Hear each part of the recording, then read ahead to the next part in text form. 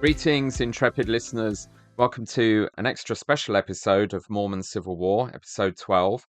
The episodes 11 Take Back Control series will continue. There's several more of those to come, but I just couldn't withhold this wonderful thing you're about to experience from you anymore. There are many ways to Mormon, and we're used to following in the dissident and post-Mormon world the faction of Mormons who are becoming disillusioned with the leadership, who want the church to reform in a kind of more tolerant, inclusive, liberal sort of direction.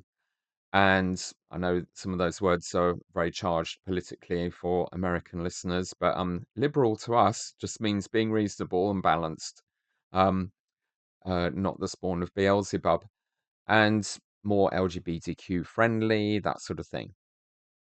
But there are many other groups within the wider LDS and Mormon community who are responding to some of the same issues and some different ones in their own ways and forming large communities and starting podcasts and talking about things, all with a view to having kind of a different take or perspective on the direction that the church should take and responding both to the general authorities doubling down on being quite authoritarian, some of which they love, but also their reluctant acceptance of a new version of Mormon history that the scholars have finally convinced them, at least to some extent, to publish and include in the curriculum and the saints' books, and particularly the gospel topics essays, an understanding of Mormon history that is much more honest, that acknowledges major problems with the behavior and attitudes and origins of the first prophets of the church and their journey,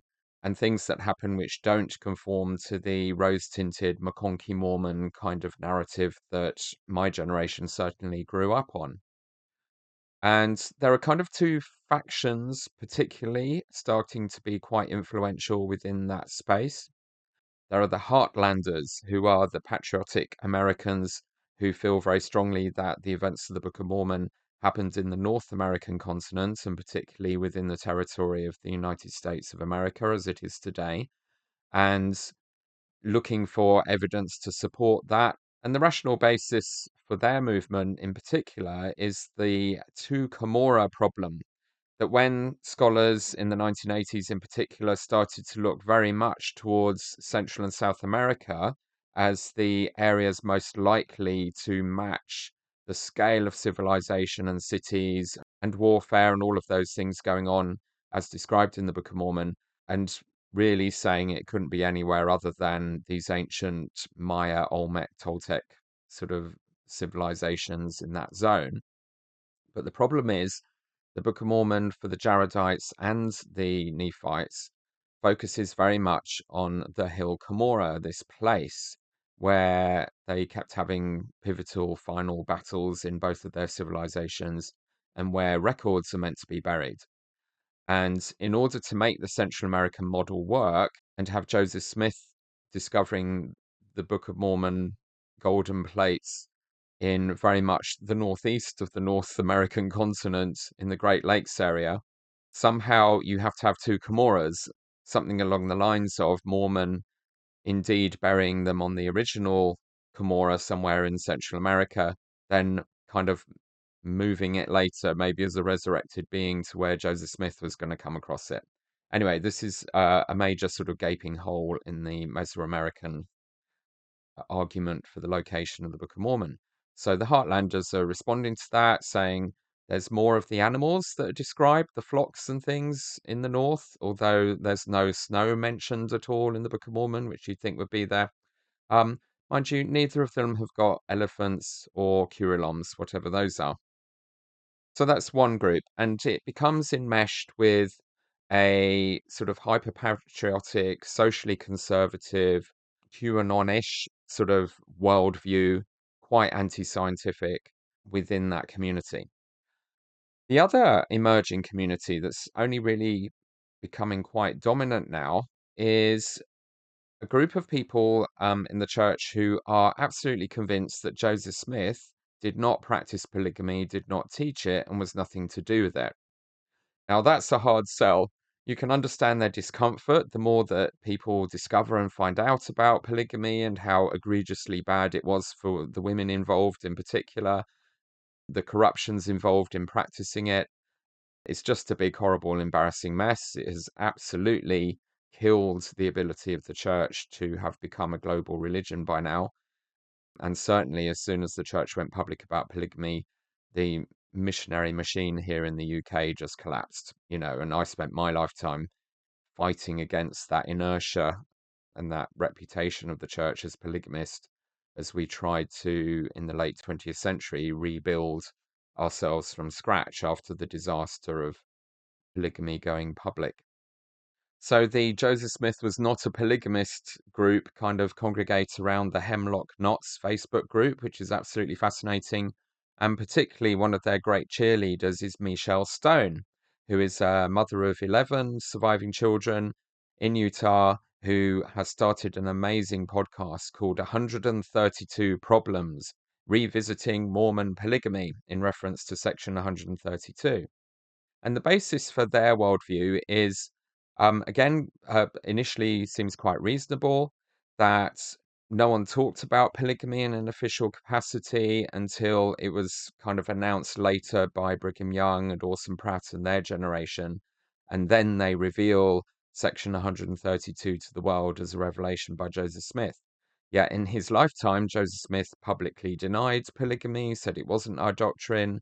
Section 101 of the Book of Commandments, as it was, flatly denied polygamy and extolled monogamy as God's ideal, with no exceptions.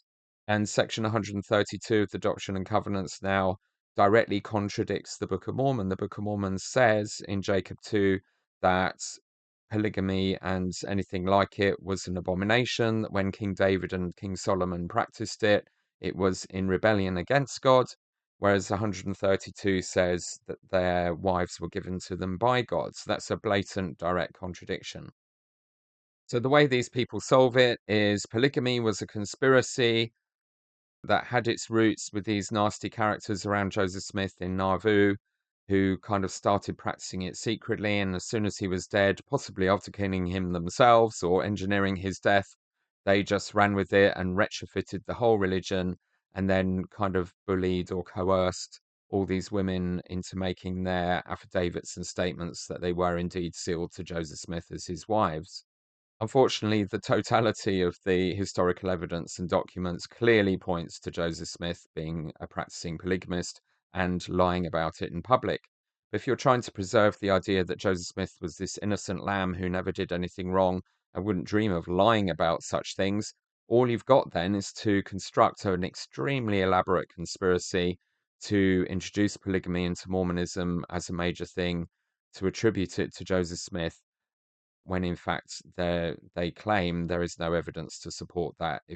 But they have to go through hours and hours of extreme mental gymnastics to talk away the credibility of all the evidence supporting that.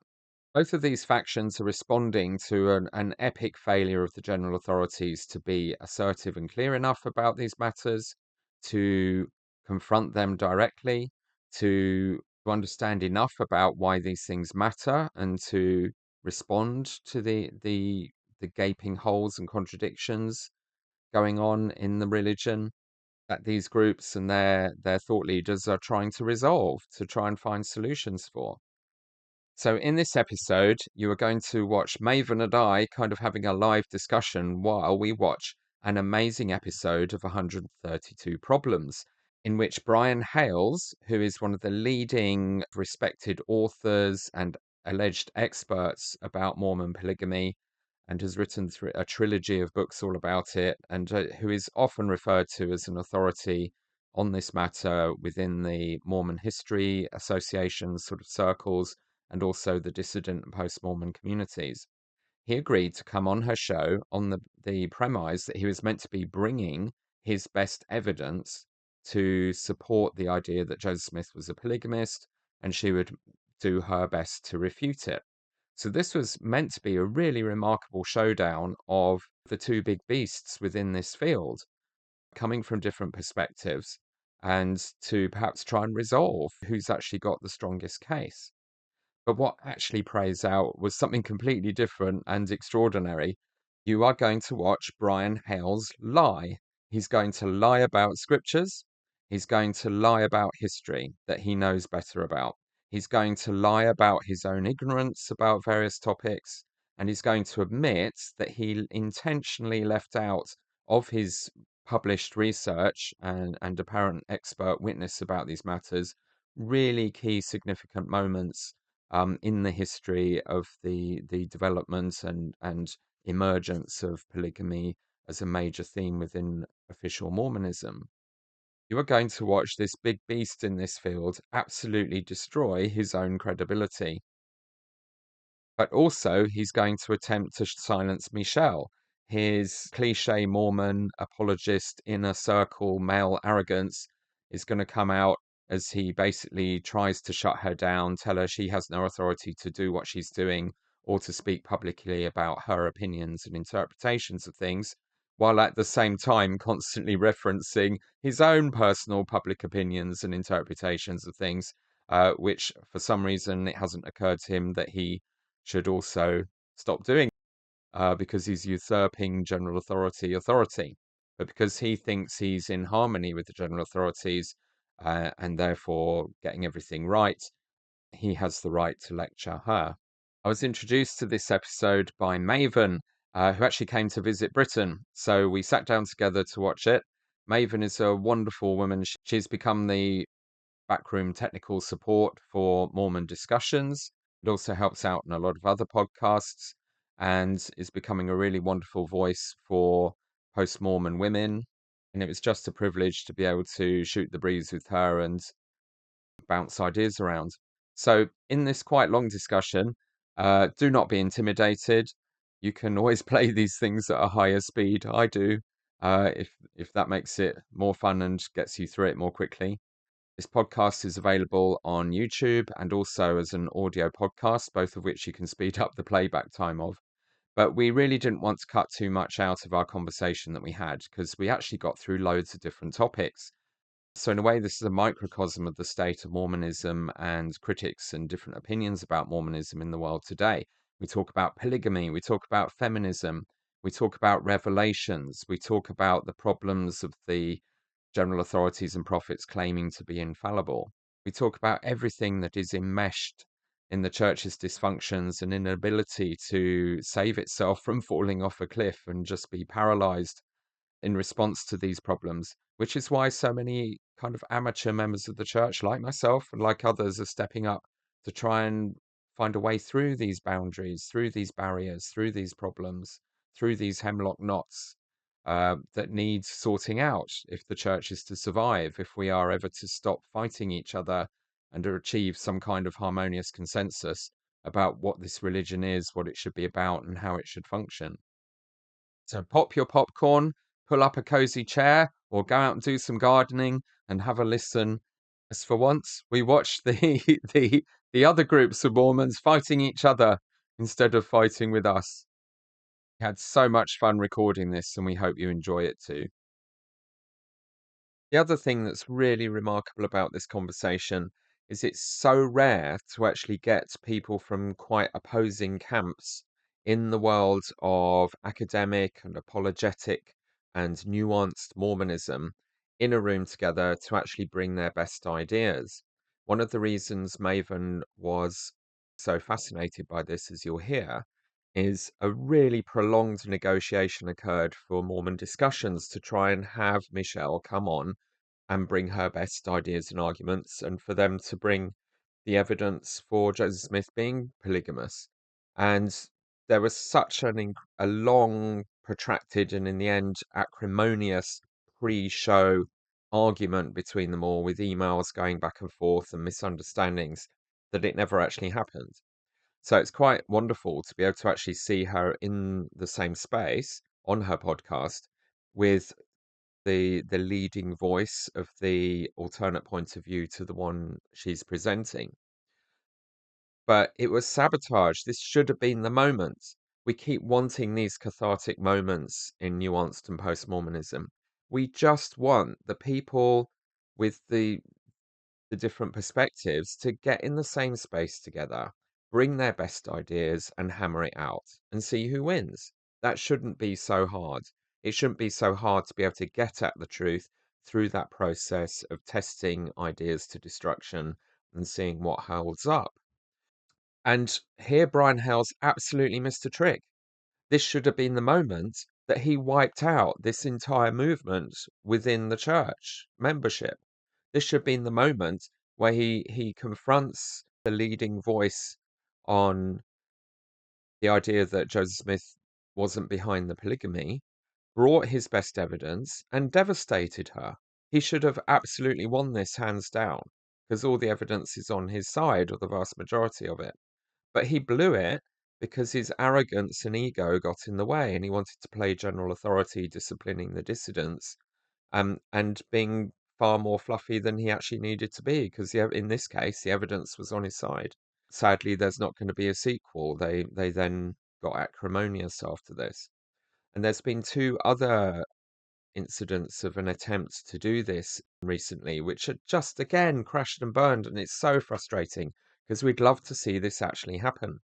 The first was Rod Meldrum, who was kind of the leading cheerleader for the Heartland project and approach to the Book of Mormon.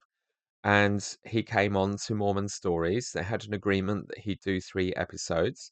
He had 2 episodes to present his ideas and how he reasons them, and was given loads of time and space to do that.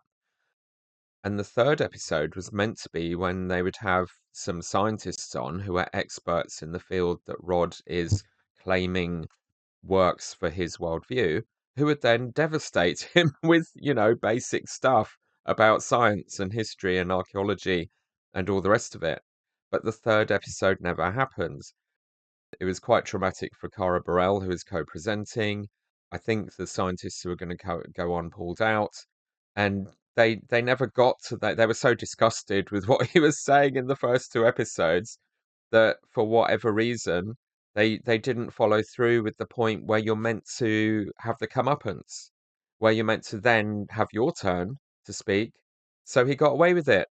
He wiggled through the net that was ready to catch him, as it were, and that whole worldview. It was another total failure to actually resolve these issues because they shouldn't be perpetuated this long. It's very easy to prove one way or another whether Joseph Smith was a polygamist and whether the Heartland theory is in any way credible, as an explanation if the Book of Mormon is real history.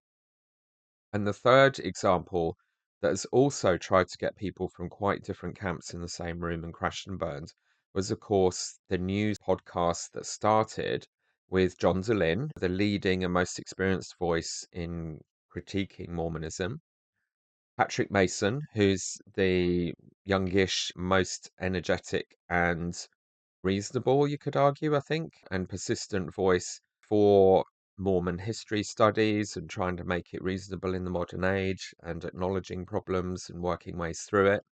And Jana Reese, who is a journalist who posts articles regularly in the Religion News channel, and often those are picked up by the Salt Lake Tribune. And the three of them, I think they managed 3 episodes where they just talked, and it was fine. They were civilized to each other. They could talk through different points of view on things. And this had a potential to be an absolutely game-changing forum for insiders and outsiders, apologists and critics, and sort of neutral observers to thrash some stuff out and have respectful conversations. But Patrick got such a negative blowback from fundamentalist Mormons, just who absolutely giving him hell for even talking to that evil Satanist John Dehlin, that he backed off. He chickened out. So again, it was a case of an apologist screwing up a fantastic opportunity. Why is this so hard? Because so many people are polarizing and becoming entrenched in factions among the membership that should have been thrashed out long ago. If they just talk to each other and bring their best evidence, there would be some clear winners one way or the other. But the way in maybe it's endemic to religious traditions, you people just get entrenched in their belief systems won't listen and talk to each other, go off on crazy tangents that are not helpful to the mainstream of the organization at all. But these are all we've got. These are the only people playing this game, but they won't talk to each other. It's so sad, and this could have been an amazing opportunity. But what a wonderful thing to watch, because we're going to see all these dysfunctions red in tooth and claw played out in this incredible conversation. And the same goes for Facebook groups. It's been incredibly hard to hold together in Reddit, in Facebook, and other social media forums, communities that actually foster free speech, where active and dissident members can come and talk to each other, can have discussions, and let truth emerge. Nearly always, these groups collapse under the weight of panic and TBMs not coping at all with hearing any different points of view because they're so infantilized and made fearful and paranoid about that whole experience. And overzealous moderators, it nearly always crashes, and each of these groups becomes very much an echo chamber. I think Mormon Stories, if TBMs are willing to go in there and hold their own, the Mormon Stories podcast community is very good. I really found that a safe place to learn and listen, and for people to just express themselves however they want to, pretty much without judgment, unless you're going there being a TBM trying to convert everyone. And I just want to pick up a little group in Facebook called Restoration Table, which has been going for quite a while, and again established as a place where people can come from any point of view about Mormonism and just talk about topics. And it seems to be holding that space well. It's not very busy, so everyone get in there, have some great discussions, but that is the only place left that I'm aware of, really, where those kinds of respectful and interesting and tough conversations are happening regarding aspects of church history. So let's try and support and encourage anywhere where that's happening effectively. But sadly, it far too often is not. And so much of these divisions are unnecessary. So much of the polarization spiraling into really extreme positions or positions that are simply not credible and rational, but maintained by a whirlwind of emotion and feelings and thinking you had a spiritual revelation, but just not being logical or looking at the evidence. And it's not it doesn't help people, it just makes all the dysfunctions they get from church even worse. The only hope for the kind of democratization and the power of democracy to look at all the evidence and make collective choices and discuss and debate and then reach conclusions can somehow come into this space to help the church. It does everything it can to stop these communities and conversations happening. But in doing so, it's destroying itself. So they have to happen. They just have to. And if the apologists genuinely want to save their religion, they have got to stop being so precious and fragile and scared and just bring it into these conversations and actually bring the evidence instead of just insulting their hosts. Welcome, intrepid listeners, to a very special episode of Mormon Civil War podcast, which you can find on YouTube and also on as an audio on podcast services. I'm joined today by a co-presenter. Very big welcome to Maven. You're not a proper podcast unless you have Maven appearing somewhere or helping out with the tech in the background, as she does with Mormon Stories and Mormonism Live. And it's brilliant. Maven is visiting Britain this week, and it's been delightful to have her stay with us. And really, this is her show because she got in touch with me a while ago and said, "There's this thing you must see, and I really want to talk about it." And as soon as I checked out what it was, I was like, "I want to talk about it too." I'm so glad to. That it made my day when I was like, "You see what I see in this, Oh, and yes. just how So amazing it is." we have an absolute treat for you. What we have here is a kind of a showdown between two giants in the world of commenting on Mormon polygamy, Right. Brian Hales and Michelle Stone. And both have been appearing a lot in the Blogonacle and the podcasting world of Mormonism recently. And Brian appeared on an episode of Michelle's podcast, and it was amazing for all kinds of reasons, just the things it revealed about them and their positions and what they represent in Mormonism. There's so much to kind of tease out and learn from this. So what we'll do is kind of introduce them and what the context here is. If you haven't seen any of this, don't worry, we'll kind of fill you in. And then we'll watch their discussion. And what played out was if you're geeking on Mormonism, very, very powerful and interesting. And as I say, representative of so many of the bigger and deeper issues that are leading to conflict and division and frustration within the Mormon community. Okay, so this all started with Mormonism Live, episode 131, Proof Joseph Smith Practiced Polygamy. And that is because there is a growing movement of people who don't believe that he started it. They believe that it's Yeah. all been retconned. It started from Brigham Young, Doctrine and Covenants, section 132, which is the section, the revelation on polygamy.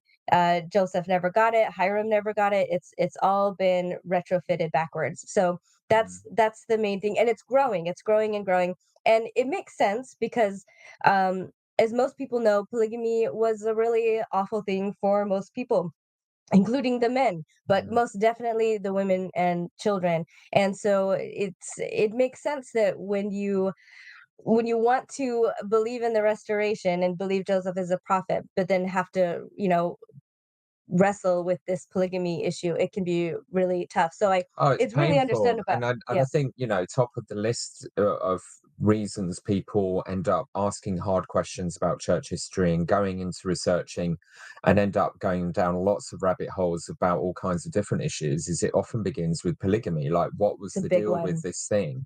And particularly to discover that Joseph Smith was marrying teenage girls That's tough. and kind of going after other people's wives and their daughters almost as a power play, maybe as much as a sexual attraction thing. All of that raises huge questions about, well, who is this guy that we grew up being told is so perfect and holy and innocent and pure and just kind of the everyman just trying to find the truth about Jesus and Right, right. in a corrupt religious world. And then to find out he's kind of in many ways much more problematic than the people we're used to criticizing in other churches. It's a major trigger for faith crisis. So what we're seeing here is how members of the church in both the academic community and also general membership are grappling with this issue. The rest of Christianity kind of avoids that trouble by just going with what Jesus seems to have actually taught, that there's no marriage in the next life. You're just all blank slates. You kind of reboot to being children of God, and it doesn't matter what your earthly married relationships were, which is a sad thought or could be difficult. If that's something you think the relationships you make here matter and should be eternal, that is a difficult issue. And one of the great things Mormonism contributes to the wider Christian world is trying to deal with this in ways that the rest of Christianity tends to just Right. dodge. I guess I So would by say trying more, to fix this, Joseph yeah, Smith went there, but the practice of and it was very polygamy, messy. not eternally, not when Yeah, there's bereavement or divorce or yeah. whatever, but But we one understand, man, yeah, you're right, how it ended multiple up wives. actually happening. He didn't even follow any of his own rules. Right, So the whole thing is a mess with right. a long, an ongoing ocean of pain. Yes. So we're absolutely agreed about Yeah, that. Yeah, we're on no the same doubt. page Yeah, there. And so, yeah. but what's interesting is, and Mm, then we've got the group that Brian represents, which is mm, the faithful members of the church who also agreed historically that Joseph practiced polygamy, and mm, they're kind of in, I think, the rough spot of believing that, and then also having to provide the apologetics for it, which mm, are really bad. mm. And we will Yeah. see how that turns out here. But they're both coming from a faithful point of view. So Mm. Michelle and Brian are both currently members of the church. They're in good standing. They're active. They just differ They want it on, to work. they want it to Yeah. work, and they're just differing on this particular point on Mm. whether or not Joseph Smith was the one who received the revelation on polygamy, and it did all come from him, or this all a retcon by Brigham Young. So Yeah, so let's just get a little bit more into sort of the biography of both of them, because these issues do come up in their discussions. So just sort of so you know some context. They're both amateurs. They're not trained academics. Um, Brian Hales is an anaesthetist. He's retired now. He's had two marriages. In his first marriage, he had four children, and his second marriage was to, is it Laura Hales? who worked with him a lot in this publishing, in this researching polygamy and marriage and a lot of church history issues, and they published together. And she kind of has a lot of credibility in her own right as someone coming into this space as a writer and researcher. Um, and he and she had children from a previous marriage as well, so they had a blended family. Michelle is a mother of 11 children, which is a lot. Her last 2 pregnancies or children died young, and she's experienced bereavement from that. So that's been a powerful experience for her. And she's kind So of 13 pregnancies overall, okay, 13. yeah, She's yeah. had 13 children, and 11 are currently living, just So to as make it we'll clear. sort of see, and I think we'll perhaps analyze as we go, that experience, and she says herself, has been profound. And it's really now that she's kind of finding her voice after all that responsibility of motherhood, as happens for a lot of mothers of large families. It's in their middle age or a bit later that they're really kind of finding their independent purpose or what their next project's going to be. And for her, it's been really researching this. And we could read a lot into that, your experience as a Mormon woman doing the large family thing and devoting yourself to that, but in a religious context where polygamy looms large, where what are you doing this for? Your eternal family with all these children and your eternal marriage, and the ghost of polygamy is hanging around, as has been pointed out by many people. So it makes complete sense that she would be really interested in this topic and keen to research it.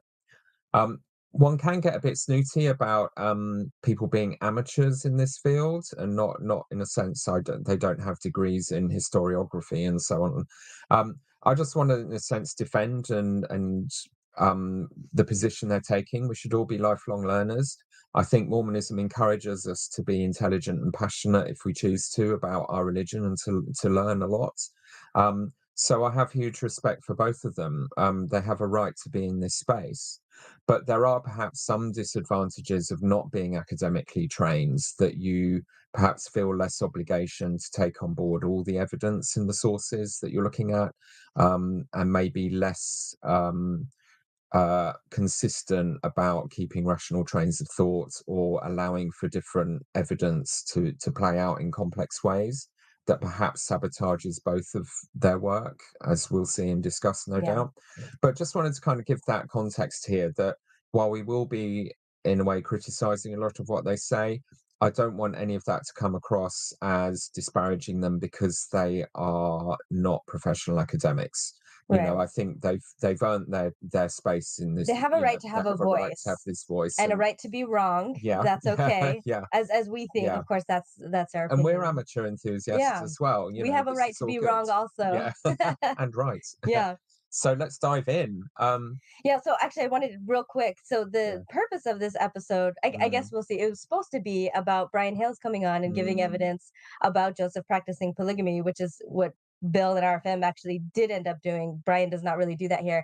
But Brian actually comes with a little PowerPoint presentation, and he wants to provide some context. So mm, it's a completely different discussion in the beginning, and ultimately why both of us found it so fascinating. So yeah. shall we jump right Let's in do there? it. All right. Come on, Michelle. My name is Michelle Stone, and this is episode 49, which is my first conversation with Brian Hales. This one was tough. So valuable, but really tough. We didn't discuss the things that I had anticipated because Brian had some different things on his mind that were his priorities. So we discussed those things first, and then we moved into some of the topics that I wanted to discuss. But I actually am so happy with how it turned out, because though it was difficult, I think that these are some of the most important conversations we can be having today. Well, at all times, but especially right now. So I hope that you will, if you're like me, I wanted this to be a very congenial conversation where we could just share ideas. I didn't want it to be adversarial, and I think we accomplished that. But I know I didn't push hard on a lot of things, and so I hope that you will join the conversation in the comments, because there is so much to discuss here. And Brian very kindly has agreed to come back on again, because I think these are important conversations to be having. So I'm so thankful to him to be willing to sit down and engage.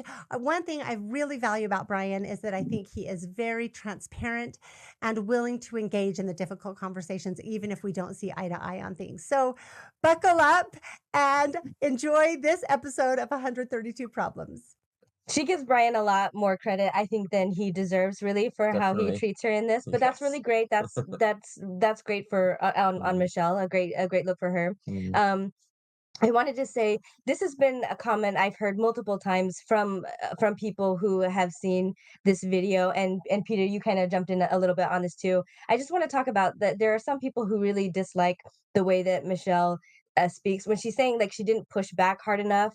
I would agree to some extent, but she also did push back She did more well. She than tried I hard. than I Yeah. think I would have, Mm, and yeah. especially this is what I want to speak to as a woman in the church Mm, that's just so used to being kind of railroaded and spoken over by men in the church, especially when it comes to a point of conflict or a point of disagreement. The men just they do always have the final say. So the fact that sometimes she's kind of laughing or she's got this really big smile on, and in some mm, of the most really intensely uncomfortable moments, I think this is all kind of part of just in general in patriarchy in general, not just the church, but the church kind of extends it even harder, is this the pleasing aspect that mm. if you're going against a male and Yeah. it's when there's ego at play, you have the smile, you have the laugh, it's just natural to do all of these things to kind of make it seem like it's not a big deal that I'm disagreeing with you while I'm still trying to have a say. Mm, And so that's what I see in her affect and in her mannerisms. And like I said, I know there's a lot of people who said like I don't like how she sounds, but it's really, I mm. think the way she talks is very much a product of Mormonism and Yeah. how it's okay Her for a context woman, and culture. yeah, Yeah. for a woman to talk to a man, Mm. especially in disagreement. I think that's on display. So And I I don't think, want her to be judged and for that. just sort of speak as a Brit, she has a ditzy airhead kind of American voice, from our perspective. It's like, oh no, another American with this squeaky voice who's kind of putting on cheerfulness when she's clearly livid. And I think British culture tends to have more respect for people not being fake in any way. And fakeness, as you've said, in putting on the smile when you're actually really cross is a cultural norm, I think, in America that's much Hmm. less common here in Britain. So And even more so in the so it church. grates on us Because big Brian does time. it too. It's Yeah, not just yeah, Michelle. Brian's yes, yeah. also really It's this polite. pretend Yeah. politeness, and that is something. Sorry, we're going off a bit tangent here, but here we are, Brits This and is what you're Americans getting. getting Yeah. together. This is the world we're navigating, and why a lot of Brits are kind of almost repulsed a bit by a lot of the cheesy Americanness of what the church does. It's even worse for us. If you find it cheesy as American, we're like, "Ew, you're kidding me." Um, he says in a cheesy American voice. That it's even worse because we would not, we have really strong BS radars. We're not good at just coping with someone putting on a show when they're clearly faking it. Brits really appreciate sincerity, and saying what you mean, how you mean it, not dancing around each other with Yeah. careful language. And I sometimes find that quite grating, actually, when it happens in Mormon podcasts and post-Mormon podcasts, that there's still everyone's being far too polite to each other. It's like, just have the conversation, say what you want Yeah. to say, and stop pretending to be nice. You can still be friendly afterwards, but bring it with emotional integrity while you speak. So that's just a British perspective there on this. But the more I've listened to her, the more respect I'm having for her, because, as you're saying, she had to fight hard in this conversation. She's totally wrong. I mean, she's Yeah. defending an impossible position, But so is but he. so is Yeah. he. But he absolutely, the fact that, I mean, this is such a great episode because the fact that, having concluded a while ago that she's a complete nut job and doesn't know what she's talking about, to end up very quickly strongly empathizing with and rooting for her against Brian Hales Right. just speaks volumes. So let's get into Yeah. why we're feeling that. I just want one more Yeah, thing go before on, we get go into on. it, and this is again just from the female perspective. The few times Yeah. that I did have to speak out against, or just again, just slightly disagree, but be pretty sure I'm right about something, Mm, my it's terrifying, and so I honestly feel mm, and this might be just me projecting that onto Michelle, but I feel like as a woman that's been there, I just feel like I've seen myself 100 times over, and I think other women watching this will also empathize with it can be terrifying just to disagree with a man in the church, Yeah. and also because it's not just the disagreeing, but you have to do it in this really nice way. Yeah. That's the only way that you'll ever be Oh heard, yeah. is if Tone you're nice policing enough. is Yeah, huge. you If can you never say be it, blunt. no, if you say it Right. in the wrong way, everyone switches off. And I find that Yeah. as a man, I literally got excommunicated because of my tone. Right. It's Yeah, pretty you're much pretty what it blunt. came You're down blunt. to. Yeah. It wasn't, that what I actually said wasn't particularly discussed at my trial. It's mostly how I was saying it. Yeah. Um, I and just think her yeah, heart rate, yeah, and I know if I had been in her place, my heart rate would have just been like through yeah, the roof almost the entire time as she was trying to manage this. And I think she did yeah, well. So yeah. so with all of that preamble, I guess I just want to say, like, I don't want her to be judged for the Mm, tone. yeah, I think it's worth pointing yeah. out the politeness, and I want to say that they're both Mm, being sincere in the best way they know how, because we're mm, really just not taught how mm. to communicate directly Well, and it's all passive bluntly. aggressive No. strategies in Mormon Yeah. speak, And isn't it? so I Yeah. don't know that they're able to do anything else. So I just wanted to say I Mm, think they're sincere in the way they can be, yeah. and it just, but So the way they let's can be is, concentrate on the content of what yeah, they're saying. what they're Yeah, saying, and then it will yeah, go from there. yeah. So We all of us who are interested in church history, and especially the topic of polygamy, owe a huge debt of gratitude to Brian Hales. He has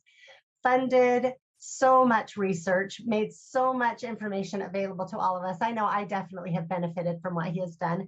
He's written something, I couldn't even figure it out for sure, something like 8 books. You can again correct me if I'm wrong.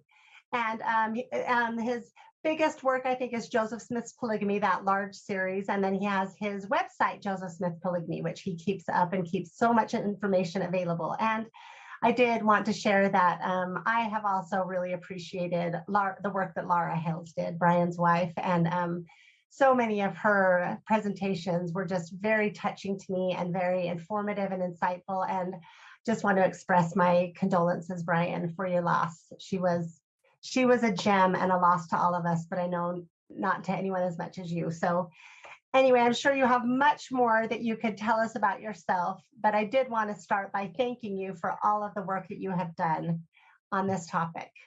Brian has about a 10-minute presentation he said that he wants to share, and that's great. I just want to clarify a few things because Brian, you've said you've watched some of my episodes, so you're somewhat familiar with my podcast, but I did want to clarify.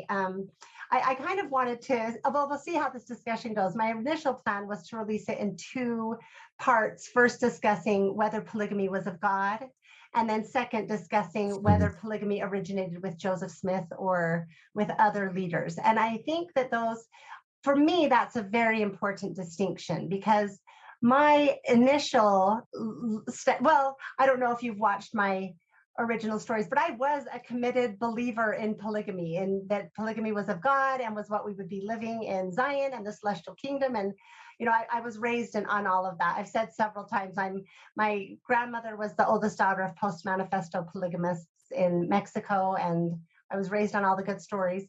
And but then I started really studying it, and that's when I became convinced, much to my chagrin. I actually set out to prove the opposite. I became convinced, to my shock and somewhat to my horror, that I didn't believe polygamy was of God. I thought it was an error or a corruption of man to what God perfectly established. And that's what I originally set out to talk about. And the question of Joseph Smith's involvement of polygamy for me was not central to that. So I can explain that a little more. I believe very much in not putting our trust in the arm of flesh, and that we know throughout time that Joseph was corrected over many things. And so if he made an error in this, I, through a lot of pondering and prayer, found ways to make peace with that. And I found ways to make peace with whether he wasn't involved. So for me, that wasn't the central answer, because that detracted from the central answer of whether polygamy was of God, if that makes sense. So I wonder if it would be possible to discuss those 2 issues, and we could just do it all together in a Mod Podge, see how it goes. But I didn't want you to misunderstand. For me, the more I have studied it, and particularly when I did one episode on Joseph and Emma, I've come much more to be persuaded, and I've had some experiences that have very much made me believe personally quite strongly that Joseph actually was not the originator of polygamy. So she's sort of very much saying, kind of cognitive preloading a bit here along the lines of, I've been on this journey. I mean, it's really interesting. You know, I started off trying to make it work like most members do. How do I reconcile polygamy with my beliefs? And we're used to making excuses for it. But the more she found out, the more horrified she was. And it just became impossible for her to see it as in any possible good in it. Which I relate to. Yeah, I yeah. think we all Therefore, relate well, to. what do you do with that? And someone who's coming from a faithful position is now finding herself in disagreement with a fundamental part of the official narrative of the church and its history and its origins. And we were just sort of commenting, well, how do you believe in eternal marriage when you can't refer to section 132 of the Doctrine and Covenants? That's why we kind of trapped with the polygamy bit, is there's not much in the way of a separate revelation or scripture or narrative about marriage that isn't totally entangled with polygamy, and we still quote bits from 132 whenever eternal marriage comes up because it isn't anywhere else. You know, there's hardly anywhere else to go to, but you have to jump around in gospel doctrine lessons. They always skip the verses with the horrific stuff. But also she's saying what's very important to her is she's had spiritual experiences which she's relying on heavily to guide her, which you could say is absolutely fine in a Mormon context. But this, in a way, intellectually is a weakness, that she's saying, well, God told me it's wrong, therefore. But ultimately, you have to deal with the evidence. And that gives her too much confidence to ignore the actual documentary evidence that Joseph Smith was responsible for polygamy. So that becomes a downfall for her, I think, in how she's approaching this. And in answer to those two things, first of all, as far as the revelation goes, I think Michelle and those like her who have this believe that there was a revelation about eternal marriage that Joseph received, but that the part including extra wives and polygamous, that's all been retconned. So there's a missing revelation. There's a missing. There was a revelation. That's the one that's being talked about. That there was in the High Council minutes, but it's just we just don't have it. Which again, like you said, it's part of the position where she is going off of spiritual feelings rather than evidence, because that revelation, a separate revelation that didn't talk about polygamy, would be actually really great evidence to show that this other one. But again, it's just missing. So, but you have to kind of build it there, make it up. And this is she does that a lot. And this is the problem everyone has grappling with the Bible, because it's a mess of things that are clearly not very ethical and things that are powerful and inspiring. And ultimately, modern Christians do biblical criticism and kind of sift what they want to believe or what they attribute to contemporary bad ideas. And the Mormons are starting to do that as well, trying to blame polygamy or particularly slavery and racism on the contemporary norms of the time from back in the day, but saying that isn't really from God, but the other stuff is. You have to start sifting and selecting and making choices. And that's what she's engaged on. And I have to have some humility. You know, I'm someone who wants the church to survive and be healthy, but to do that, we're going to have to face up to deciding that a lot of what has been normalized as doctrine, even in some scriptures, has to go. So while sometimes it's easy to mock someone like her for cherry picking, for being selective in what to believe and what not to like, it's very understandable. It's what we do, but the frustration we usually have as Mormon dissidents is we're not allowed to, but they are, because they do it all the time. But we're dreadful for saying the prophet's wrong about something, and but she's going there and she's going to get some pushback. So this is really speaking to the mess we're all in, you know, these choices. And I differ from you a little bit, because you've been in the same, or not exactly the same ward, but you're very connected, and you have I think a feeling in your heart for the wards and the people in the wards, and this might be because of my traveling, my being a military brat, and then just also as an adult never settling down. I don't quite have that connection with any ward, so I'm still more, I don't want to see the church succeed, but I will take it being healthier for members if that's the best I can get.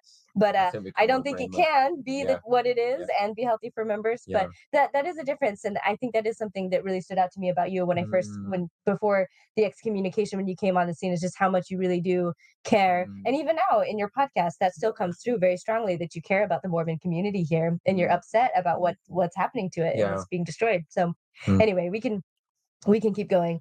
Right, back in. Come on. Yep. Do your thing, Brian. I appreciate that, Michelle. And I am grateful also to be able to talk about a couple of ideas that will help provide context for the audience as I go forward with my discussion, because I have been critical, highly critical of individuals who want to question whether Joseph Smith practiced plural marriage. And we're going to talk about that topic in a minute, but I want to kind of provide this context. Right. So he's saying he's going to provide context. So when I was watching it, what do you think the context would be rationally? It would be, I would have thought about polygamy. Yeah. About something about historiography or polygamy, or, you know, the context of the subject of what the this is subject supposed to be matter. about. But it turns out to be something completely else. This is the context that Brian thinks is really, really important to start this discussion with. Just keep that in mind. He could not have had the discussion without going into this. Yeah. All that you said, I totally believe you're sincere and that you want to find the truth. And yet, as we sit here with this podcast that is being disseminated generally to the membership, if they choose to watch or listen, there are some principles that I think we need to talk about that are important to us personally, and that's why I wanted to provide this little discussion. So again, it's only a few slides here, and if I'm sounding condescending or anything, please forgive me. That is not my intent. If I'm telling you things you already know, again, when you have to start out this way, it's already bad. Brian's going to say he doesn't mean to be condescending, but that is how he's going to be condescending. Unfortunately. It's all Freudian slips, isn't it? Yeah. I mean, the general authorities do this in their talk. I think when they're saying something like that, it's a big red flag. They know they're about to be horrible to each other. But I think Michelle handles it like a champ. Yeah, I think she really does. Let's see. Yeah. I apologize, but there's context here that we really need to agree on, and I think we can, and then we can move forward in a much more comfortable way. Are you able to see the slide there? I am. Yep. Okay. I want to just talk about some basic principles. Again, forgive me if they're so basic that I'm insulting your intelligence, but they're important. Church members can believe whatever they want and remain members of the church. You know, I could believe in Buddha or Islam, but if I'm staying in the covenant path and all, I can still be a member of the church. He's going to contradict himself on this anyway later on. But is that deep? No, you can believe whatever you want. You can be a Buddhist and be a Mormon. I don't think so. Where's the integrity? Like, if you're going to be a member of the church, you need to believe it. Like, believe the stuff. So that was an odd thing to say straight away. Church members start to teach the membership generally. We are usurping the role of a general authority. And I put your picture there. I could put my picture there. I'm just as much an alternate voice. Well, let's stop again because I want to talk about principle number 2. When church members teach the membership generally, they usurp the role of general authority. That's what it says right there. But that's how the church is structured. Church members teach the membership generally on all kinds of things. And everybody has had seminary teachers, gospel doctrine teachers, relief society and priesthood teachers, and the sacrament talks kind of go off the any rails. elder speaking with the Spirit is meant to be like a prophet, to be like Scripture. Yeah. But what he's getting at clearly is if you choose to be a public voice, where other people might hear you, then you're usurping the role of a general authority. I just want to say how utterly hypocritical this is, because the general authorities have refused to engage in a useful way for decades now in apologetics. Right. They used to. They don't have podcasts. They used to be the people who would defend the faith. Bruce L. McConkie would get up and give a barnstorming talk about 7 deadly heresies. They would delineate the boundaries, they'd expound doctrine, and they'd teach the history. Now that they're mostly lawyers and businessmen and they have no clue about these things, they don't know enough about the church history, they've delegated it all to unofficial spokespeople and apologists. So Fair Mormon, authors like Brian Hales, they've stepped up to fill the gap, the negligence of the general authorities, and they're publishing the books. they are speaking in exactly the same way as she is, with a much bigger audience. They're usurping the role of general authorities, because the Right. general authorities have evacuated that role and given it to them. They want these semi-official organizations to do the difficult work at the interface Yeah. and have some plausible deniability if they fail. And it's now become official. For a long time, the church has talked vaguely about divinely approved sources of information. But for the first time in the Institute curriculum, down and around the CES websites, they are now actually publishing a list of approved sources, which includes Fair Mormon and Book of Mormon Central, and these informal apologist efforts to Right. occupy that space and speak for the voice of authority. You've Even got though, this worded so generally. It yeah, would include all of those as yes, and usurping. himself, Yeah. this is utterly hypocritical. Saints Unscripted, Yes, Mormonism with the Murph, like all of yes, these faithful podcasts. There's yeah. so many out there. Hmm. This would apply to all of them, and I don't Yeah. think Brian has a problem with all of them, but he No, does have a problem with one in because they're particular. disagreeing with him. Mhm. But this is utterly hypocritical. And he Yeah. said I could put my picture up there, but he didn't. He's put her. He's clearly presenting here visually. You're either following the prophet or you're following this mad woman podcaster Who's usurping who's usurping the the role role. of a general Yeah. authority simply by speaking her opinions in a public forum where other people might hear. I mean, it's just so awful Yeah. and hypocritical.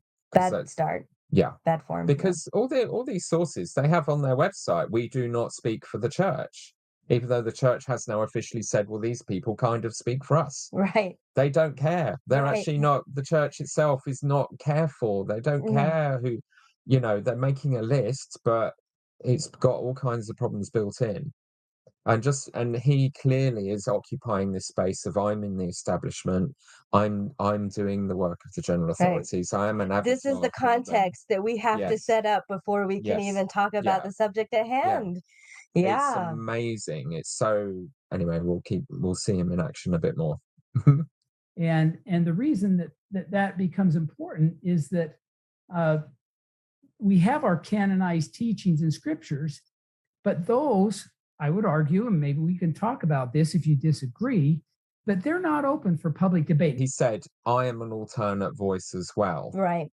Well, he's not, is he? Or he really doesn't think he is. He doesn't see I would himself say, as alternate to the yeah, general as far as authorities. official voices go, even though Yeah, he's not a general authority, his books are sold by Deseret Book. yeah. They're referenced by the church. So I would say that he is in a position above Michelle in the church as far as an authority figure goes, for sure. And his message is in line with official church history Right. and doctrine and its narrative. So he is not an alternate voice in the way he said. Right. He's saying if you're an alternate voice to the general authorities, he's not. He's in harmony with them.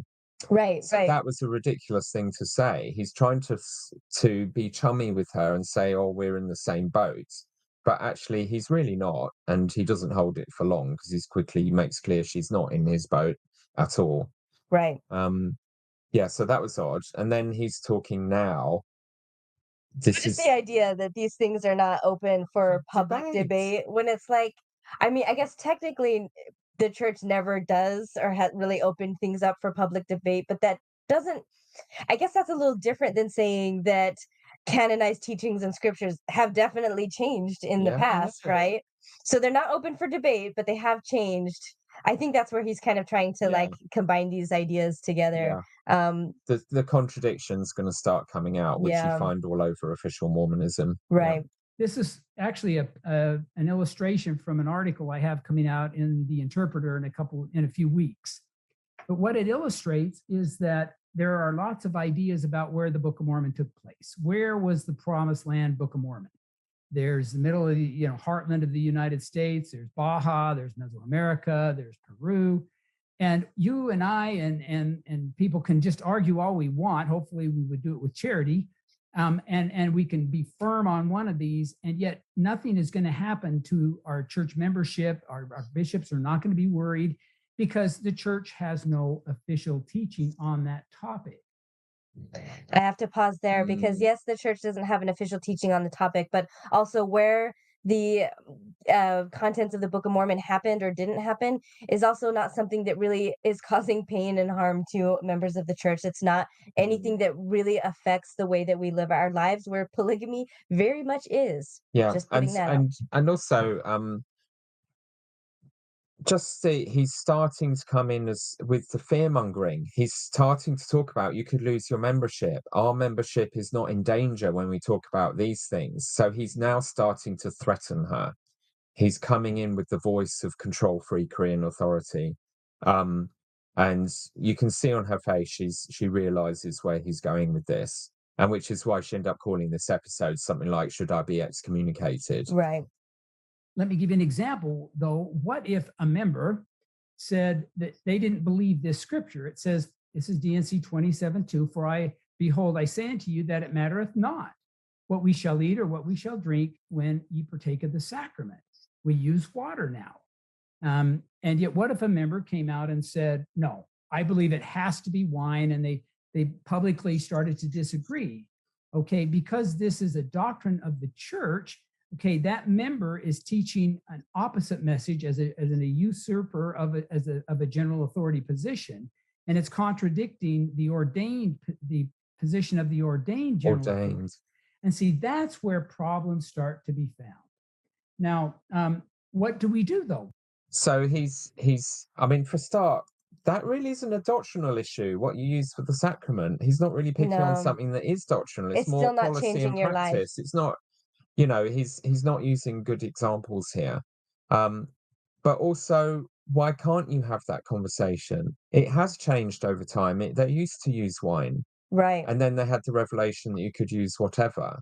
And he's not acknowledging the changes that have occurred that you've Right. been That revelation mentioning. happened Yeah. specifically Yeah. because of a change. And there is official line about the where he's saying there is no official doctrine about where the Book of Mormon happens. Well, there used to be a very clear That's right. instruction about it, Yeah. that the Hill Cumorah was the Hill Cumorah in the Book of Mormon, where Joseph found the plates.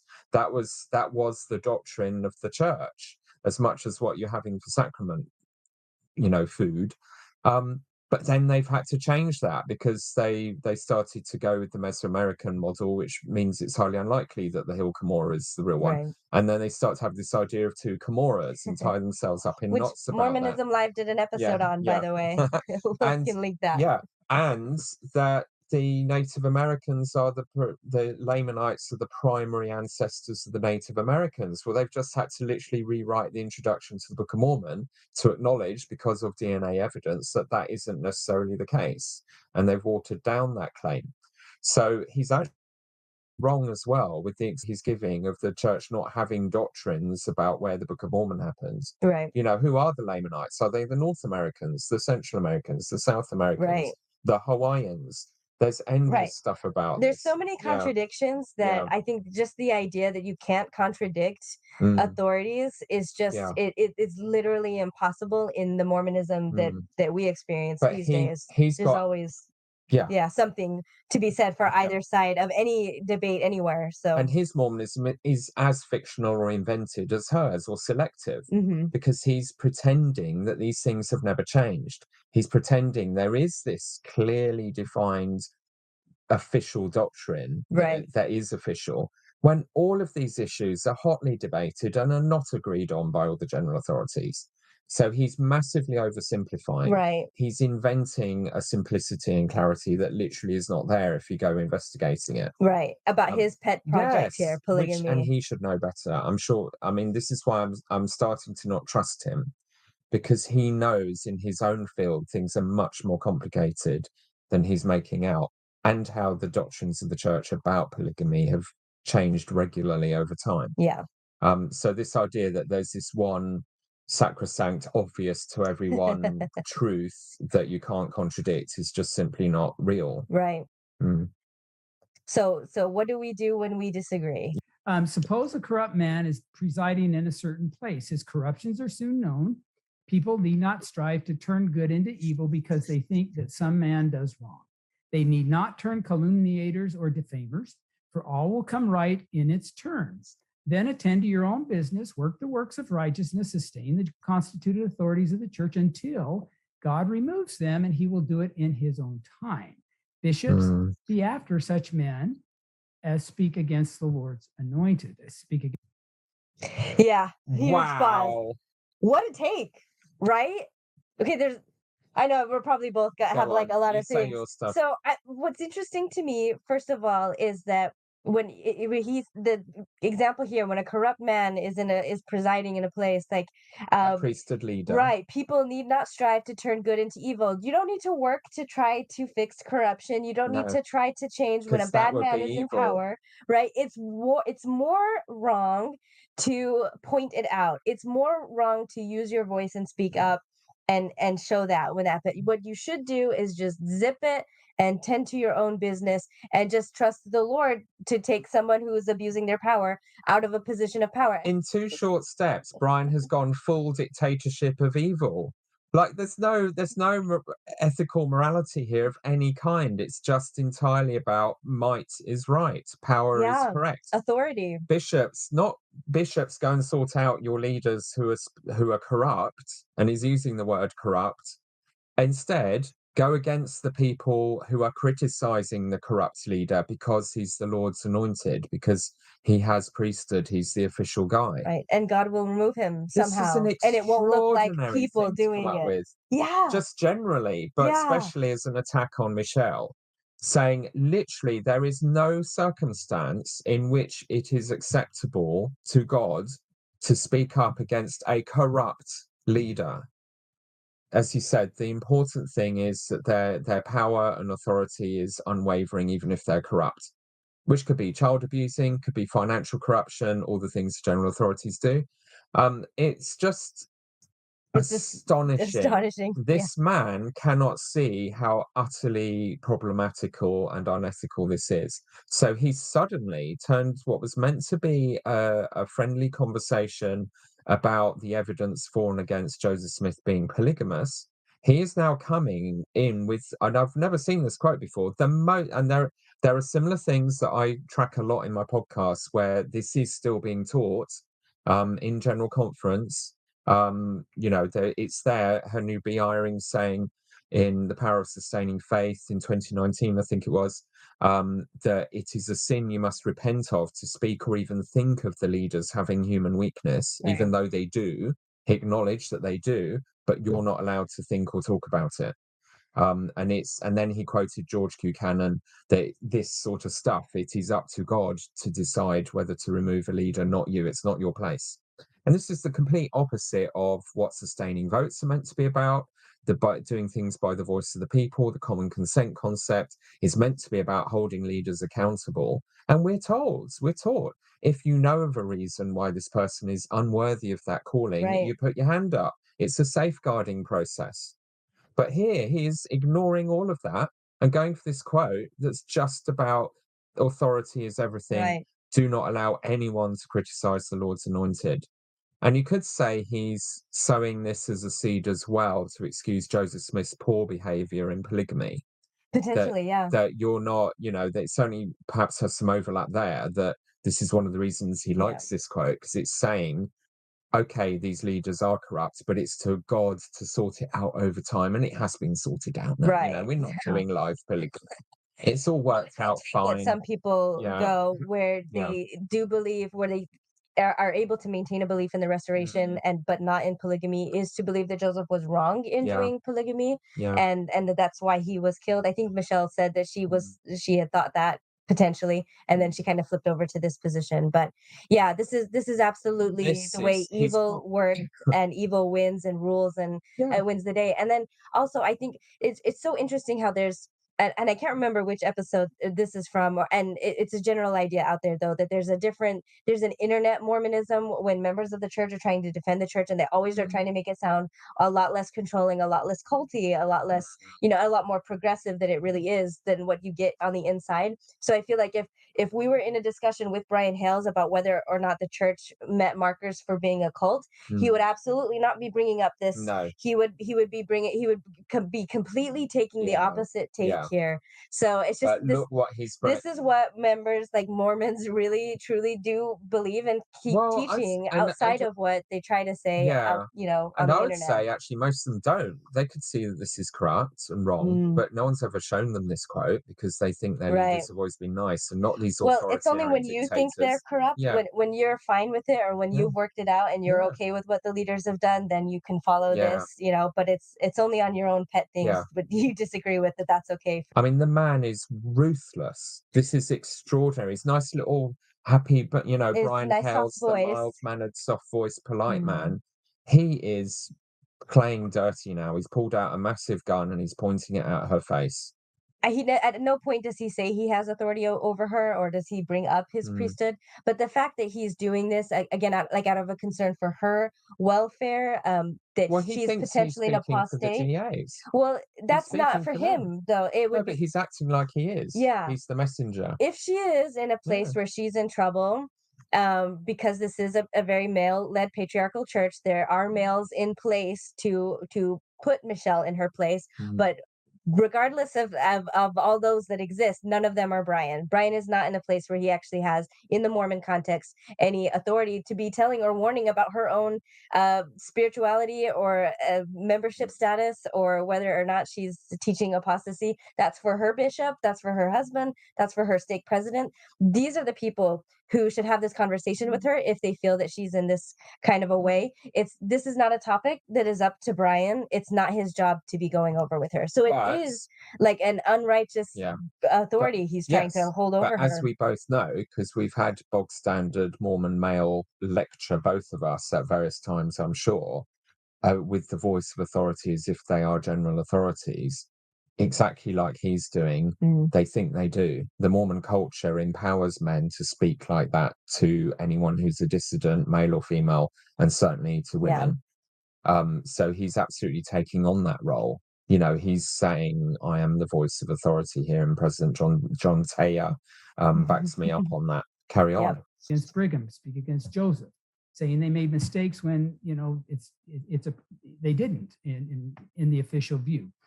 And so the council. Sorry, rewind that. They made mistakes, but they didn't. In the official view. And they didn't actually. They never made being mistakes. Corrupt, because it's okay for leaders to be corrupt. Yeah. Oh my gosh. Yeah.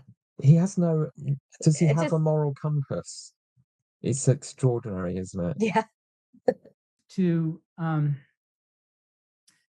not become an activist and being critical. I had to look up the word calumniator. Calumniate is a very old word, and actually John Taylor uses it quite a number of times in his discourses, but it's to make false statements about. Now, even if I'm sincere about making these statements, if they are not true according to our official teachings, then that's where the problems can. Pause a minute. So he's saying official teachers, not he's adding a lot in there. He's not saying to her you're wrong because all the documents prove you're wrong, which he could say. Right. But he's speaking from authority. He's saying the official line of the church is this thing, which is not what these definitions are on screen. He's adding in a lot more to really narrow it down. So first, like, to make false statements, false is in both of them, and there's a lot of things that are true about, Joseph did publicly deny polygamy all the time. That's a true statement.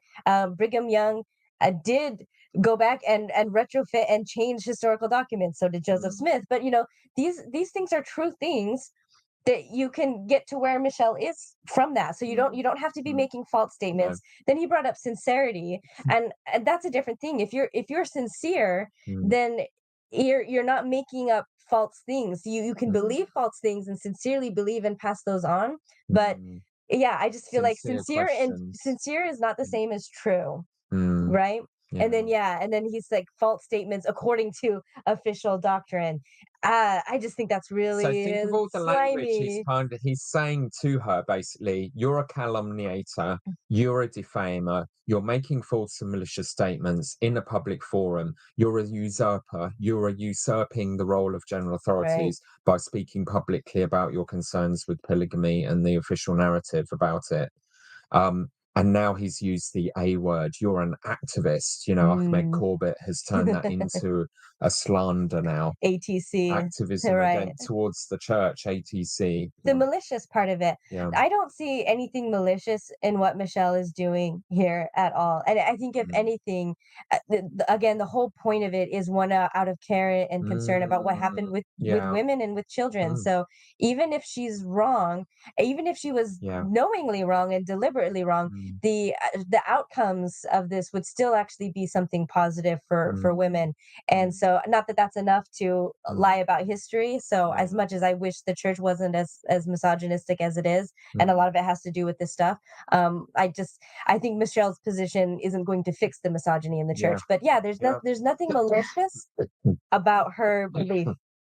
And this is where you and I can disagree, but when we start to disagree publicly with the official position of the church, that's the problem. You can disagree with Brian Hales all you want. His opinion does not matter in any way. I'm not your bishop. I'm not anybody's bishop. Now that was a disingenuous statement, because he's absolutely saying, if you disagree with me, you're disagreeing with the church. He's not, he keeps saying that he's like her, his stuff's just an opinion. That is not where he's coming from with any of this.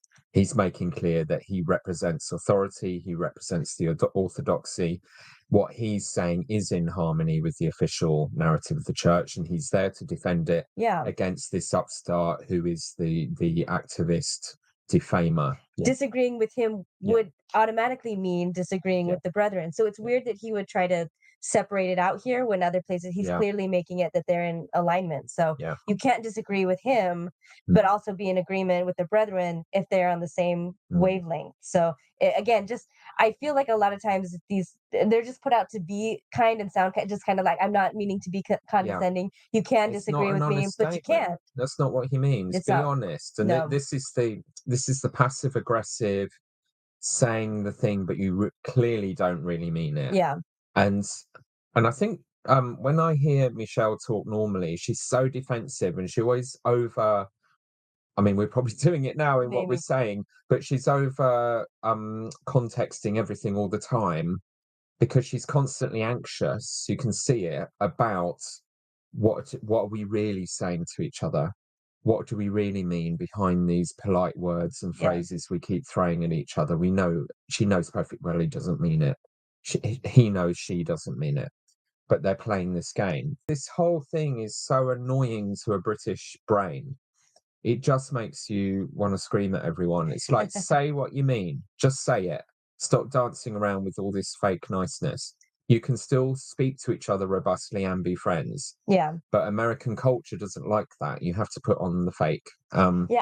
I think that happened in the follow-up where Michelle and Jeremy and Whitney were conversating with Bill to come on the show, and it eventually all fell apart. I feel like this was kind of partly why they got too tangled up. Michelle kind of takes the place of Brian Hales when we just get lectures basically and warnings instead of actually getting to the content.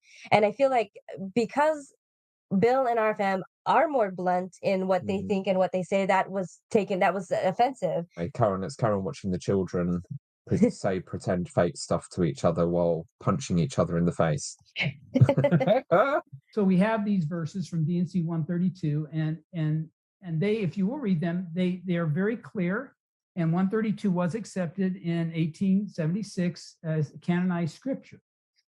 And it also, the teaching that Joseph Smith introduced polygamy, he was a polygamist, and that polygamy, when it is permitted, you can't freelance plural marriage, then it is something. Remember, he said that because he says you can't freelance plural marriage, but there'll come a point later where he says, he kind of implies it can be done unofficially, which is a contradiction. So just remember, he put a little pin in the fact that he's also asserting a lot of things here that he's supposed to be bringing the evidence for. And so while I agree with him that that the revelation came through, Yeah. supposedly came through Joseph, that Joseph was a polygamist. He's supposed to be here on her show presenting the evidence Yeah. to prove that. And And he's so just presenting conclusions. he's just concluding it and asserting it, Yeah. just right. He was a polygamist, you know, and so And he's jumped to 1876, right, so which it's was decades after it all yeah. happens. So he's just, again, it's a retrofit. He's ignoring the problem that people The like Michelle journey to have get with there. Yeah. 132, and just Yeah. you know, which again, I think it's answered, but he's not answering it. He's just railroading over it. So I dislike that Yeah. again. So this is how you can disagree with somebody. Like we do disagree with Michelle here, but there's yeah, this is not the way This is to rude. handle it. Yeah. Yeah. Ordained of God, and which is one of the topics you wanted to talk about. Well, we'll come back to that if you like. But it's also found in the gospel topic essay. It's found in the official church history, which of course we're familiar with. It is the conclusion of the Joseph Smith Papers Project historians, 100%, and I know them because I've worked with them. And so it's also my conclusion when I came out with my 3 volumes in 2013. Now, when I wrote these volumes and when I put up my websites and when I go on a podcast, I am an alternate voice. So here he does have his picture up with an alternate voice too, right? But he's not alternate. Right? He's not alternate. No. As we'll find out, Yeah. he wrote the sources he's quoting. It doesn't matter how many books this is in. If the narrative is wrong, okay, if Michelle was correct, the fact that polygamy is in all of these volumes everywhere that's not what makes it correct. This is not evidence. And he's coming from authority. These are all recent authority. publications. Yeah. The official line of the church is this, therefore it must be true. Yeah. And it's like, well, why are you here, Brian? Because the point of you being here is you've actually looked at the documents and you've done the Actual research. evidence. But none, as you say, none of it has been presented. No. You're jumping straight to conclusions and you're speaking from general authority voice. Yes. And referencing that directly. Yeah. Therefore, she must stop. And that's the context he wants this conversation happening. Stay in your lane. I'm a guest on a podcast and I'm saying to you, you must stop this podcast immediately because you're usurping the general authority voice. But very gently and not condescendingly at all. But could he be more rude? You know, like really, it's extraordinary. This is why this is so fascinating as a conversation. And poor thing, her brain's processing all this. He's completely derailed the entire conversation. Right. He's broken all the rules they agreed with for discussing it. And he's now bullying her from a position of male priesthood authority. And he's speaking as an avatar of the general authorities and threatening her with excommunication effectively. Right. Not that he has the authority to, but you're on that path. Like that's where you're headed, young lady. Yeah. Which is technically, I mean, in some ways, I think he might be correct, but it's still gross. It's still really gross of him to do. Their authoritarianism is gross. Right. He's right, but it shouldn't be that way. It shouldn't be that way. And it's not intellectually credible. Yeah. Ooh. All right. How's she going to fight back? And alternate voices are good when we're able to sustain what the church's official teachings are. But that's not an alternate voice.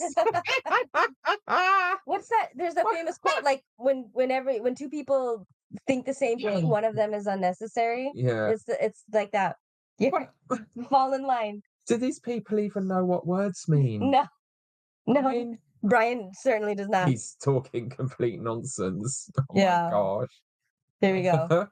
But the problem comes when we want to publicly disagree.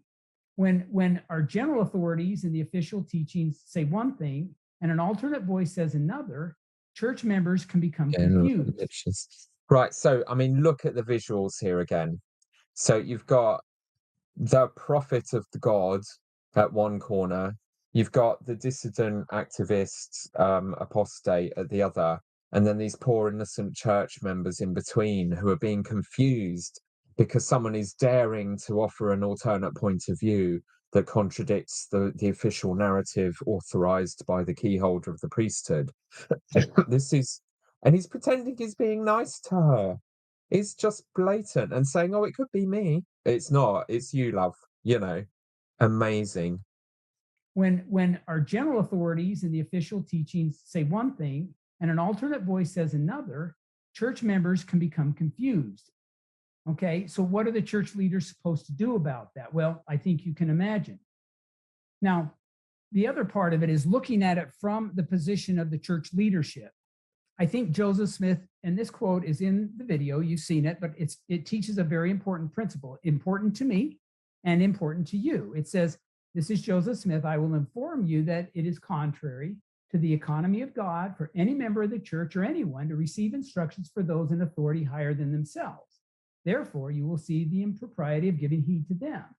But if any person have a vision or visitation from a heavenly messenger, it must be for their own benefit and instruction. For the fundamental principles, government, and doctrine of the church are vested in the keys of the kingdom.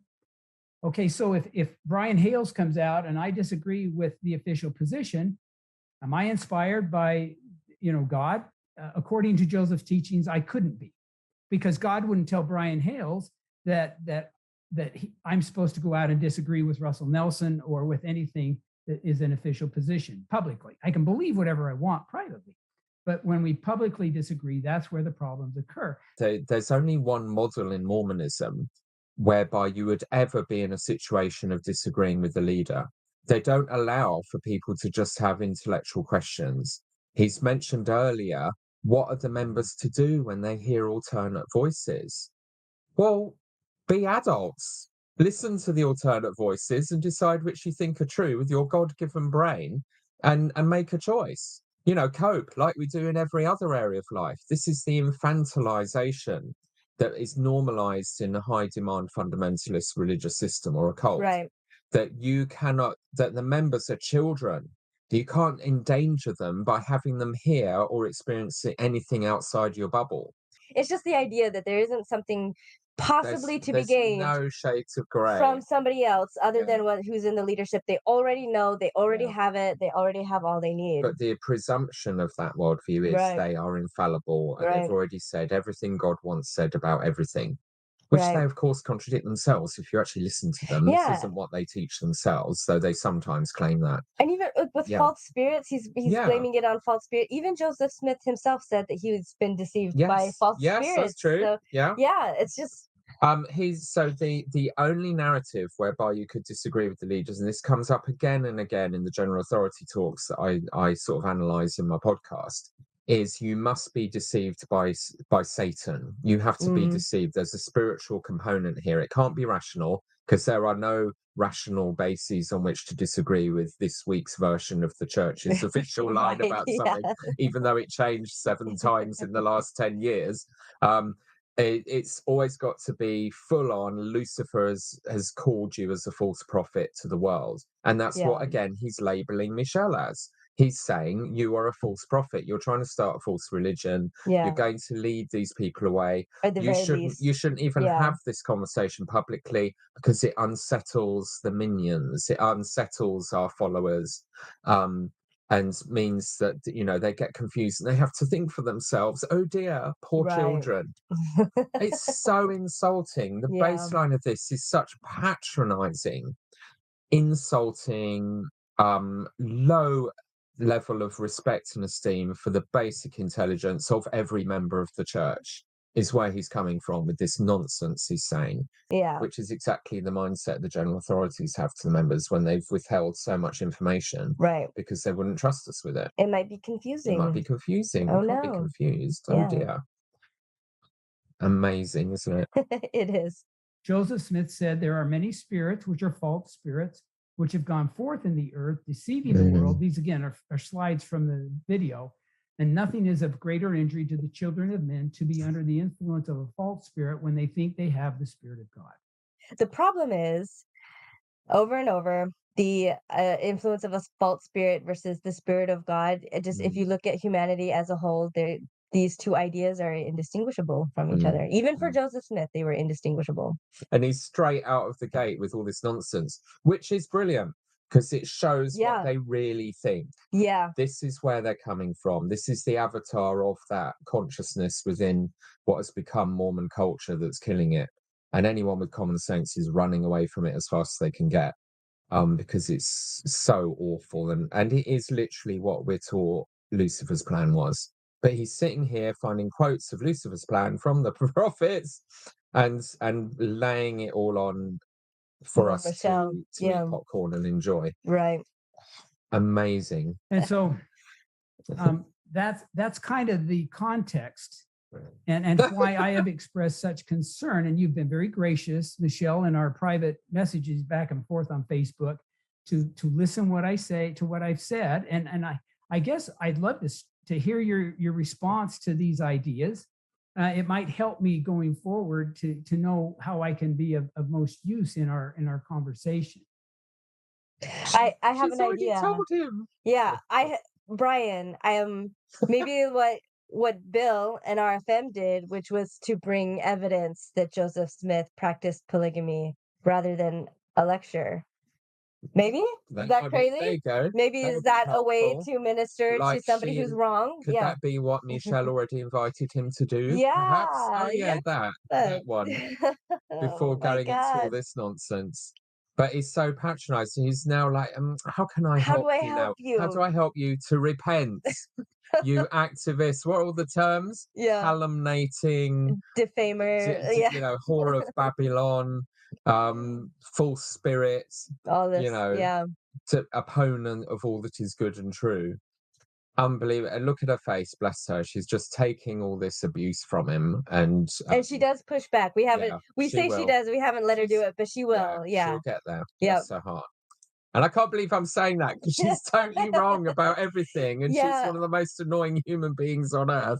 I will go that far. I have been very disappointed with the interactions with Michelle, but so much worse. It just speaks volumes. She has a right to talk. I know. I'm shifting gears now to talking about Joseph Smith and plural marriage. So here, I'll give up. I would prefer to have a discussion if we could, or I mean, there were several things that I could respond to along the way. And at first, I got to shake off of it. I don't know if you know, but the picture you just included to accuse me is of my little girl that passed away in 2020. And I think that was pretty thoughtless. So it's going to take me a minute to shake that off. Michelle, I am very sorry. It was the one that was on your website. And I thought that would be. Well, I understand. Just when you make accusations like that, you don't know what you're going to, I don't think I've made any accusations. Shameless. Can I swear? Oh, it's my show. I can swear. Show, yeah. I've been using Book of Mormon names as shameless Shemlon, Brian. What utter Mariankama is that? I've not been making accusations. Just he has no ethics at all. He's just accused her of all these things with graphics. It's not like you're misinterpreting the words. They're so tangled up now, these apologists, in dancing around the truth. I think they've just normalized it, and they don't realize that they're still giving the whole shop away. They think they're getting away with it because they he said producing an article for the Interpreter, which is Dan Peterson's new publication, having been kicked out of the church-sponsored ones, and it's just all mostly about ad hominem and slander. A lot of it. He's accused her of being in opposition to the church authority. Undoctrinal, a false spirit. He's accused her of being a defamer, of a calumniator, or whatever that word was, and a usurper of the general authority's voice and authority, and a threat. What are the poor innocent members of the church to do if they hear your alternate voices and have to use their little brains? He's accused her of all of that, and she's clocked it. She said, "You've just accused me of loads of shit."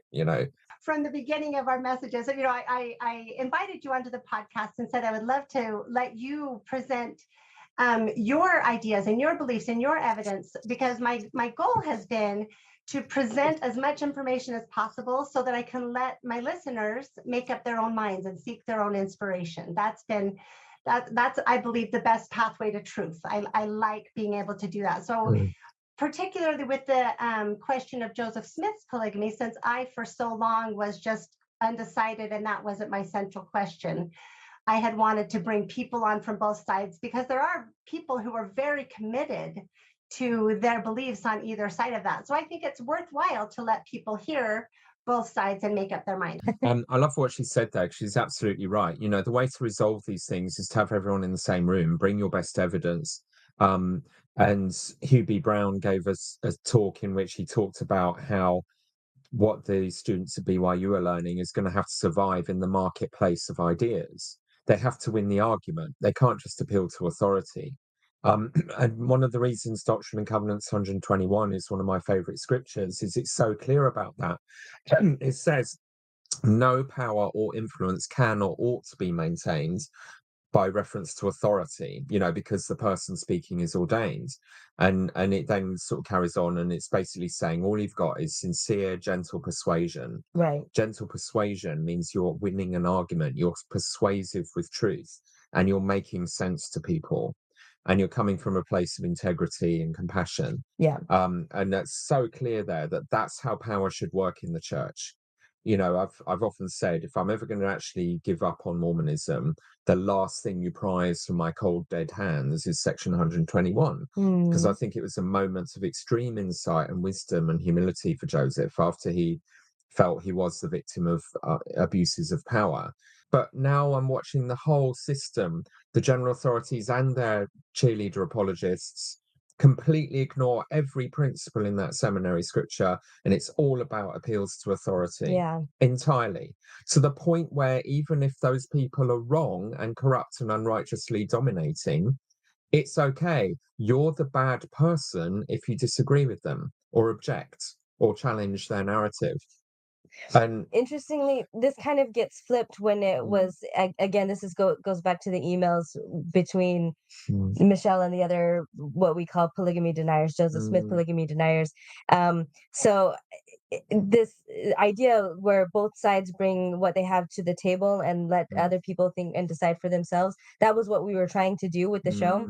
And we made continuous requests for an outline from them, for their information, for the evidence that convinced them, and they it was over 66 or 67 emails they just failed to provide, instead kind of doing these all the tactics, diversionary tactics, being upset just at our so tone, being upset at what we said, giving us lectures, instead of actually providing the evidence, but simultaneously wanting us to be convinced by said evidence that they weren't providing. So Michelle and her ilk are not off the hook on that. They play the same games. But what's fascinating about this is when the people who do this as a matter of course start doing it to each other. And she's experiencing what it's like to be on the receiving end of what she has done in some ways, to maybe not with the authoritarianism, but certainly with I feel it has to do with the position. When you have a weak position, that's kind of what you have to do. So I feel like that's what Brian is doing here. He's got the worst position of all, where he's believing polygamy was practiced by Joseph, and he has to defend why it was okay.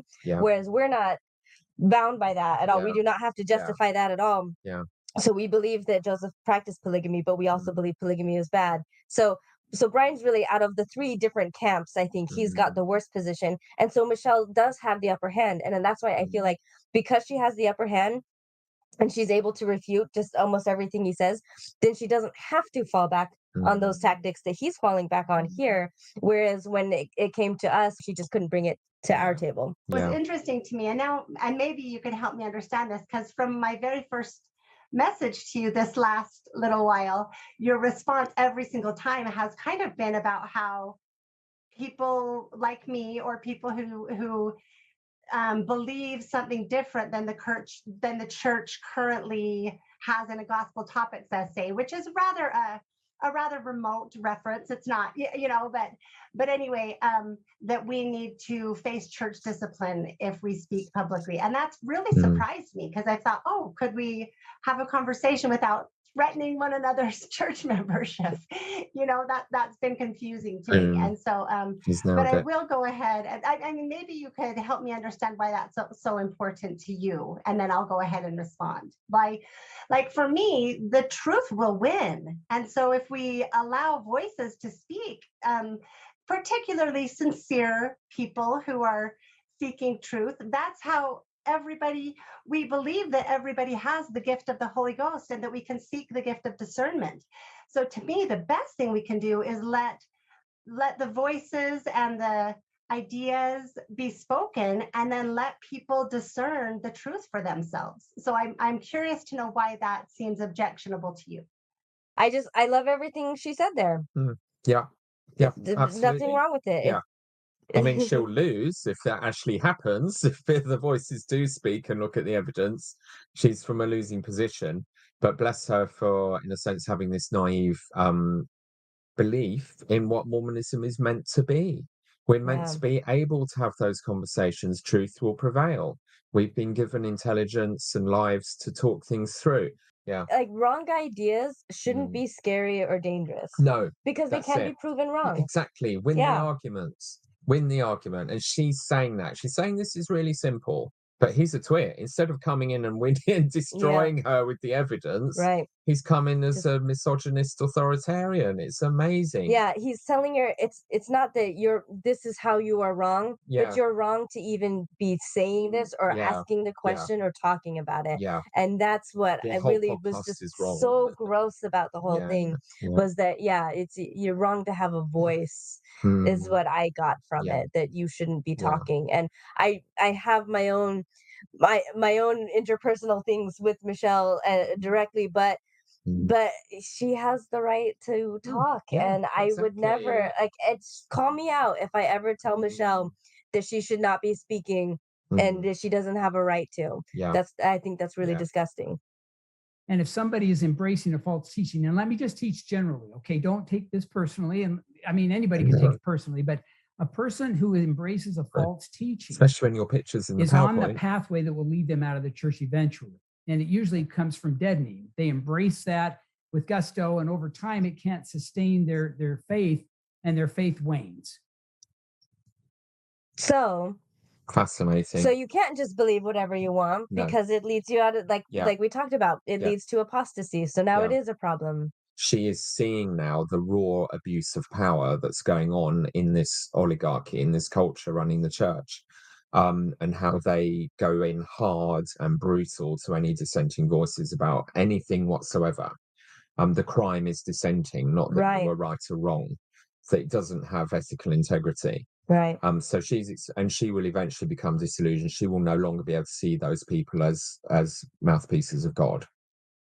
Because they will not compromise. They will be so awful to her. She'll see it for what it is, and she'll probably leave the church in some way, and certainly mentally disconnect. She's done everything right, so it's the same thing that she'll get the same thing that we all got. You weren't really a believer. You weren't really. You didn't really care.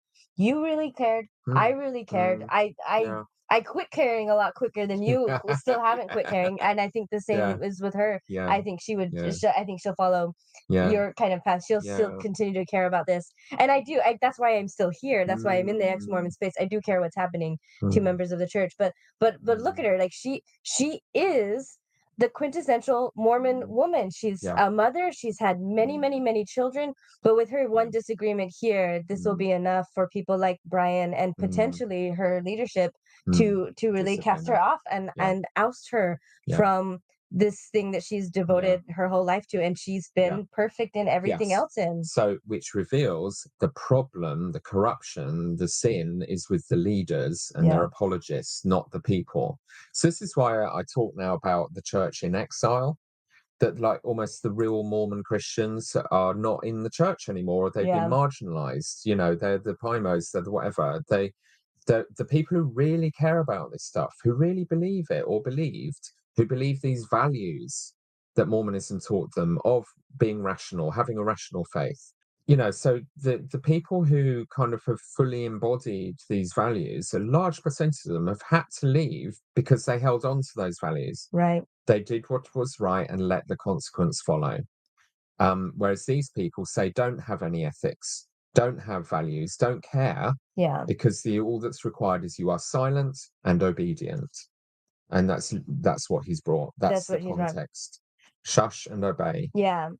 And so the best thing I can do for any person who is an alternate voice disagreeing with the church, I think, in the long term, is to help them recognize what's going on here, and something that's moving them to disagree, and in my view, teach false teachings, is going to eventually lead them out of the church. And on this topic, though, this topic is easier because the historical evidence is very clear to me. Well, we can postpone that. I'm pausing again. I know this is gonna take. You guys know, I think, with you and with me, Yes, we're long this is gonna form. be, you're here for the long haul. He says the history is pretty clear to him. If so, he should be presenting that, Yeah. just to Yeah. beat a dead horse again. If that was really so dangerous and so concerning to you, Brian, then give the evidence that would clearly, push this out of the Convince minds of that. everyone. If it does continue to grow and it does become the established church narrative, more and more members of the church, then that wouldn't really lead them away from the church. It would, Yeah. the church could flip on this and still Yeah. be in the church. So Yeah. it's only as long as everyone's following, the establishment, Brian here, that's the only time where she's really out of it. But if she's right, and just in a hypothetical world where the evidence really was on her side, this is where things would be going, that people like you and I would also be joining in on our side, the apostates and the faithful.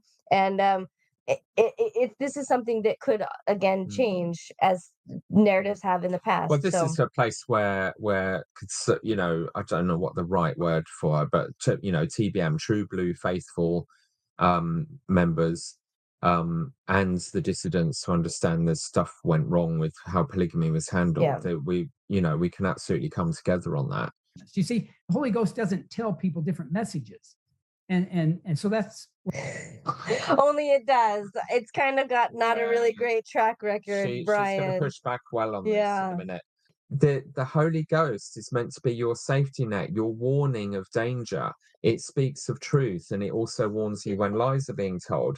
But they are now teaching, and the general authorities have been saying this in their face-to-faces with the youth fairly regularly, when the youth are saying, well, how do I know if these feelings or ideas I'm having are from the Holy Ghost or my own ideas? And the answer they give is, well, are they in harmony with the brethren? Is it matching what the prophet today is saying? If so, you can be pretty sure it's from God. So even if a false prophet was in front of your face and the Holy Ghost is saying to you, God, literally a member of the Godhead, is saying to you, this person is wrong, Brian just said, that's not real. That is not a scenario that can ever happen for any reason. Right. Because the leaders are infallible. But this is it. This is where they put the general authorities of the church above God, because the Holy Ghost is God, and he's saying there is no scenario. Yeah. They're not. Oh yeah, you might be right. Sometimes, wouldn't it be helpful if the Holy Spirit told us if the prophet got something wrong? Because they're always acknowledging their mistakes. Right. So, well, what if? Isn't it? So, can the Holy Spirit tell us they're wrong? Or when they're speaking as a man? What's the point of having it? Yeah. If you can't discern truth from error. But he's saying it's literally impossible because the Holy Ghost will never, ever, ever tell you a leader of the church is wrong. He won't say the word infallible. Yeah. But we all that's how he's we just said understand it. Well, he's pretty much said it. The concept is there. Yeah. And he's not alone, because this is being repeated over and over again. Yeah. By members of the First Presidency. All three of them have taught this recently. One of my heroes is Jane Manning James. And, I was taught growing up the stories of her going to church president after church president saying, can I have my blessings and I'll outlive you. And she knew that she should receive temple blessings, and that she, and so what I'm hearing is a little tricky to me, because the fact is the church has changed many things over time. Even looking at polygamy, we went from it being completely disavowed, completely denied, to being required, to being, again, not allowed, to being really ignored and shushed and tried to hide away, to then it becoming out in the open again with the historians in the 80s. I mean, we have a lot of, and so I guess people who believed that the priesthood ban was in error and was a very sad thing and led people to leave the church. I think that there's a difference between saying, I really don't think this is of God, and and saying, brethren, you need to do this and everyone should leave the church. And so I'm confused, because I think people did have the Holy Spirit tell them, oh my goodness, my Black brother is every bit as much of as much worth as I am, and is every bit as loved of God, and every bit as valiant and of deserving of every blessing. And so I'm confused how we can say that there is only one message that the Holy Ghost can give, and we all have to be in agreement, because my experience is very different from that. She didn't go on the circuit lecturing about how she was being victimized by the church's policy. And eventually it became okay. Things worked out for her. And in eternity, it will be okay. I would say Okay. things did not work out with her, because I Well, think they one of will. the tragedies is that all of her posterity left the church. And I think that is a stain that we wear to this day that is heartbreaking. For the sacrifices that she made, that faithful woman, boy, if that were me, I would have wanted to know that my posterity was blessed by my sacrifices. And I think that's heartbreaking. So she went there with the perfect example of Jane Manning James, who had lived in Joseph Smith's household. She was eventually allowed to be sealed by proxy by white people in the temple that she couldn't go into as Joseph Smith's eternal slave. Right. She was, 2 of her children, I think, died before she did. So she was very concerned to her death that her family were never going to be sealed. And the Saints book is really quite honest about it. The last series I did for my podcast was particularly focused on the racism with Brad Wilcox, and then Ahmed Corbett, who's also been an apologist for the church's racism. And sort of going into how Jane Manning's story is taught through a couple of the volumes of Saints. And in a way, they're quite honest in there that she kept being rebutted by prophets who were coming to her with that, Right. where she was asking for temple access. And she did not die happy. She was very upset to the end. She wrote Naturally. testimonies, Yeah. about the prophets being great, but it's just a story of codependency, as RFM put it. As he said, it's like Stockholm syndrome more than And it's anything just what else. happens when you try to do things the right way. When you ask You don't get what nicely. you want. You don't No. get it. You need the activists. That's the only way Black people eventually got the thing she was denied. And Yeah. he says she didn't go, write a book about how she was victimized or go on the circuit, but she was victimized. That doesn't change the Yeah. fact that she was absolutely victimized by the church. She was hurt by the church. She wanted to be sealed to her husband, who she loved, and I believe she was a widow. He passed, as well as previous children of hers. She wanted to have it's the Mormons' selling point today. It's when missionaries go out, it's our biggest selling point is happy families, eternal families, sealed forever. That's what Jane wanted, and she was denied that. And she asked nicely and politely her whole life, the right way. And Well, and as you pointed out when we talked about this earlier, she didn't stay silent. She kept going. She kept going to the prophets, a series of prophets, one after the other. She wrote to them. So she wasn't being silent. Right. She was persisting in her requests rather than being quiet and knowing her place and waiting. Yeah. And I think other times Brian would probably recognize this. And even the story with Martin Harris and asking 3 times to take the 116 pages of the Book of Mormon, to be seen repeatedly asking something when God supposedly with authority has said no, that is not seen as a faithful or a good thing. It's testing the Lord, etc. So Brian is really being really loose with his definitions here, just wanting to make something match. He's on a bandwagon. Right. The others are doing this. So Carl McKay in his talk, he gives her example again, saying the same thing. Yeah. She remained faithful, even though the prophets she had gone to had given her reasons to doubt, and good reasons. He acknowledged that. But she was faithful to the end. He didn't mention being sold to Joseph Smith as a slave. Right. Kind of left Funny that detail out. Funny that. And so this is a narrative, and this is also in the Institute manuals. They're using Jane's story in this way of, if these Black people, they have a British Black convert, his story is in Foundations of the Restoration Institute manual. So they're gaslighting this all by saying, if these Black members of the church have no problem with the historical racism, have reconciled with it, why should you have a problem? Right. You just shut up because these Black people are okay with it. which is you've always got people who are kind of, in a sense, traitors to their own cause. Yeah. There are women who are anti-feminist. Right. There are black people who facilitated slavery. You know, you can always find a useful stooge or a character, and this is the game they're playing, and he's doing it. So again, Brian is not speaking in isolation. Part of the reason this discussion is so fascinating is what he is bringing to this discussion is exactly what the general authorities and the institute manuals are bringing as reasoning, as a worldview. So what we're seeing here is a microcosm of the larger issues in the church, Right. not just two eccentric individuals having a go at each other. And another little bit of interest, when we were looking at Brian's sort of background history, he was a missionary in Venezuela from 1976 to 78. That's right. So his whole mission was up to the point where they gave black people the priesthood in a country that would have had very racially mixed people in. He should be all over this. He should know better. So I'm calling baloney for someone who's been this involved in researching church history, for him to be this emotionally detached from the power of that example of the racism in the church, and for him to just ignore it effectively and downplay it. I think he's either lying or he's really missing some essential ethical components deep down somewhere.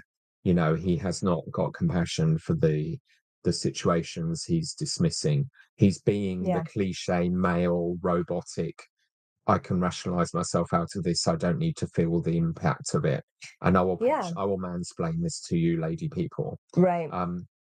You're right. Fascinating. The compassion is the key point, I think, in a lot of these things. When Kyle McKay does it, or when Jacob Hansen does it, it's all the things that they are able to be okay with because it doesn't affect them personally. It never has, never will. You know, it's just, I mean, I guess not never will until they meet somebody and they can see the pain and they care enough about that person to see that pain.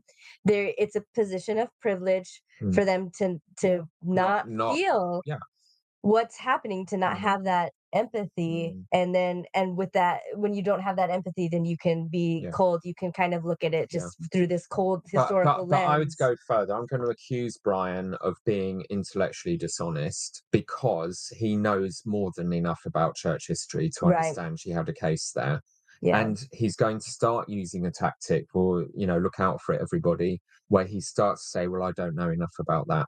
Or I've chosen not to let that count. And he'll use that as a way of abdicating responsibility for actually dealing with for him avoiding evidence. You know, that's good. This is all a deflection because the point of her bringing this up actually is to show an example in the past of something where people have had very different views on where the church position has changed from one to the other. That's what she's pointing out here, that those people who were against the priesthood and temple ban, against black members, weren't wrong. They could have been guided by the Holy Ghost, and that's what we would say today. So by actually diving into Jane Manning James, he's actually kind of deflecting from her actual point, the reason why she brought up Jane in the first place. It's not actually to really go into how she actually wasn't really an activist, if you really get loose with the definition. And he continually does that. She'll keep bringing it up, and he'll still not actually, because she is asking and saying, shouldn't I have a voice? Shouldn't I be able to disagree with this? If I'm seeing harm in this, if I feel that my Heavenly Father loves me as a woman as much as he loves his sons, and this is clearly detrimental and harmful to women and to children, because it inevitably involves younger and younger brides. It's just how the system works, that she has a place to say that, and she has a reason to hope that can change in the future, this narrative could change as that one has. That's what she's bringing up with Brian, because he's telling her, you're wrong to disagree. Whereas again, we have this example of a place where it was right to disagree, or maybe wrong to disagree then, but now everyone agrees, now it's all right. So that's what she's trying to bring up. And I don't know if he's deliberately deflecting around that point by diving in, deeply, or if it's His whole unintentional. position is so shaky. Yeah. There's so much he's intentionally oversimplifying. I guess he couldn't answer it, really. Yeah, I'm not How could impressed he? with him. Yeah. I'm really not seeing a person with integrity in action here. No. Well, and I'll be honest, the priesthood ban is not my area of expertise, and so you're probably more familiar with some of the details than I am. But I call absolute BS on that. What a stupid thing to say. Right. There's no way that a man who was a missionary up to 1978, living, the last years of institutional racist segregation as a missionary, where he will have been told on his mission not to even try teaching anyone who looks a bit black. Because we have a lot of records from missionaries who said. And he's one of the contributors to the Gospel Topics essays, one of the major ones of which, is he really saying he hasn't read the other Gospel Topics essays, that he's never got into this? How much do you need to know anyway? You don't need to know a lot. Besides what? Exactly. Yeah, like that it's just clearly wrong. It's clearly bad. It's just, he knows more than the average member does. Yeah, but to think that there might be more to dig into that might change. The way I'll respond to you winning this argument with a trump card is I'll pretend I don't know enough about that for it to influence my worldview. Right. That is such a cheap, what's the word? It's wrong. It's evil. Yeah. He is not playing fair with this woman. Because plenty of times he's happy to play the expert in my article, in my books, and this and that and that and that. I've researched this since 1991, but I don't know enough about this. No, it's like it's a trope that a lot of the apologists use as a tactic. And he even does that with polygamy. So even if there was a hair of like grace we could give him on, maybe he doesn't know about race in the priesthood, the polygamy is what he's setting himself up as an expert on, and you'll see him do the same thing with her when she starts nailing him. So let's get that. When we look at her behavior, that's, I think, what God wants us all to do if we are uncomfortable with a teaching or with a leader, local or general. Again, it's this patronizing idea that all the members of the church are these innocent children and they won't think of anything unless a leader comes and corrupts them. Right. An apostate voice enters the space, and then they'll start having these dissident ideas, but they wouldn't have them by themselves if it wasn't for these evil apostates. He's seeing her as like a leader of paranoia. This rather than like a symptom. Yes. This is not she's not the cause. She's the symptom of what the church has set up already, and this is happening. But even before that, with the Jane Manning James, where he says like, I think that's what God would want you to do. Like, how is that in line with the loving Heavenly Father at all? Like when you're being directly hurt, when you're being directly harmed by his mouthpieces, what he would want you to do is just shut up and take it, even if it is something you could do something about, because there are things we can't do anything about, right? And sometimes life is suffering, so you do have to accept that. But when it's something that is unjust or unrighteous, don't stand for truth, don't stand for righteousness, don't stand for right. Just the other half of what they teach. If it's coming from the leaders, then just shut up and sit down. It's these ludicrous contradictions. It's such a huge gaping contradiction of many in the rhetoric that's just been normalized in church discourse now. It's extraordinary, and he's offering it all up as an example on a plate right here. Craziness. Go girl, come on, Michelle. To become an activist, to provide counterpoint, and to gather a following behind that counterpoint is not what Joseph Smith taught the Holy Spirit is going to do. And so can we make another clarification that to me is important? That's literally what God told Joseph to do. I was thinking that, That's what the restoration was. Joseph Smith rebelled against the entire religious establishment because the Spirit said they're all wrong. I think you're referring to me as an activist, which is quite surprising to me because there is literally nothing that I am asking the church to do. Certainly there's nothing that I'm asking anybody to do. And you did ask if I, in our exchanges and your questions, if I felt inspired to do this, and I will say, like, profoundly, very much profoundly, and I can share some of those experiences if you're interested, but I don't have to. But I think that saying this is what I believe is truth. And this is why I believe it's important. And these are the reasons why to people, to let them consider without ever saying, I mean, I've made it abundantly clear, just as you have. I have no calling, I have no authority, I have no anything. I'm just sharing scriptural insights that I think are important. And I it's hard for me to see how that could be either threatening, or if you do that, you can't worship with us because we agree on this topic and you're not just silent. We disagree on this topic and you're not just silent about it. It's really hard for me to understand that. I just, again, yeah, ideas shouldn't be dangerous. So I'm No, just with her be on that. have it. And she got the little dig in, you know, I don't have authority and nor do you. Bless her, get it in there, go. But yeah, to just this fear of discussion. Yeah, And the question is the that's how problem. totalitarian the church has become, how utterly intolerant of anyone discussing anything really. So yeah, but this is it. She is discovering, as we all have in the sort of more dissident zone, you thinking for yourself will be escalated to nuclear threats straight away, immediately. Yeah. It's totally intolerant, this system. The minute it will rubs not up be against challenged. something, because Michelle's free to speak as long as she's speaking in alignment, which is how it always is for all Which isn't women free in the speech. church. You're able, they love us to speak, they love us as long as we're supporting the brethren. And the excellent point she makes is technically and she'll make it again a bit later, I think, the doctrine of the church is we're not polygamous. Right. It's true. There's not really any call to action here other than just Can we talk reinterpreting. it through? Yeah, Let's look at the evidence together. And she invited him on right to this show to say, let's have that conversation. right.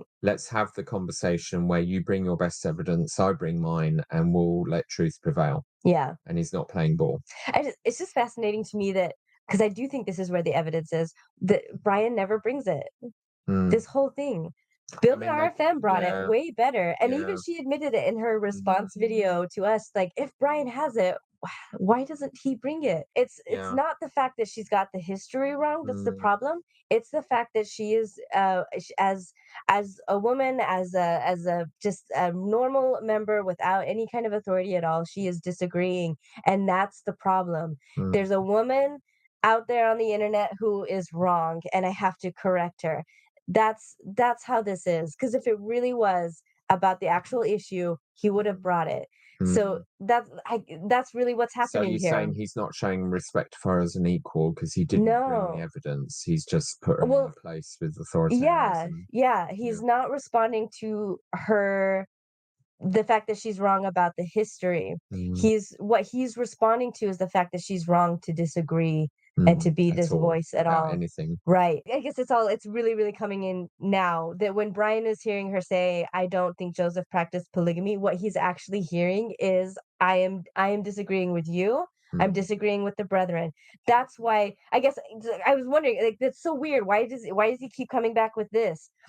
It's he's answering what he's hearing, which is apostasy, not just a simple mistake on some historical evidence. And so I'm not, but that is an important clarification, because I'm not trying to get the church to change anything. The church is living what I believe to be truth.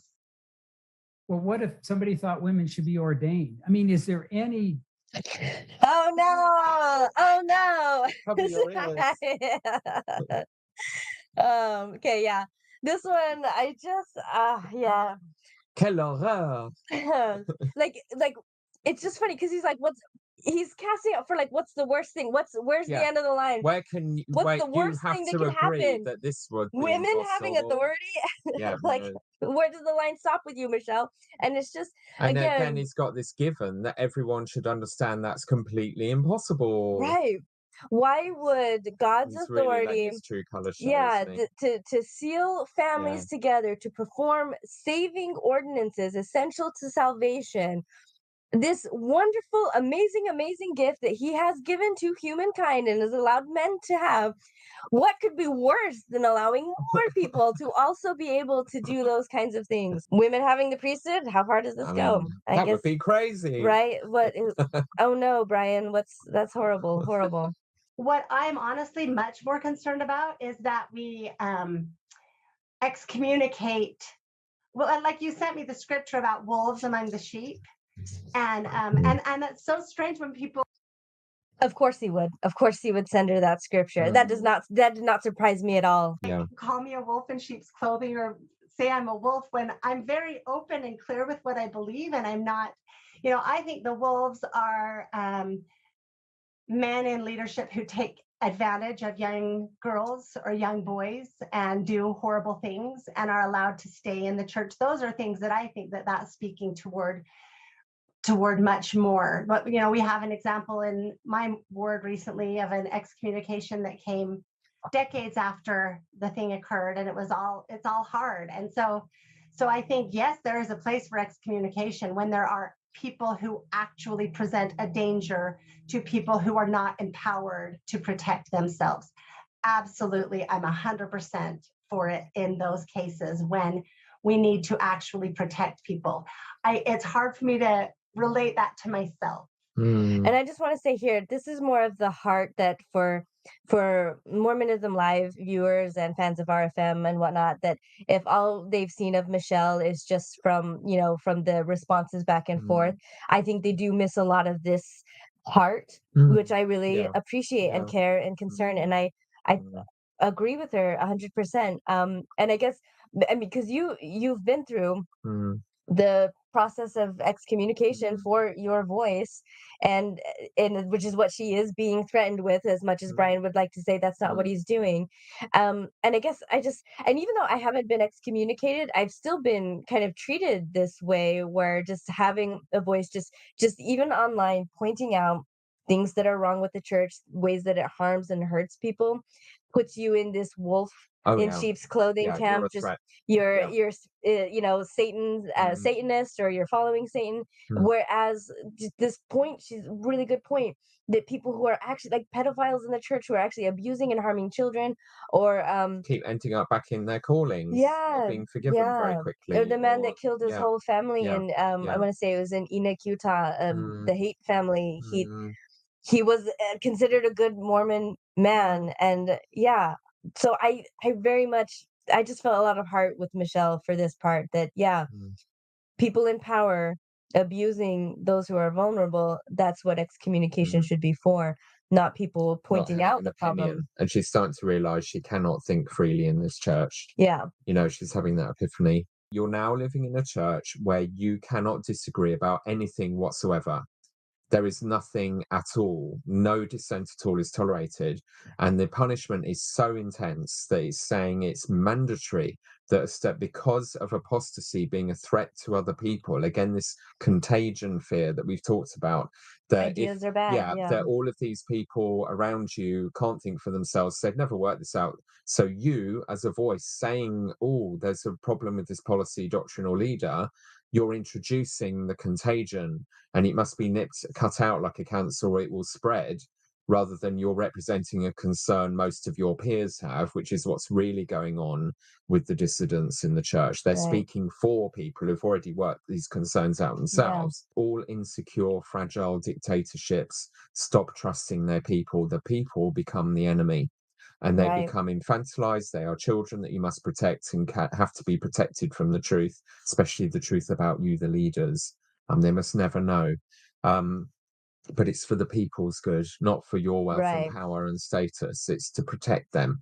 Because if they start to think that maybe the leaders might be wrong, they'll think for themselves, oh no, and then their salvation's over with, because they won't treat us as infallible anymore. I mean, that's literally what's going on. That's what Brian's articulating and what she's starting to find out. While I think Michelle is wrong, I don't think that this should be something that she loses her membership over, if she wants to remain a member of the church. And so the fact that someone like her is more likely to get excommunicated than somebody who has abused dozens or hundreds of children even, I think is really, really sad. Michelle, as wrong as I think she is on this particular subject, I think she represents the best of what Mormonism has, a heart and soul. And even this wrong position she has on like what actually happened in history is still born out of compassion, you know, for and care yes, and concern yeah, for women and for for people. real Women are people, problems. yes, Yeah, and real we, unfinished business that the general yeah, authorities have chickened out of dealing with yeah. for generations. I mean, I my don't, mum no. was always viscerally opposed to polygamy.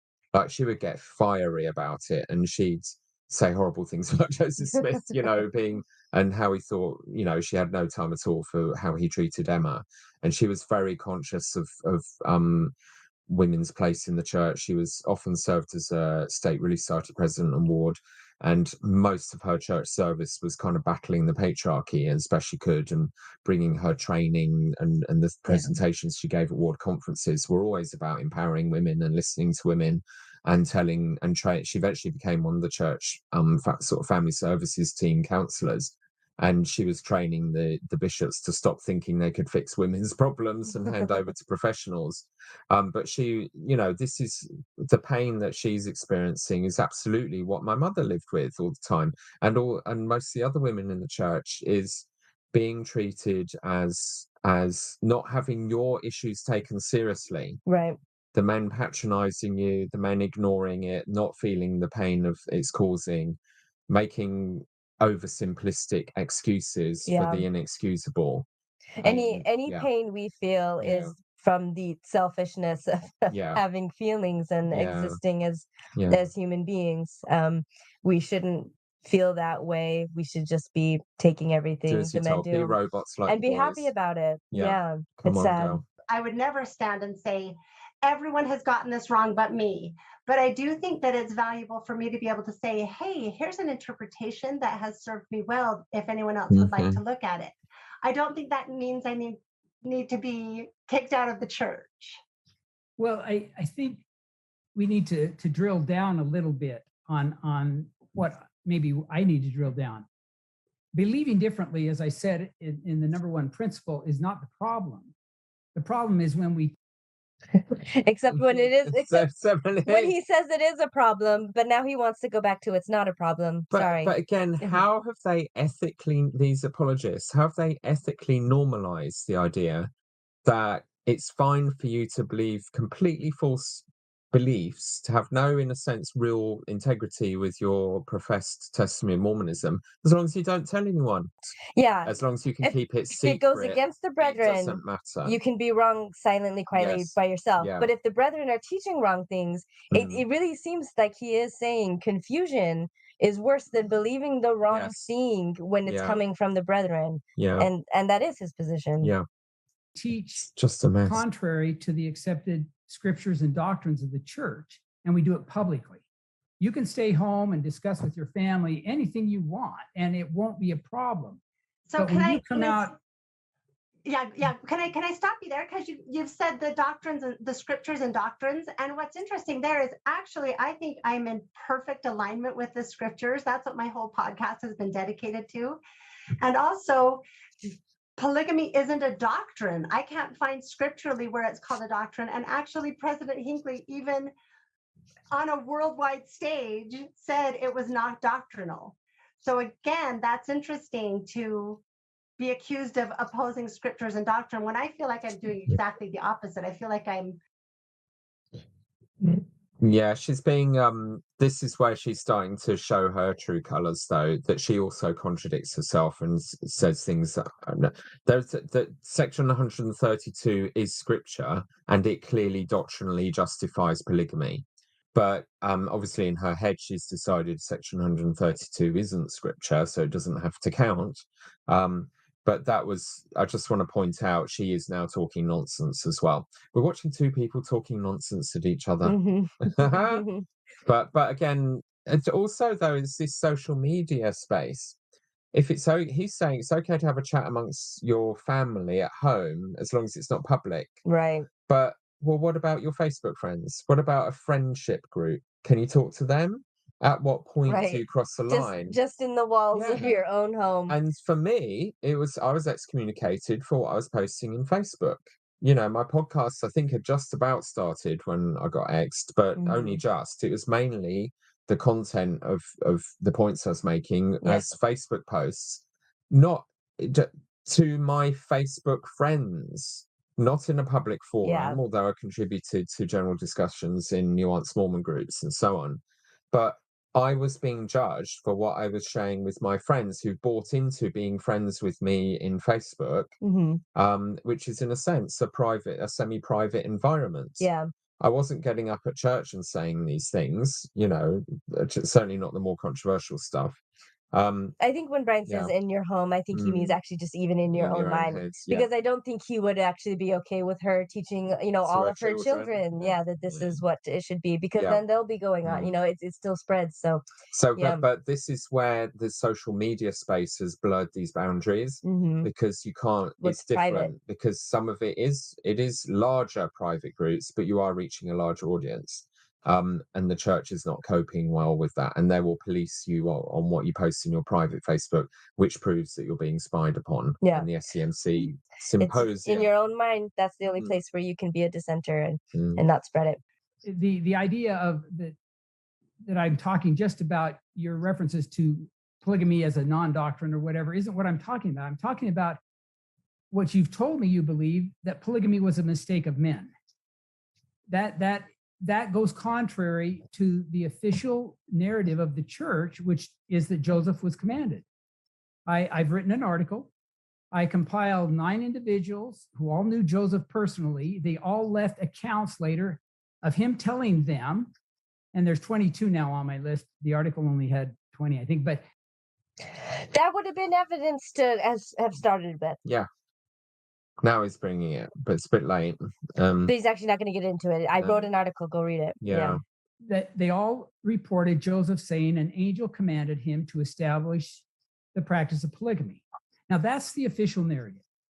Now, if you want to believe differently than that, let me back up. If a person wants to believe differently, that's their right, and they can reject it wholly.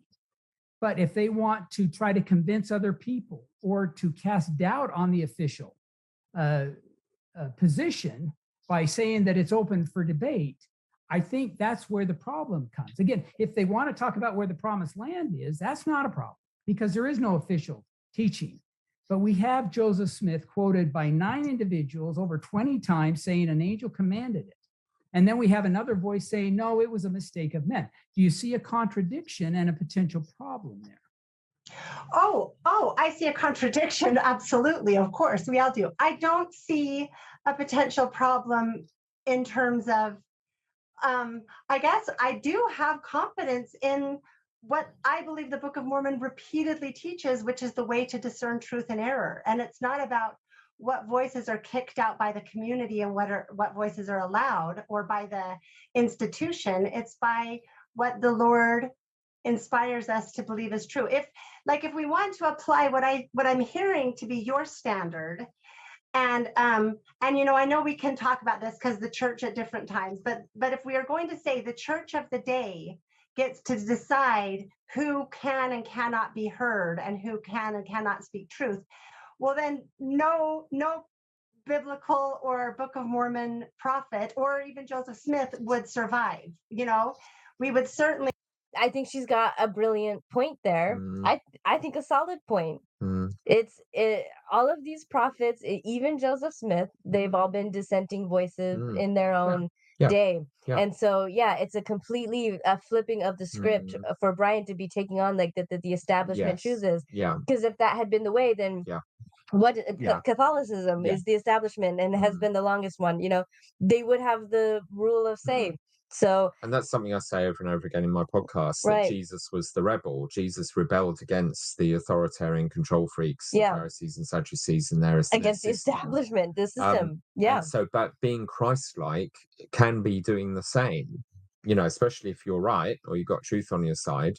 But it's not un-Christ-like to do this. Right. This idea that Jesus was just going around hugging babies and never caused a kerfuffle, it's complete nonsense. He was a revolutionary. He caused riots. He stirred up. He did publicity stunts. He did all the activist stuff. Right. He was the ultimate activist. But these people have lost it totally. But this is where Michelle starts showing her strength, because and the depth of her knowledge and her research, because where Brian is trying to do this apologetic BS, you said it's your show, we can swear, right? Oh It's yeah, just, yeah. it's bullshit where he's trying to do that. It was policy, not doctrine, and I don't know that we taught that. He basically starts going down that route, and Michelle, she's gonna nail him on all of these hypocrisies and all of these things that he's getting wrong. So this is where she's really starting to shine, and she puts him in his place. So like Samuel the Lamanite, Lehi, none of them were established prophets. Jesus Christ himself, all of them were people who, and let me clarify in case this gets misconstrued, I am not claiming to be a prophet or comparing myself to scriptural figures. That's not what I'm saying at all. I'm looking at the principle of how we decide what is truth. And it's confusing to me to say, well, the institution gets to set their standard for the day of what, gets to set the narrative. And anyone who disagrees with that needs to be thrown off the wall, kicked out of when the scriptures even say, like, don't kick them out from among you. And so, and Joseph Smith said how much he loved to not be given dictates that he had to believe. I have the quote somewhere, so I guess, and I'd like to move on to talk about some other things. I think I understand. I definitely understand your perspective. I still don't quite understand why it's so essentially important to you. Maybe we can tease that out a little bit more, because for me, I think that the more people that come together and worship and we learn through, I know I certainly have learned so much through people who disagree with me. I learn much more from engaging with people who disagree with me than I do engaging with people who agreed with me from the beginning. And so I think that God made us this way intentionally and gives us each the answers that we are capable of understanding and receiving. And I think when we all know everything, we'll all agree. But in the meantime, we all have to just settle for the little bits that we know. And try to learn more as we engage together. I love that. That's absolutely it. You, as an intellectual, your best friend is your enemy. The best friend is someone who will bring it with the best possible arguments for the alternate point of view, because they will test you, they'll challenge you, they'll help you to discover which of your ideas are actually true or hold up under pressure or not. And some of absolutely shit. And if you want a people to become educated, you have to create an environment where those conversations are normal, right? Where you thrash out the ideas. Again, Hugh B. Brown's thing, the marketplace of ideas. That's the whole point of peer review in the scientific community, is to get that kind of thing. It's the central part of analytical thinking, is to look for things that can debunk or falsify what it is that you believe. Intellectual safeguarding. Yeah, absolutely. And Michelle was willing to have Brian on and stuff. This was, again, going back to the email exchanges that we had. It kind of feels like this is not what we were getting from Michelle during that part. So I think, as you described it before, what Bill and Co were offering is saying these are going to be our major points. Yeah. Here they are in the spirit of discovery. Therefore, you can prepare responses to them. We're not going to ambush you on surprise. Right. Could you please tell us what your points are going to be? That's exactly what the email exchange was about. And did they ever produce their points? No, we got like a very tiny sort of an outline. So she's right. She's just not always able to maybe live up to that ideal. Well, I mean, she'd get slaughtered if she was really up against the evidence. Yeah, I mean, it's a bit ambiguous. We all know that the documentary evidence of early polygamy is very problematic. Church history in general. And the church is still hiding stuff. Yeah. So we still don't have full access. Yes. So it is problematic. Yeah. But is it what's the diaries they haven't published Clayton, yet? William Clayton. And it's the expectation that will dish the dirt on the polygamy big time. Because the church has been holding back for a very long time on letting that out. Yeah. Some of the things that you said, but let me use an example. Right after the Book of Mormon is published, Hiram Page has a seer stone, and he starts to produce pages of revelation. He convinces the Whitmers and even Oliver Cowdery. And he was also directing Joseph in what should happen. And no, they didn't go that far. He was saying where Zion would be. Oh, sorry. That's it, though, Brian. That is, if you're saying where Zion should be, that is directing, what should happen. In part encouraged by Joseph, because at that point he wasn't making so much exclusive claims about himself. He wasn't calling himself president or prophet. He said he was about empowering everyone to receive revelation. So, of course, page did it, and he, until it butted up against Joseph's interests. Until Joseph found that they were going off in, it wasn't him, and then he started asserting authority, and then started retrofitting into the scriptures after the event things like the restoration of the priesthood. And this is one of the major things you discover when you go down the rabbit hole and realize how much the church has hidden and lied. That literally the restoration of the priesthood was made up long after the event, and they rewrote passages of the Book of Commandments into the Doctrine and Covenants we have, adding huge chunks, ironically, to one small revelation about wine in the sacrament, which he's sort of, you could say, is a Freudian slip, he's referring to as an example. Anyway, it's all tangled and complicated, isn't it? But when you start to put the pieces together, you get this whole different perception of how the church's origins worked. And I also feel too, this just a small aside, I feel like he's in a mode of just correction now, where he corrected her on this thing that she wasn't wrong about. So I feel like he just has to mansplain to her and overtalk her. That's what he's there I'm for. getting it's just this more part of the whole gross performance, I think. What the church should do. And so just to clarify, I don't want to, but I'm not claiming to receive revelation. I'm not writing scripture. I'm not directing what the church should do. I'm not doing any of those things.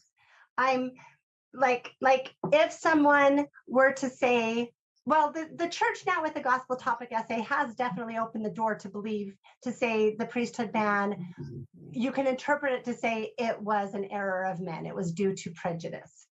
And I think that many of us tend to agree that it was never of God. And if there are people who believe that it was of God, that's I happen to think that's a sad belief, but that's their prerogative. But I would be hard pressed to say, if you believe this wasn't of God, you have to be kicked out. And I guess I'm in the same place with polygamy. I think that's very strange to say you have to believe what I believe or we get to kick you out. No, you're misrepresenting what I'm saying here, Michelle. Let me try again. Oh, I'm sorry. Really? Well, I guess because I'm saying it publicly. That's what I see too. Yeah, and she also did this. You're misrepresenting me when sometimes it just rewording what it is that you're saying in a more blunt way that sounds bad, and then that's a misrepresentation. But I don't think she's misrepresenting him at all. No, not at all. Well, you're actively promoting an alternate view that contradicts the church's accepted scripture and narrative. Now, the active part of it, the public part of it, is the problem. You can believe whatever you want, and that's my. But the whole point of the priesthood ban again was she's trying to point out, the public, there were public people who were against that, and Brian, should they have been excommunicated? He's not willing to go there. He'll never go there. No, they refuse to put the obvious together. He keeps leaving that behind, leaving the priesthood behind, and keep coming back to now, and you're disagreeing with them now, and that's the problem. Concern for you and for Rob Fotheringham, Whitney Horning, Demmer Snuffer, he's gone, but their voices are promoting an alternate narrative. Now, in the gospel, there is one truth, and you're familiar with the scripture that said, whether by mine own voice or the voice of my servants, it is the same. Now, the servants aren't always perfect, but Joseph Smith did say, I never told you I was perfect, but there is no error in the revelations. So, and this was after D&C 132 was given.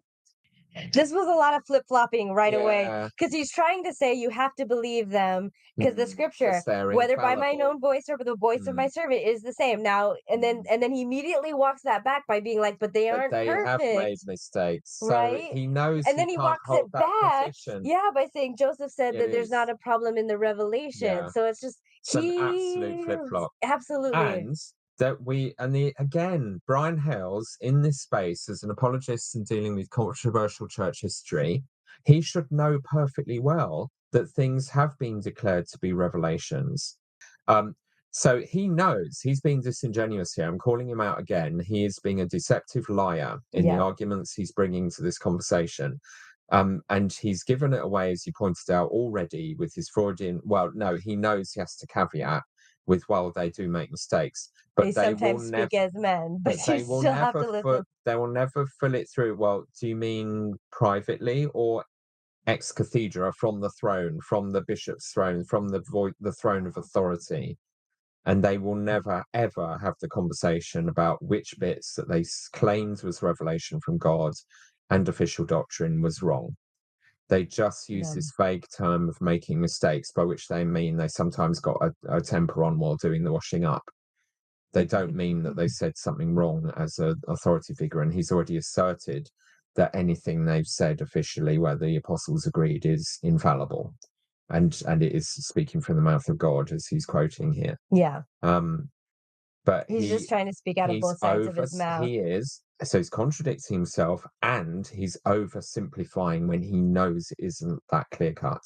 He knows it's not binary. Yeah. He knows there's all these examples of in-betweens and shades of grey, and he's acting like they don't exist. And this is the ultimate deception that Fair Mormon keeps indulging in, that loads of these apologists and general authorities revert to, is they oversimplify for the people who they treat like children rather than adults who can think for themselves and have already read the stuff, because it's all over the internet. And they're still using these stupid strategies that aren't going to work. And they have no idea why people are still leaving. It's ridiculous. Yeah.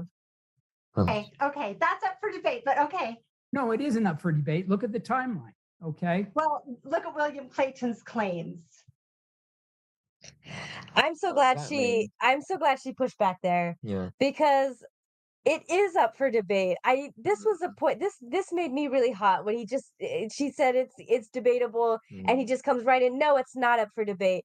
Yes, it is. That's why this is happening. There That's are why, contradictory sources. yes, It's not clear cut. it isn't clear cut. He knows it, and he's admitted that in his own research and writing. Yeah. So he's not being honest here. No, it was. So I just found this really patronizing and just really rude and disrespectful to do to her, to just cut her off like that and say, I'm so glad she said something, because at this point I would have been done with the conversation, I think. Yeah. And she keeps We're not going. even halfway through yet. Sorry, No. folks, you're doing well. Hang in there. Yeah, just good. Way to go, Michelle. Like keep going, keep pushing back. Yeah.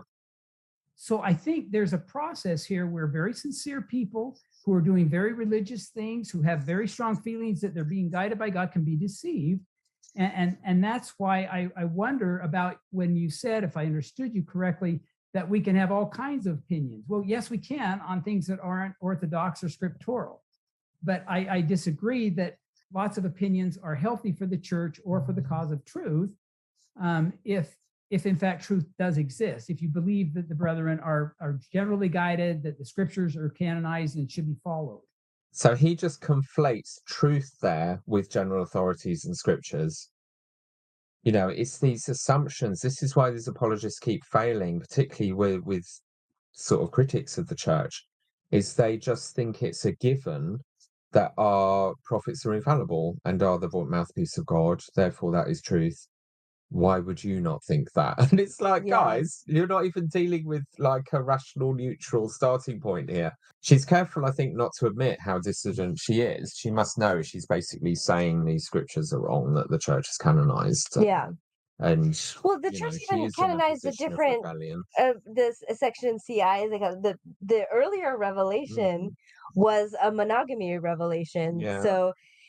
So this later one is contradicting that one. So which is the point she's going to make. Yeah, and he's already contradicting himself about like contradicting the brethren and what they do. So you know, I think the thing though that I find a little bit confusing or maybe potentially troubling. I don't want to, but you know, you're not telling me that if I don't believe that the priesthood ban was of God, that I need to, you know, that it's confusing and I need to be disciplined, you know, but when it comes to the essay that you like in a way we could see that you provided the narrative for the church, because it's changed over time. And this isn't what the church has always said is the case, but it's what the church is saying now in the Gospel Topics essay, which you worked on. So part of what I'm kind of hearing is that it sounds to me a little like you're saying, I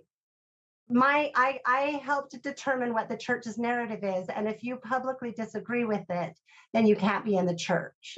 I think she's nailed it, really, honestly. I think ultimately this is where it is a pain point for Brian because this is something he's researched for so long, and it is against his position. She's being really clear at that point. Yeah, If I was saying this about racism in the church, should I be excommunicated for it? because he never Certainly not answers. now, and he never answers. No. And also, but also particularly back then, because you're ahead of the prophets then, and plenty of people were criticizing the Mhm. leaders for being racist. Does that make sense? Well, no, it doesn't make sense at all to me. Okay. But you mentioned that in one of your messages, and I had to recognize that we're in different places. And you keep going back to the priesthood ban as an example of a church leader who, in your view, was wrong. And so we can generalize that principle that all of the leaders could be wrong, or any of them could be wrong at any one time. Therefore, we don't have to trust what they teach. And that isn't how our church, but that's what I'm hearing. So tell me why that isn't what you're saying. So this is the crux of the matter that all of these arguments always end up boiling down to, and the apologists just can't say anything credible with it or deal with it, which is their paranoia, their fear, the reason they've gone to this ludicrous extreme, the general authorities and the apologists, of now saying you can't ever disagree with the leader about anything at all. It's too dangerous. He's warning her, you'll leave the church, you'll lose your salvation. It's because they haven't created any safe way to disagree with the leader about anything at all and not have it break the whole church. Yeah. Because they can't acknowledge that. They keep saying we admit that these leaders are not perfect, but they have to still insist that everything that's wherever this list of real doctrines is that's Important to your efficient and salvation. doctrinal, Yeah. can't be disagreed with, or you're done. But they can't imagine a world in which there's some kind of extra checks and balances that mean you can filter what a leader says. That there is a way to listen to everything they say, take them completely seriously, while incorporating the reality that they could be wrong, and they have got a track record of being wrong. Therefore, we can't ignore that. But you can still be a faithful Latter-day Saint. And it's something we thought growing up in the church was kosher and there all the time, but now they're killing off. This is the change. This is the difference since the early 1990s, is they're now doubling down on you're not allowed to think for yourself, and all this crazy authoritarian stuff that is just alienating people of my generation who were taught the opposite. And they're now assertively teaching that Haney in the last conference saying that the teachings of older prophets don't age well like No. old comics. Yeah. Unlike old comics, they don't become more valuable. So basically, forget all the scriptures, forget what any previous prophets taught. It's always the man in charge today. Yeah. He's the truth. And if it changes tomorrow, you just have to change your whole belief system to keep up. And the past stuff doesn't matter. And that's what God wants you to do. And that's how That's nuts how he wants you to be. And this is how crazy it's become. It's that mad. Totally contradicting everything we were taught in seminary growing up. And Brian Hales has bought into all of it, and he's bringing all of this to these discussions. He can't imagine a world in which we can actually make a judgment about whether the leaders are speaking truth or not. He can't imagine the Holy Spirit telling you that when they lie. He's admitting they're getting things wrong, but but the Holy Ghost cares more about your loyalty to these human leaders than the truth. That's his religion. That's the religion of these general authorities. That sounds They blasphemous to are me. blasphemous. Yeah. They're blasphemers against God, and they are Pharisees. Phariseeism is literally their religion. It's about tradition and authority, not truth. It's amazing. And they're just saying it Yeah. in public. But she's the apostate. Right. She's the dangerous threat to the church. It's ridiculous. He's the threat. Yeah. He's teaching Lucifer's plan of salvation as God's will. He's the dangerous one in this conversation, and all the people who think like him. It's extraordinary. And he's the one with the most power. Yes, and because it's all entrenched in a compliant patriarchy. Amazing. More popcorn. We should have gotten I popcorn. actually do think it's an important thing to recognize that the buck stops with us. Throughout, like I've mentioned a couple of times, throughout the Book of Mormon, when we are taught how to recognize and discern and find truth, it never teaches us. It's what the head of the institution teaches. It's always the one-on-one spiritual discernment from the Holy Ghost, from the Lord, speaking directly to us. And I think that's really important, because this life is about spiritual growth and spiritual progression and coming to God. And I think we do have to do that individually. And I think that when we sort of don't step into our own responsibility, but we abdicate it. And, like I think of when Moses, I won't get the scripture reference, I've mentioned it before, but he wanted all of the children of Israel to come and meet God. And he said, would to the Lord that all the Lord's people were prophets. And the scriptures talk about in that day, they will not have to say to one another, they won't have to teach one another of God and ask one another, know ye the Lord, because all men will know the Lord.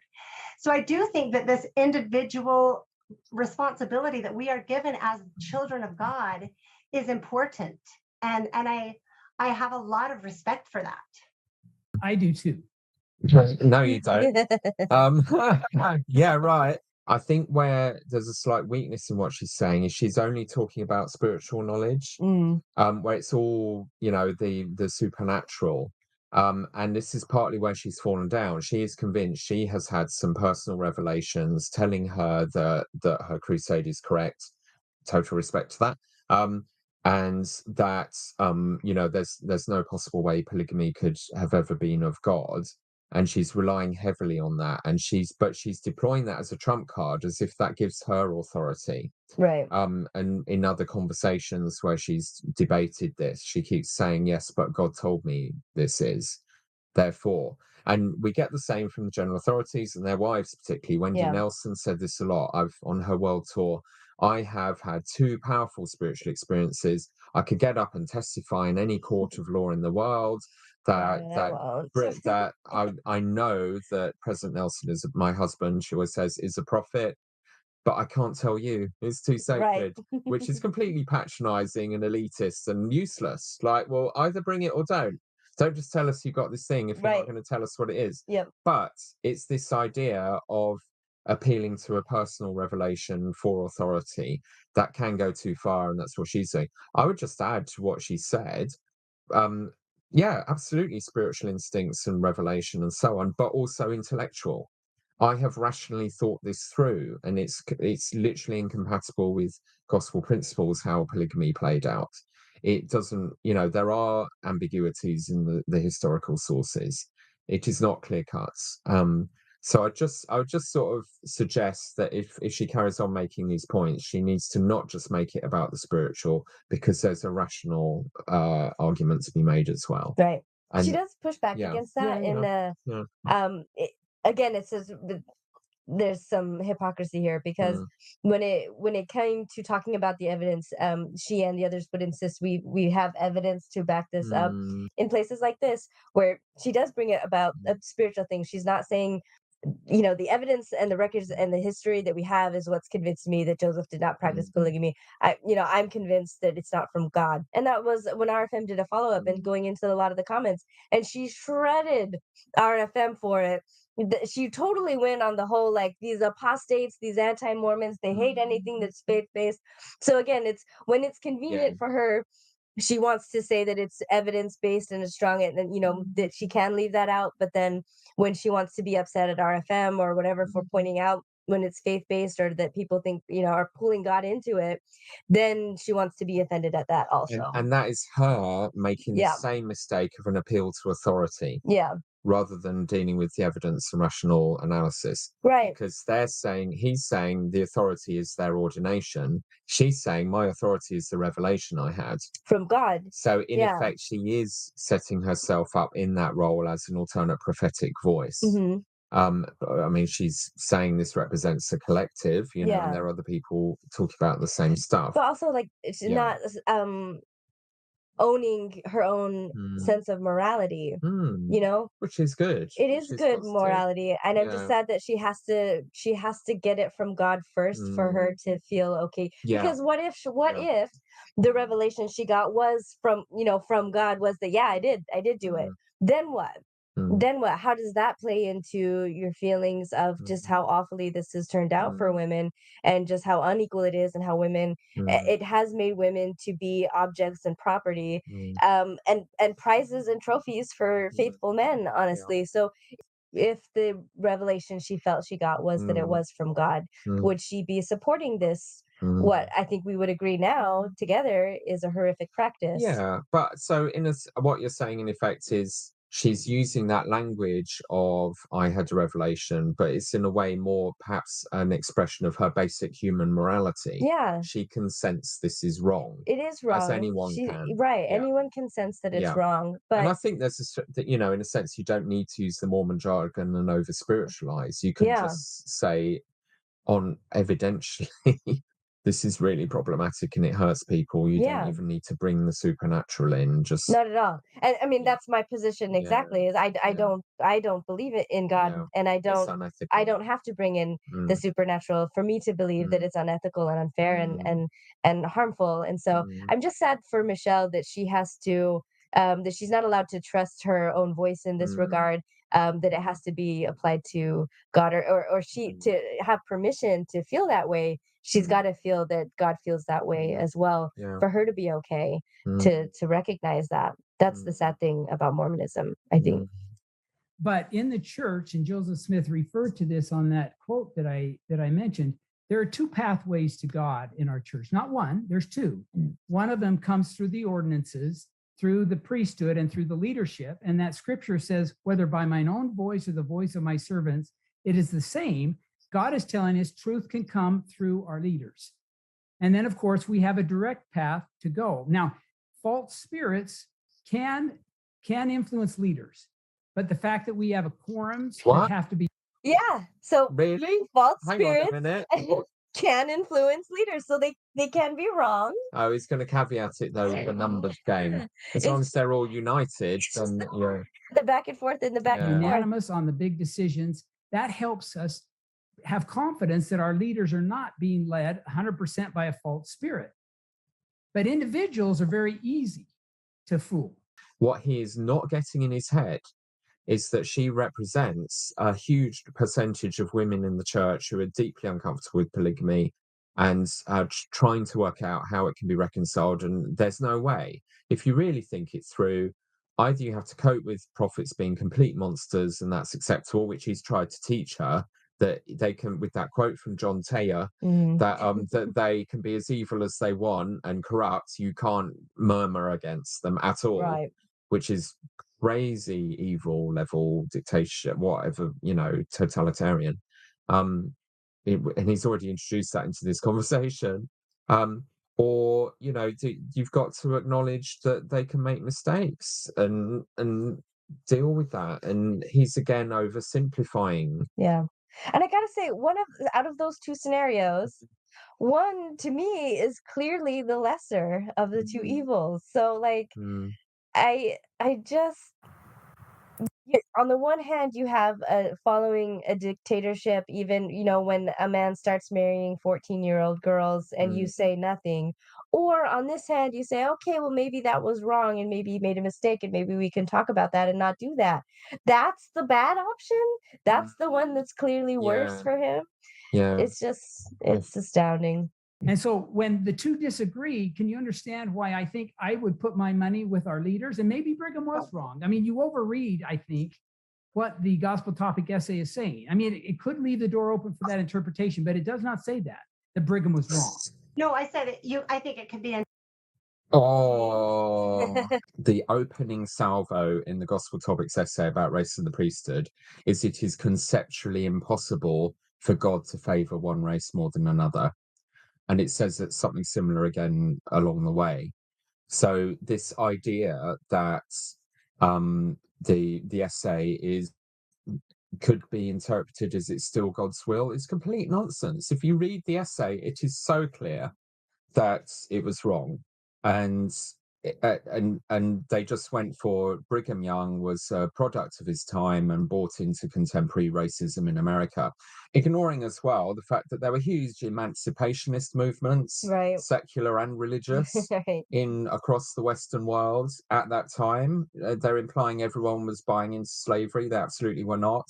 The But point Brian here, is trying to it say, specifically says God won't discriminate. yeah, but he's trying to make it sound like the Yeah, opposite. it's Like no, ambiguous. they Yeah, still didn't make a you can't mistake. totally read it that way. Yeah.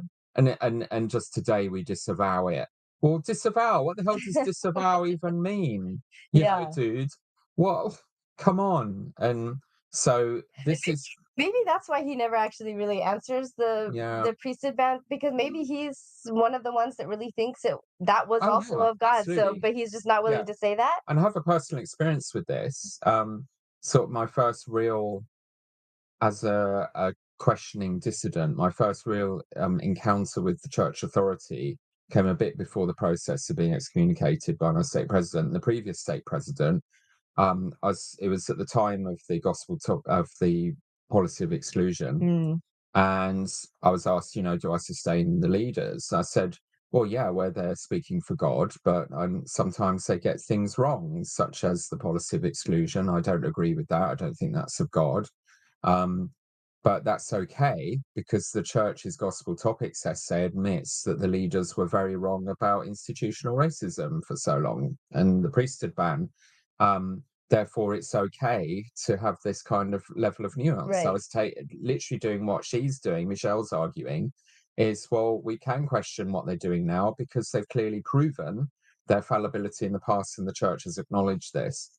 And my stake president was like, well, I'm not sure the essay really says that. So it's like an Yeah. exact replay of this Yeah. discussion.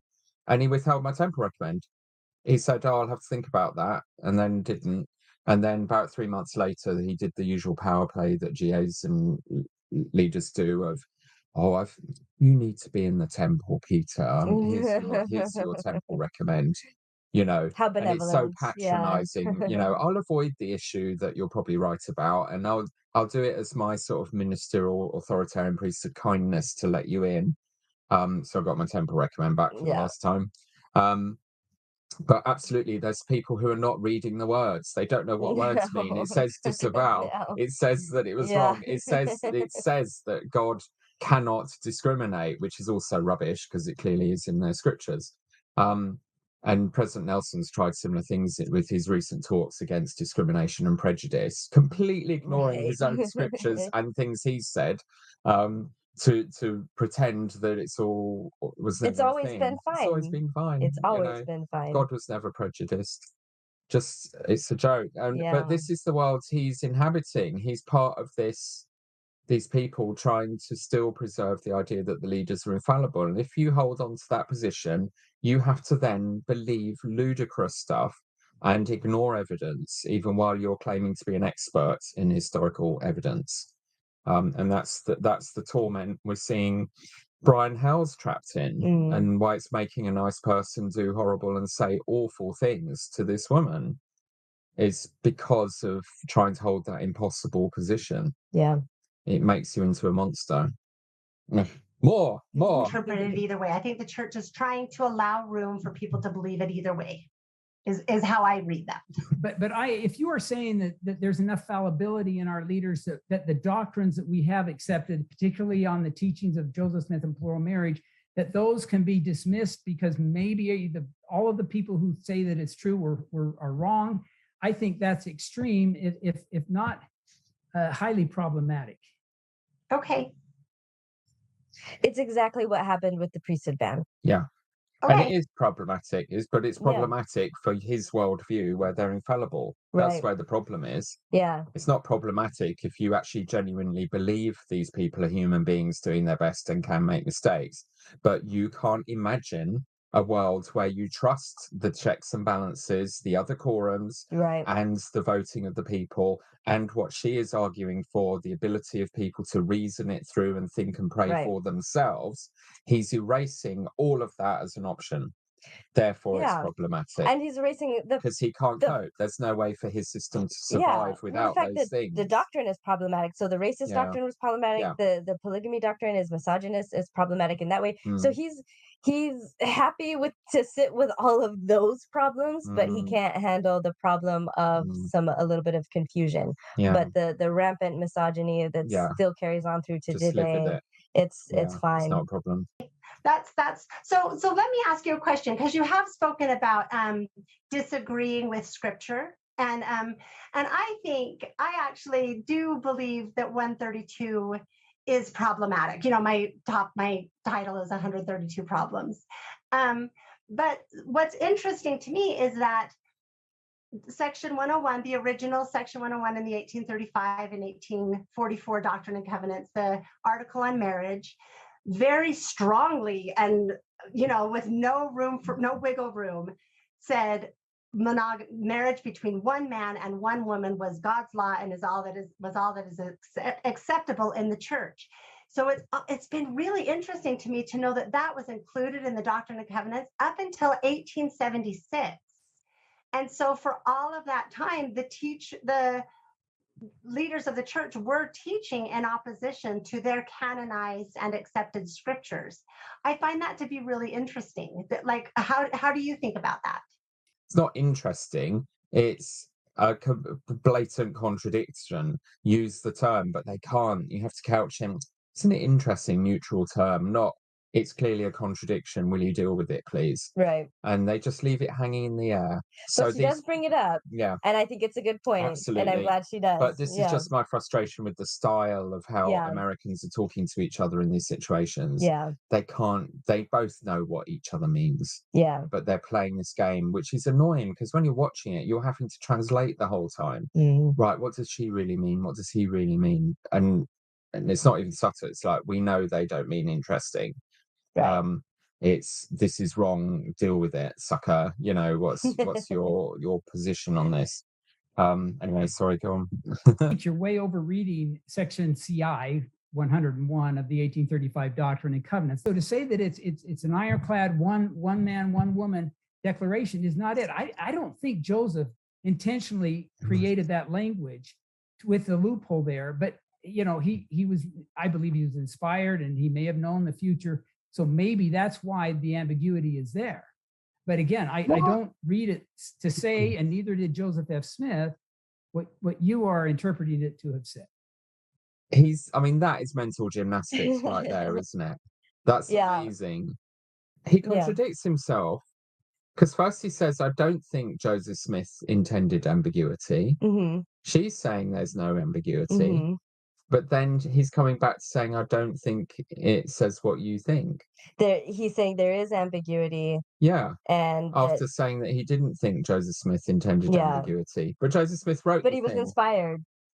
See what I mean? Yeah. It's the trickster God.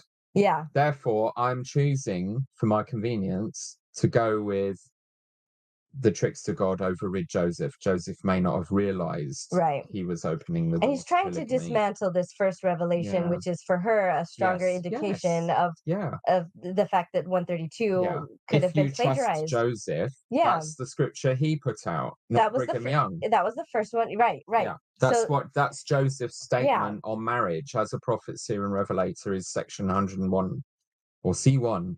CI. Yeah. Well, right. That this is mental gymnastics in action in front of our faces, people. How Brian has literally in almost the same sentence contradict himself completely and decided to go with by far the least Occam's razor, by far the least likely explanation because it suits his argument. Does the prophet writing the scriptures even know what it means? Yeah, all the time, the contemporary general authorities are saying, you listen to the prophet. He knows the way. He knows what it means. Only he can interpret what the revelation means. And obviously, you would think you understood what it meant if you were the one getting the revelation. Again, it's just what is so great about this conversation. It is giving us countless examples of all the things that have gone wrong by the leaders being ambiguous and contradicting themselves, by these apologist historians cherry picking what they're willing to talk about and disconnecting themselves ethically, rationally, and emotionally from the pain, consequences, and moral car crash of what has happened in church history, while trying to maintain the idea that the leaders are infallible. If they could just let go of the leaders being infallible and accept my advice, there's 6 filters, all this would be sorted. But I really should start a church, it'd be easier.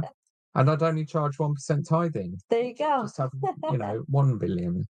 1 billion. Just what's just that? one A little stipend, billion. a living stipend. Living stipend. Yeah, just enough to live I off think of. that would save people money, be more economical. Anyway, sorry, carry on. Yeah. I don't have it memorized, so I'll see if I can find it. And see, for me, what that speaks to is the motivated reasoning that I think is present in so much of polygamy. Because I think that, like, from my perspective, any reasonable person going to read this would interpret it as it says, and then you have to kind of twist it into a pretzel to claim it means the opposite of what it means in order to justify a belief. That's how that sounds to me. Let me see if I can read it. I'm not saying it meant that. I'm not even saying it's intentional. But to say that it's ironclad is going well beyond the words of the section, in my view. Well, No, it's certainly not well beyond. It's not well beyond at all. Yeah. He's he's holding on to this idea that somehow the trickster God worked around what Joseph thought he was writing. He's already acknowledged that Joseph was not intending ambiguity. But because I mean, even if you think there was some shadiness in the language there, I would never say that it goes well beyond to actually believe what the actual language up front says. No, you can't be that certain. You can't bring the trickery in and try to make it 50-50 or even make that more that's than 50. a more certain position than the obvious reading of the text, which is the point she's making. It's not a more certain position. She's correct here. But let's remember how he slated her earlier for wresting the scriptures, for having her own interpretation of things. But what's he doing? He's taking scriptures and putting the most unlikely interpretation and spin on them. Well, it's not wrong when I wrest the scriptures. It's only wrong when you wrest the scriptures. Amazing. I'm reading what they're supposed to be. Is absolutely how Emma Smith interpreted it. She used it repeatedly to proclaim monogamy and that was God's law and that was what was in their scripture. It was certainly interpreted, and it was designed to teach the world that, look, you're accusing us of this, but we're not doing it. This is what we believe, and this is what we say God has established and ordained, and this is what we practice. So I think that the general consensus would be that it was claiming that, let's see, here it is. Inasmuch as this Church of Christ has been reproached with the crime of fornication and polygamy, we declare that we believe one man should have one wife and one woman, but one husband, except in the case of death, when either is at liberty to marry again. So to say that because it says but one husband and says I have one wife is like to me, it's looking for ways to it's the same to me as what people do to Jacob 2:30 to try to claim that is a loophole that says God doesn't really mean everything he's saying here, because we can twist that. And this is where she crashes and burns because it is a loophole. The Jacob scripture is clearly a loophole. It says very clearly that when God commands it, you can have polygamy. And it says why? To raise up seed. So she's now made a brilliant point, but then absolutely hung herself rationally, because the same criteria she just applied to 101 can easily be applied to Jacob, which is very clear in its intention and meaning and context. And it's not supportive of her view. She's claiming people are wresting meaning, an excuse for polygamy from it. Because it is one of the enemies of her position that even the Book of Mormon is, while having very strong anti-abuse of women and concubinage statements, it does right from the beginning. Anyway, silly, you've lost us, Michelle. You're not being consistent. It to mean and I also just don't think that I don't think Joseph Smith was deceptive. I know God isn't deceptive. Oh. And so that's tricky to me. But I was just And this is why you Yeah, right, I have to Sopho. pause. Yeah, because Mhm. because of this belief that Joseph is not deceptive, Yeah. that anything that does come across as being deceptive, Yeah. that's something She that can't she rejects acknowledge it outright as for that. evidence. Yeah, Yeah. and it's circular reasoning, which is Yeah. something she accuses our side of Yes. incorrectly, but that Yeah. is what she's doing here. Is like, Yeah. is that deceptive? Well, Joseph wasn't, Mm. and so therefore he didn't do Yeah. it. So yeah, but Although in a way, I mean, you can get into all his deceptions with treasure seeking and so on. right, But it goes way beyond however, polygamy. if you were going to think of an example of where the critics of the church usually trot out polygamy as the example of Joseph being deceptive. He publicly proclaimed, "I don't have all these hidden wives." Well, we all know he did. Mhm. And the women standing there and signing some of these documents later signed affidavits saying I was already his polygamous wife, and Emma didn't know. Right. So you could say that if you took that out of the equation and he wasn't being deceptive about polygamy, there isn't much else that people usually go to as a reference. Deceptive, but But it's not that there isn't much There's the there. curtain There's a thing. lot. Yeah. There's lots of all kinds of all things kinds where of he's not being honest. yeah. Okay. I think he's never been honest, Yeah. and everything, all the Mm. revelations always twist to match what's most Mm. convenient for him at the Mm. time. He's just Mm. a very very convenient huckster. Mhm. So yeah, so even if polygamy was out of the picture, Joseph is still a long way away of Being looking like absolved of right deception. of looking like a Yeah. saint in Okay. any way, shape, or Yeah, form. fair enough. Yeah, but not to her, and that's really the crux of this, because This is the problem for she's in. yeah, Yeah. because it isn't just a lot of people who believe like Michelle also do believe that Mm. everything else, everything said about Joseph is a lie. He's just this humble, poor, just righteous guy, and everyone just all for all the different reasons in the world. everyman. Everyone Yeah. hates him because he's so righteous, just like everyone hates us because we're so righteous. It's a very Yeah. convenient narrative. Yeah. I was just disputing the what I thought was kind of an extreme interpretation, saying that it was, I don't remember what word you used. It's not ironclad, and if He called her interpretation the extreme interpretation. I know we've already gone over it, but it's just he's just made it all the more clear right there So cool. that he that's just not. you disagree with Joseph Smith, go ahead. I'm not defending, what he said, and it's interesting because he's actually responding to an RLDS publication that was the first that I could find to identify this verbiage that actually isn't as clear as it initially seems to be. To me, it's just an entertaining side story. But when people want to say CI is exclusively monogamy, they really are going beyond the actual verbiage. Oh, that's interesting. Okay, that tells me more about how polygamists interpret things than about what CI actually says, in my opinion. But I hear what you're saying. Great point. So I was taught. Now I'm actually hogging the middle, sort of dividing line with the flags. Yeah. Okay. I definitely remember being taught for a long time, and I'm sure in Institute, maybe even before, where they acknowledged that Section 101 originally was this monogamy statement. And the way it was spun was, of course, they were practicing polygamy privately, but it was incredibly dangerous for them to be public. So it was a necessary lie. It was a way to protect the saints in a hostile environment before they could get to Utah and make their own rules and be safe practicing this commandment from God. The commandment from God trumps the need to be honest. So they published this thing to tell the wicked world that they weren't doing polygamy because the world wasn't ready to hear it yet. Right. That's embedded in our narrative, that it was intentional deception, which she's kind of missed. And anyway, but he's still massively overclaiming by saying it's not an obvious reading that's about monogamy. I mean, it couldn't be clearer. Yeah. Literally couldn't. And the statement is because of people accusing us of polygamy, therefore we're saying this, we're monogamous. All the context is clear. There's no ambiguity at all there in its intention or its content.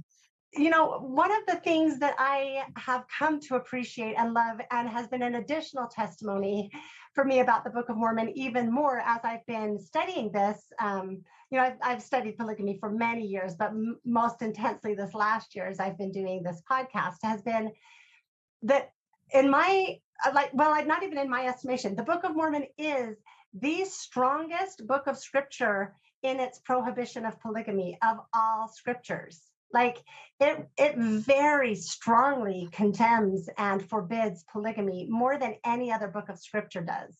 And it does so repeatedly. So I guess I'm kind of curious how you make sense of that, where we believe the Book of Mormon to be the word of God, and we believe it to be the most correct book. And yet, how do you believe that? And then also believe that polygamy is of God? Okay, can pause on Well, that. I mean, So again, she's slightly overclaiming. In a sense, I'd agree with her because the Doctrine and Covenants has section 132 in. The Old Testament is full of polygamy. You know, it Mhm. doesn't condemn polygamy. Women are property And in women are both. property. Yeah. And so in that sense, there's a very strong feminist narrative in Jacob against the oppression of women Yeah. through sexual exploitation and husbands being promiscuous and all of the rest of it. And a misogynistic patriarchal society. And ultimately, is it one of the great women writers wrote an article, Could Feminism Have Saved the Nephites, in Sunstone magazine years ago, which was fantastic. And it's pointing out that, kind of based on Jacob, that it says the reason you are going to be destroyed, Nephites, and not the Jaredite, not the Lamanites, is because they treat their women better. I mean, it says that. It's an amazing feminist narrative. It's very powerful. So it is a bit jarring to find within all of that still an excuse that there is a get out clause unless I command it for children. He's going to point out a bit later, I think, about levirate marriages, the obligation of a brother to marry a widow of a sibling if they haven't had a male heir. And that maybe it could be pointing to that. And the Book of Mormon also says that they were following the law of Moses. So we'll get into that in a bit.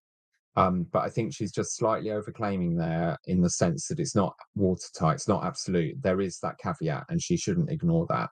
But on the whole, there's a really, as she says, a really strong argument against concubinage and polygamy and so on. Yeah. I mean, you referred to it earlier.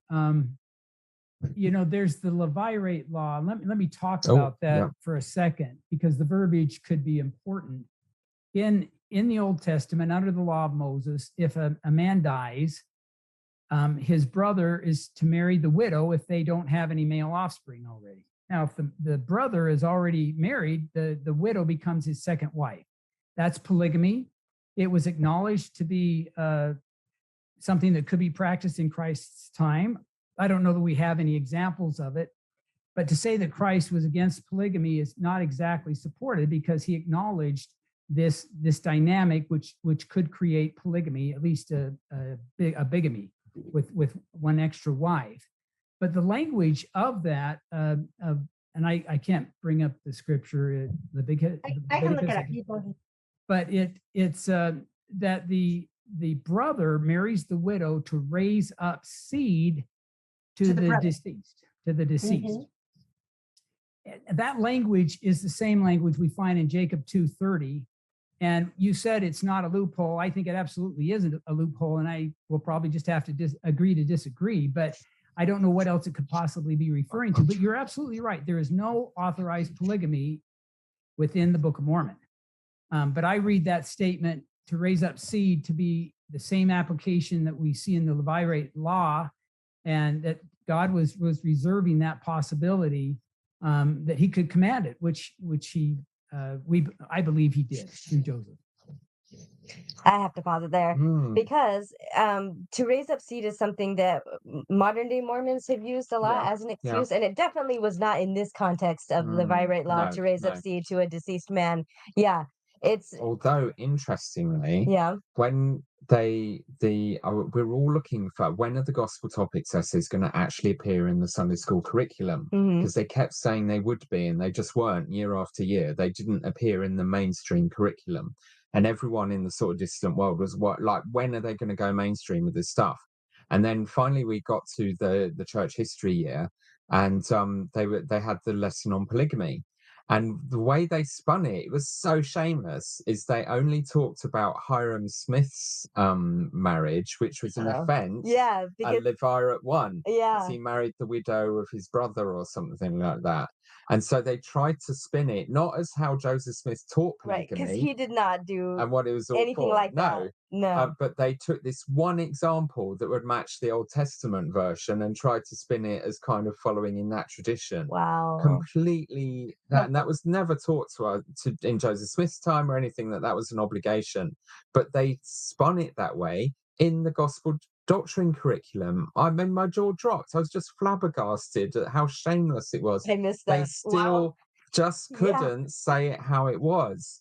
And they were trying to use this excuse. But I'm fascinated because I'd never heard that presented before. The idea that the mention in the Book of Mormon is referencing that law rather than Yeah. a general, everyone can raise lots of babies now. However, where he says there was no polygamy authorized in the Book of Mormon, that's wrong, because they lived the law of Moses.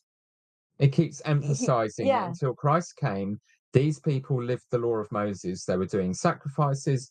Therefore, if it wasn't retrofitted later by Bible writers, the Levirate law would have been part of the law of Moses. Right. They would right. have been practicing And he admitted that. So yeah. So he's contradicted himself Again. on his specialist subject. Right. Honestly. I feel like he just wants to contradict Michelle. Yeah. Okay. So for you, Jacob 2:30 kind of trumps anything else in the Book of Mormon. Because for me, it's the examples we have of polygamy in the Book of Mormon are some of the most despicable characters, like King Noah and Riplakish, and each time the Lord very points it out to condemn polygamy, and then I think that Jacob 2, I think we do a big disservice to both Jacob 2 and 3 by only focusing on verse 30. And so here, let me go to this question. I have heard, and I appreciate this because I think it matters, but I've heard you, and maybe Laura did, maybe not, I can't remember, you can remind me, but you have a presentation where you at different times have talked about potential reasons for polygamy. And do you mind sharing what those are? Do you have them off the top of your head? The section 132 gives 4 reasons why it could be practiced, not commanded, but just practiced. One of them is a restoration, verses 40 and 45. I'm astounded that he says it's not a commandment when I think that's the thing that seems the most strong, like wording from 132 is it absolutely is a commandment. Well, absolutely, yeah, definitely. I mean, let's make that point immediately. Right. It's commanded, and the women who it's given to, if they refuse the commandment, are damned. Like it's right there. So why is he, the expert in polygamy, appearing with his voice in public, saying it's not commanded? That's why Michelle has, like, this is one of the few places she's got the upper hand and where she's able to do it, because Brian is just so disingenuous here. So 40 says, I'm the Lord thy God, and I gave unto thee my servant Joseph an appointment and restore all things. Ask what you will, and it shall be given you according to my word. And then 45, for I've conferred upon you the keys and power of the priesthood, wherein I restore all things and make known unto you good. Yeah, so he's right on that one. It's a restoration. A specialized trial for that time and place. That's verse 51. Oh, right, 51. It's a specialized trial for that time and place. Let's have a look. Verily I say unto you, a commandment I give unto you, mine handmaid Emma. So he's spinning the Emma thing. It's a commandment. No. Well, yes. And he's spinning a commandment I give unto you.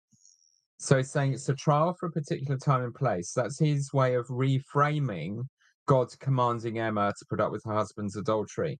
Verily I say unto you, a commandment I give unto mine handmaid Emma Smith, your wife, whom I have given unto you, that she stay herself and partake not of that which I commanded you to offer unto her.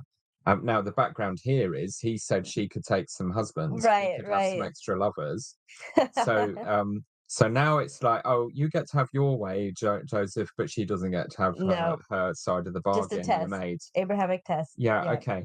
For I did it, saith the Lord, to prove you all as I did Abraham, and that I might require an offering at your hand by covenant and sacrifice. So it's not living polygamy as the trial, it's offering polygamy, then withdrawing it is the trial. It's like an Abrahamic test. That's what he meant. That's the reason for God to command polygamy, just to mess with people's heads. That's such a dirty one, Brian. That's That one does really not make any bad. sense. Oh my No. gosh. Okay, but we've got two right, more. yeah. To multiply and replenish the earth is verse 63. Okay, we agree with that. But if one or either of the 10 virgins, after she is espoused, shall be with another man, she has committed adultery and shall be destroyed. For they are given unto him to multiply and replenish the earth, according to my commandments. Commandments! And to fulfill the promise which was given by my Father before the foundation of the world, and for their exaltation in the eternal worlds, that they may bear the souls of men. For herein is the work of my Father continued, that he may be glorified, not them. Boom. Yeah. Brian. And then a fourth one is verses 16 and 17 tell us that if a person dies and they aren't in the new and everlasting covenant, they live separately and singly without exaltation in their saved condition to all eternity. So I guess he's saying if you don't do it, you're single forever. Right. You'll get a TK smoothly. You won't have any genitals in the eternities. But how's that a reason? That doesn't it's really like make sense. Inverted reason. If you don't, you'll be single. Yeah. It's a threat, not a reason. No. But not a commandment. Not a commandment. Honestly, sometimes your jaw just drops and you think you're just lying. Like, you try and give these people credibility. You try and think these people that they're at least being genuine. That they're being genuine, that this is the best they can do. But when he says something like that is not a commandment, and the word commandment is all over this, he references he's referencing verses that use the word commandment. And this is the scripture he should be more familiar with than any other human on earth. Dude's lying. Yep. And he's putting on a good show of being a sincere, concerned, sort of, I don't know, friend. Patriarchal minister. Dude is lying his head off. Therefore, when they are out of the world, they neither marry nor are given in marriage, but are appointed angels in heaven, which angels are so starting with Jesus's quote about marriage, which angels are ministering servants to minister for those who are worthy of a far more and an exceeding and eternal weight of glory. For these angels did not abide my law. Therefore, they cannot be enlarged, but remain separately and singly without exaltation in their saved condition in all eternity. And from henceforth they're not gods, but are angels of God forever and ever. Yeah, so they've broken the commandment. So the reason to do polygamy is it's a commandment from the law, or you can't have the blessings. And so everybody needs to be married, and ostensibly plural marriage. And we're talking about polygyny, not polyandry. That's never been permitted. Pause there. Yeah. Well, yeah, it's never been permitted, but Joseph did it. Again, how, Brian, can you say that with a straight face? You lying toe rag. I mean, really? Right. Just not even flinch. But even like a lot of Joseph's wives that were sealed to him ended up getting sealed to other men as well, to Brigham Young and to others. Yeah, like after he died, Brigham got a whole bunch of them. Others chose not to go that route, but still, like, so it continued for generations. There was eternal polygyny as well. It's just astounding. Okay, he's so shameless. Oh yeah. I mean, look at her face. She's like, you're talking complete nonsense, dude. Yeah. Yeah. Amazing. Carry on. More. Could allow more worthy women to have the new and everlasting covenant of marriage and then be a candidate for exaltation. So those are the four reasons it could be permitted, but we don't have any. And just where he's saying that you could be permitted to, if the husband's worthy, what we'll get to later is what was actually taught by Brigham Young and others, that you could just walk straight out of your even righteous authorized priesthood marriage to a higher one if you could find a higher ranking general authority willing to take you as a wife, and you wouldn't even need a bill of divorcement, right? So I just thought it's interesting he started down that path. But again, Brian knows all this, But he's just he's pretending to have this really simple understanding of these matters. Yeah. He's pretending to be functioning at bog standard youth lesson on a Sunday level. He knows there's more to all of these stories than he's allowing to come into his conversation right here. And for an average member of the church, that's fine, and that works, and he is the expert. But again, she knows better. Her whole podcast is about this. So the fact that he came on and just thought that she would be an easy pushover, just like anyone else, and that she wouldn't know anything, I think it just makes it just delicious when she dishes it back out to him. The references that he knows full well about, that the average member, including myself when I was watching this, did not know about. So do you know what? It's difficult. Because I was basically excommunicated for saying these people, calling them names, saying these people are Satanists, these people are liars, these people are not nice, saying these general authorities are intentionally deceivers. But we're watching it right here. Yeah. They've so normalized all this lying and manipulation for what he stated clearly from the start with a PowerPoint with her face on. Yeah. The ultimate moral authority for him is that the leaders are infallible and no one should ever question the church. Right. That's the ultimate morality, not truth, not actually finding answers to these complex questions. And this is how much he will perjure himself. Right. In order to manipulate and twist and carefully edit out of what he's saying in order to hold that line and to as he said, not rock the boat of the ignorant, to actually start learning it's more complicated than the church wants them to realize. And he wants to shut her down so that they don't find out. This is an evil, whether he thinks he is or not, he's an evil manipulator functioning as part of an authoritarian cult system to suppress dissent at any cost, at any irrationality, at any cost of mental gymnastics, or cost to his own integrity and credibility as a scholar. And I sometimes you just get cross with these people, and I understand why the podcasters do sometimes. Yeah. Because you're trying to play nice with them and you respect them at the Sunstone Convention and you have them on your show and have the chat. But ultimately, they are intentional deceivers. And you're pretty confident they must realize they are. And he is perjuring himself left, right, and center in this conversation. He is not a good person. No. Even as soft-spoken as he is, even if that's not what counts and here. I don't think we can give him the excuse that he doesn't know better. He's written the books about this stuff, and he's leaving a lot of that at the door. He's not bringing what he knows into this conversation. Even though he should realize she knows that he should have. I think that's an insult in itself too, that he didn't think that she would have anything. But in a way, he's also speaking to the audience. He's trying to placate everyone and keep us ignorant. So I've actually, it's very hard to have any kind of real respect for someone like that when they're so obvious. And this applies to the general authorities because they're doing the same thing. I mean, they are ignorant. They're far more ignorant than he is. That's really obvious. But even so, they know more than they're letting on. And it's all about keeping things ticking over and not rocking the boat, not helping to inform and strengthen the members to cope with this knowledge. It's a total collective abdication of responsibility. It's the victims, the people hurt by it, and making them the enemy and making her the enemy. Blaming the victims of their own negligence to fail to deal with this history and to educate them robustly about it and have rational, logical ways that also have some ethics about them to deal with this history. And she is a victim of that because she's been left unmoored now and suddenly being threatened with excommunication by people who don't have the authority but think they do, simply because she's asked the obvious questions. And she's speaking publicly about the ethical contradiction and car crash that is involved in this whole issue of eternal marriage, real and consequences. And how it harms people.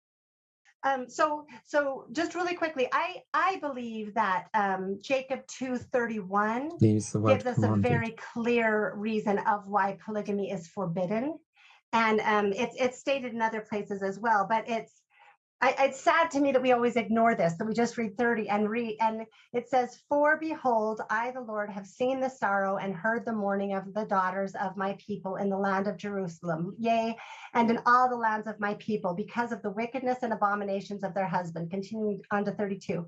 And I will not suffer, saith the Lord of hosts, that the cries of the fair daughters of this people, which I have led out of the land of Jerusalem, shall come up unto me against the men of my people, saith the Lord of hosts.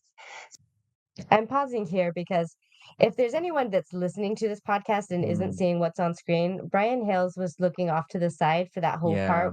And again, this is more of the heart of the matter, the pain of the women. And I know he was just getting his next thing ready on the screen, whatever it was. He just was, He's blanked her. He's letting her waffle on. Right. Yeah. So for the rest of the podcast, he is more or less facing the camera. But for right there, as she's reading this heartfelt scripture, he's completely off pulling up his next thing, just looking for what, I just wanted to point that out for any listeners. So I think the reasons, like the Lord wants us to understand the reasons for his commands. And to me, this reason is really important, especially when I compare, like, I think when I was reading Jacob 2:30 and section 132 at the same time, that was one of my, like, kind of, central consequential moments, because I was like, this is not the same God. These were not written by the same author, because in 132, the women are just treated as possessions and given willy-nilly and threatened.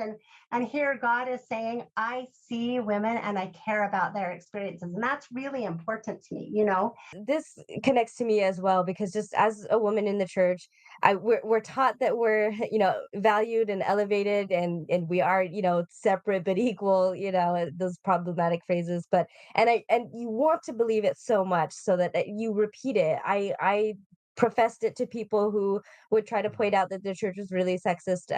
I would try to defend the church and say that it wasn't. I did this on my mission even, and because I really wanted it to be true. But I know, like, for me, as whatever little advances I was able to get for myself and in my feminism and actually feeling as an equal member of this church, every time I went to the temple, it was always a step back. And they've removed these parts now, but I mean, even the very first time I went to the temple, right? I mean, I went there expecting, as I had been promised, like from primary, it's in the primary song that you go to the temple, I'll covenant with my father, I'll promise to obey. So I expected to covenant with my heavenly father at the that's temple. interesting. And the very first covenant in the temple, in the endowment ceremony that I made, was to a non-existent husband, while the men had just made a direct covenant with God. And that hurt. That really hurt. And people have, like, accused me before of it being, it's because you don't want to follow a man. You're so prideful and vain to think that you're equal to a man. That's pride. But but just it that wasn't it at all. It was, I felt rejected by my heavenly father. I felt snubbed by God because he didn't want to make this covenant directly with me and for my obedience. Why would my heavenly father want me to obey a fallible mortal man and not him? He's supposed to be my father, heavenly father. He loves me. I'm his daughter.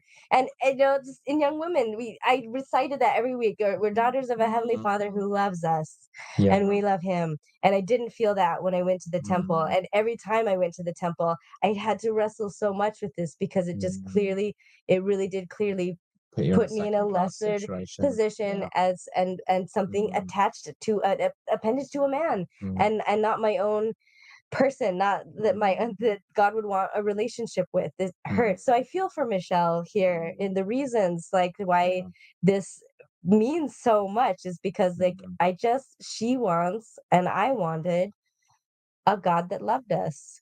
It's as simple as that. And that's such a powerful thing that women can bring to what these verses mean, and they are about women. Because for me, I would be thinking, if there's a contradiction between those verses, it's not the emotional, psychological contradiction, although it's obviously there in how women are viewed, but it's the fact that in the Book of Mormon, this is one of the most direct contradictions in Mormon scriptures. In the Book of Mormon, it says that David and Solomon and others having their extra wives was an abomination, full stop. Whereas in section 132, it's taught as positive, that they were given to them by God. Gifts of God. So it's an entirely opposite message about polygamy, full stop. For me, one of the, the Book of Mormon could be, without these stupid men screwing it up, could be so relevant to the 21st century. It has a really powerful feminist message there.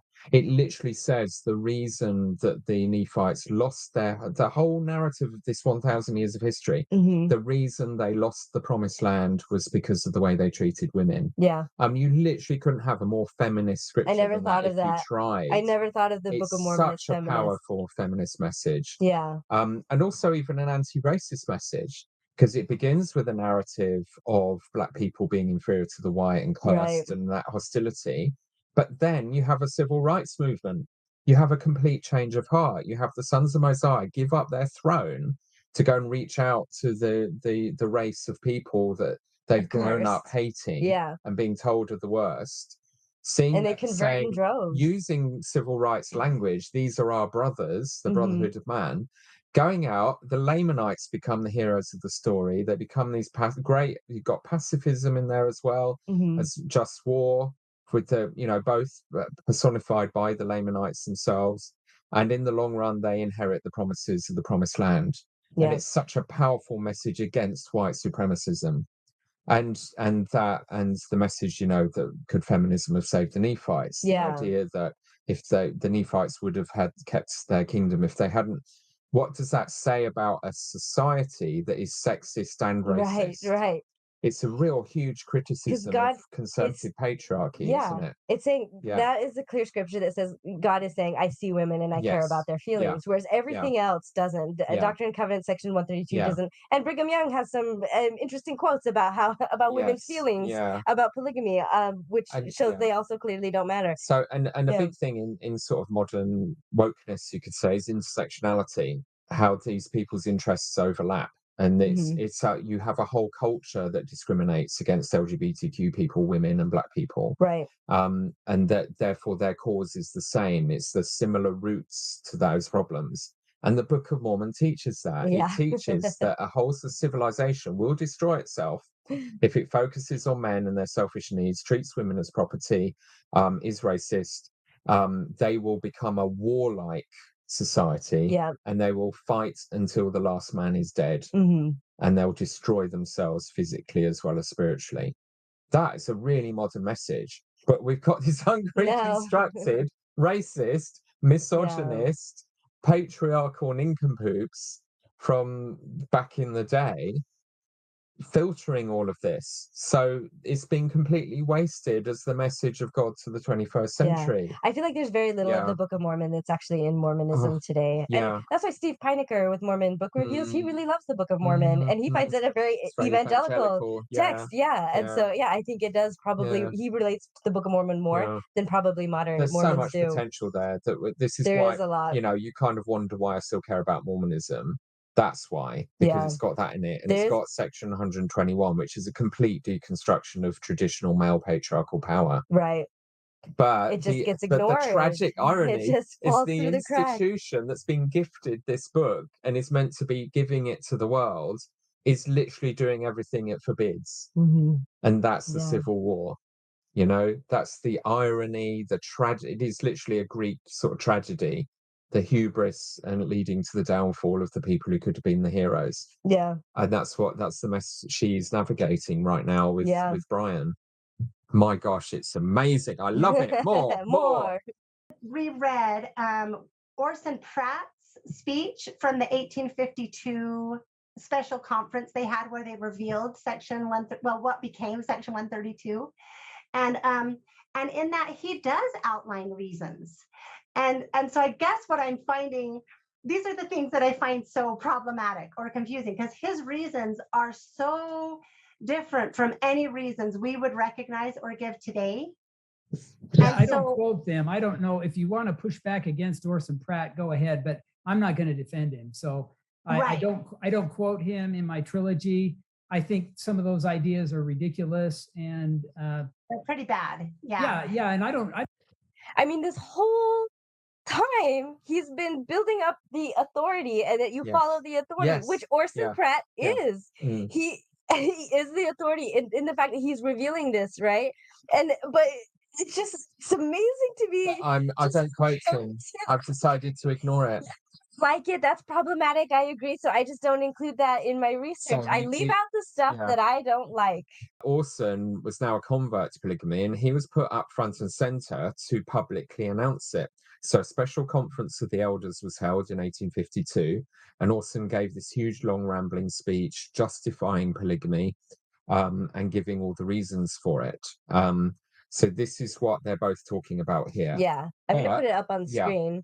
So, and this is also in the Journal of Discourses. Yeah. And so if you are watching, I've got the Journal of Discourses on screen with a little red box, but I have a much more readable on the next slide. So this is a discourse by Elder Orson Pratt delivered in the Tabernacle, Salt Lake City, August the 29th, 1852, reported by G.D. Watts. So he was the British convert who we just saw in the British pageant, who had learnt Pitman shorthand, and he recorded these speeches that ended up being published as the Journal of Discourses. Yeah. Then the title of this one is Celestial Marriage. And I'll ask you to read the quotes. Are you sure? To save my voice. Okay, all right.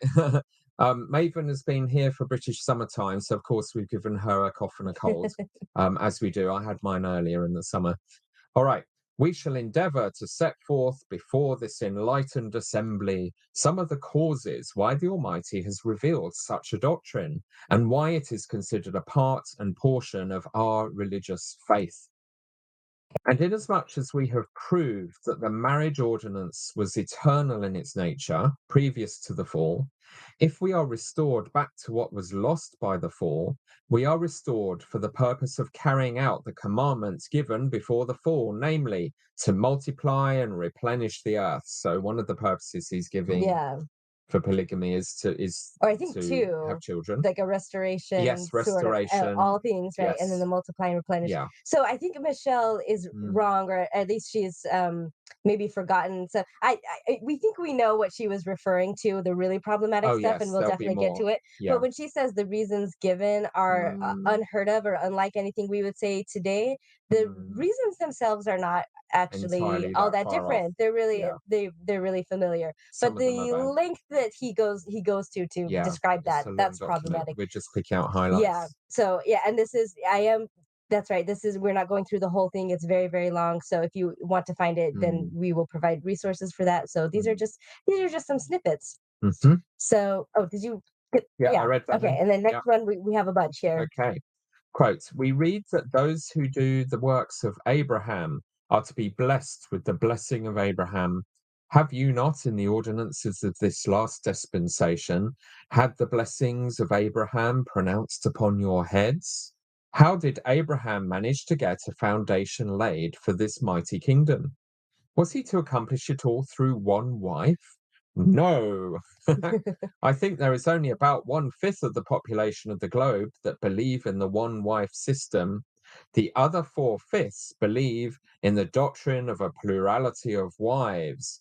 If we pause there for a minute, this is the nonsense pseudoscience of the slightly garbled sense of what's out there in the world that really anyone in the West would have had. This was still the Victorian era. You know, they didn't know the complexities of Icelandic civilization or whatever. So he's claiming that only 1/5 of the population of the globe are monogamous, that 4/5 believe in the doctrine of a plurality of wives. So he's basically saying that all these other nations, which we think of as the heathen barbarians, the majority view. So it's going with the majority fallacy or something? Yeah, the logical fallacy of popularity that, well, most of the world is up for polygamy. I don't think that was actually accurate, but he's certainly acknowledging this is something other cultures do. All right, next. And remember that because he'll be slating those cultures later. Quote, they have had it handed down from time immemorial and are not half so narrow and contracted in their minds as some of the nations of Europe and America, who have done away with the promises and deprived themselves of the blessings of Abraham, Isaac, and Jacob. So these monogamous Europeans that are wayward and just they're depriving ruining themselves it. of the blessings of Abraham. Twisting everything up. They're narrow and contracted in their thinking, Which unlike they these were, wonderful other nations. puritanical and all, but still. But it's just it's an interesting reversal when it's again, like, hey, free love, everyone. right. We're like the exciting people of the East. Yeah. Let's have more wives.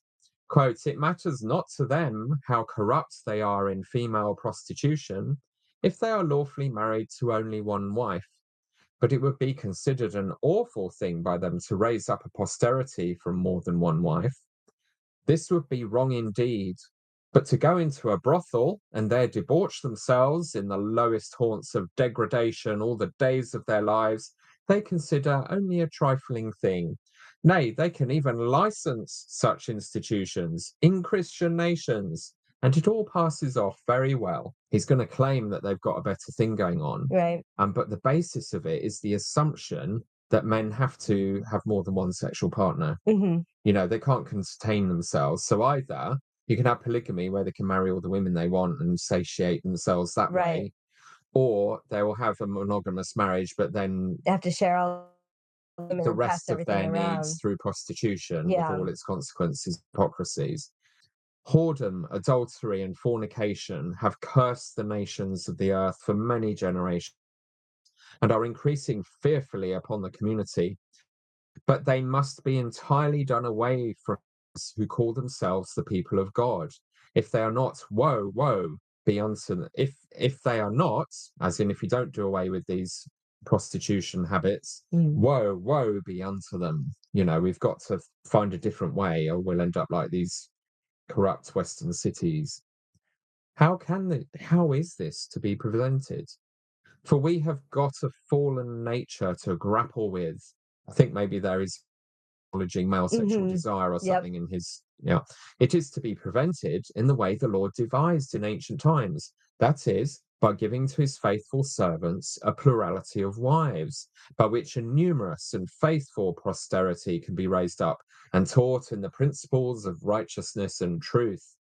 I'm going to pause there because the assumption, in both societies, the polygamous and monogamous, this European / American versus the Mormon, the idea is still very much, they're still very patriarchal and women are still appendages or products. You have to be, a noble woman is assigned to one man, but a not noble woman is shared among them. But it's still, whether either camp you fall into, you're still a possession basically. And so I feel like that's the real sexual desire, right? And it doesn't address female sexual desire at all, because I'm the opposite end of this. I identify as asexual, so I'm very much not interested in general, but I know that there are women who very much are, and who also have a lot of desires and a high libido and want to have several partners, but that's not answered for here. So it's, I guess, but that would make a woman really evil and whatnot, but it doesn't make a man that way. For the men God paved a way for men. Yeah. All right, next quote. Fascinating. There is another reason, and a good one too. What do you suppose it is? I will tell you, and it will appear reasonable to every man and woman of a reflecting mind. Do we not believe, as the scriptures have told us, that the wicked nations of the earth are doomed to destruction? Yes, we believe it.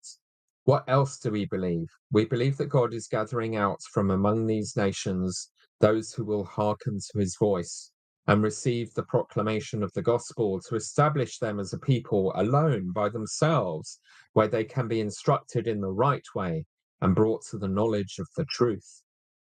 Oh yes, says one, if that is the case, if you are the people the ancient prophets have spoken of, if you are the people that are guided by the Lord, if you are under the influence, power, and guidance of the Almighty, you must be the best people under heaven to dictate the young mind. You'll be the best parents. Let's raise these super soldiers. John Larson did an episode on Mormon stories about Mormon superiority, and it's too bad that this got missed. I think this would have been really great for that. But what has that to do with the plurality of wives? I will tell you. Quote, do you believe, says one, that they are reserved until the last dispensation So I'm for gonna such a pause. noble purpose. So we're talking about we're Mm. talking about spirit children Yes. now. So he's Yeah. talking about how old spirits are, and Yeah. So this was a bit of a skip. So sorry. Go ahead. Go ahead No, and start that's again. fine.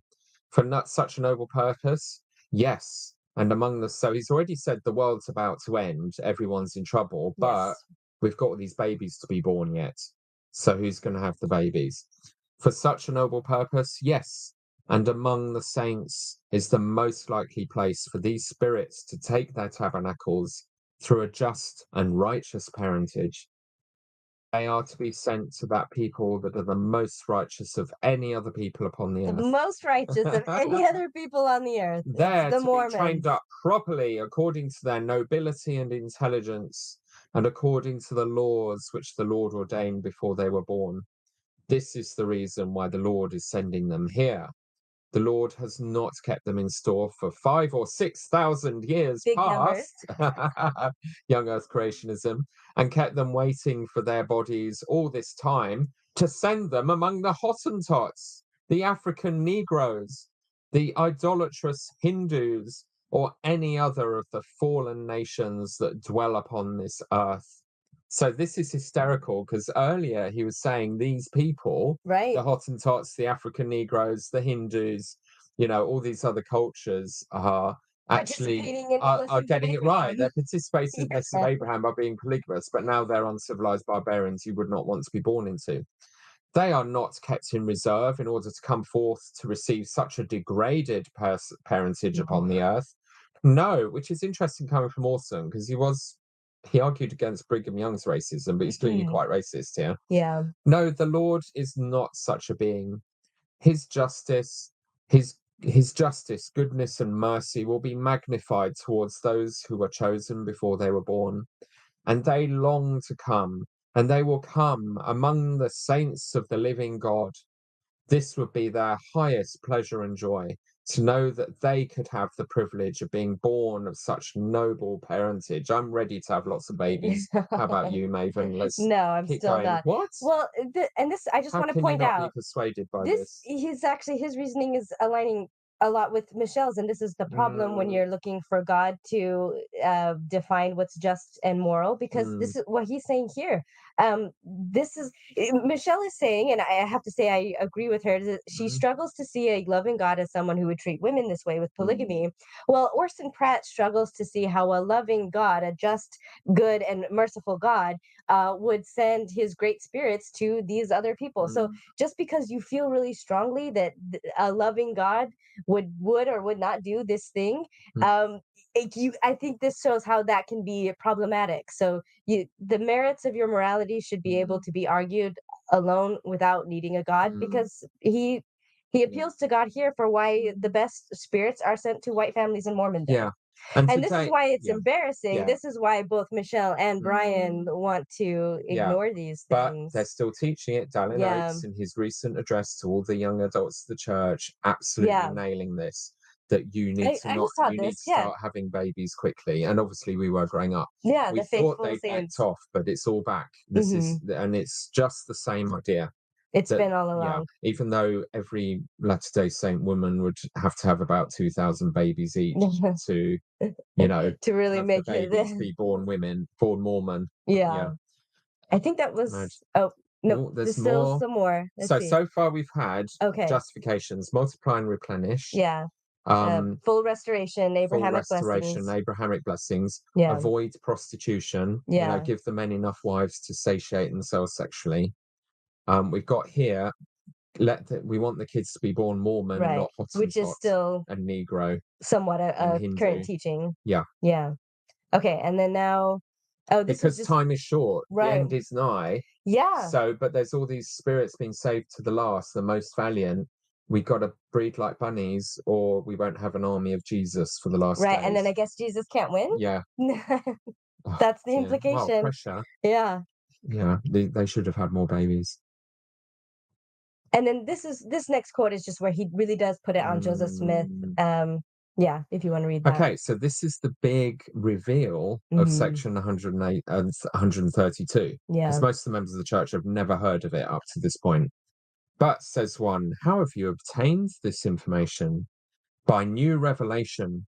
When was it given, and to whom? It was given to our prophet, seer, and revelator, Joseph Smith, on the 12th day of July, 1843, only about 11 months before he was martyred for the testimony of Jesus. That's what it was. Yeah, Yep. not treason. Now let us inquire, what will become of those individuals who have this law taught to them in plainness if they reject it? A voice in the stand, they will be damned.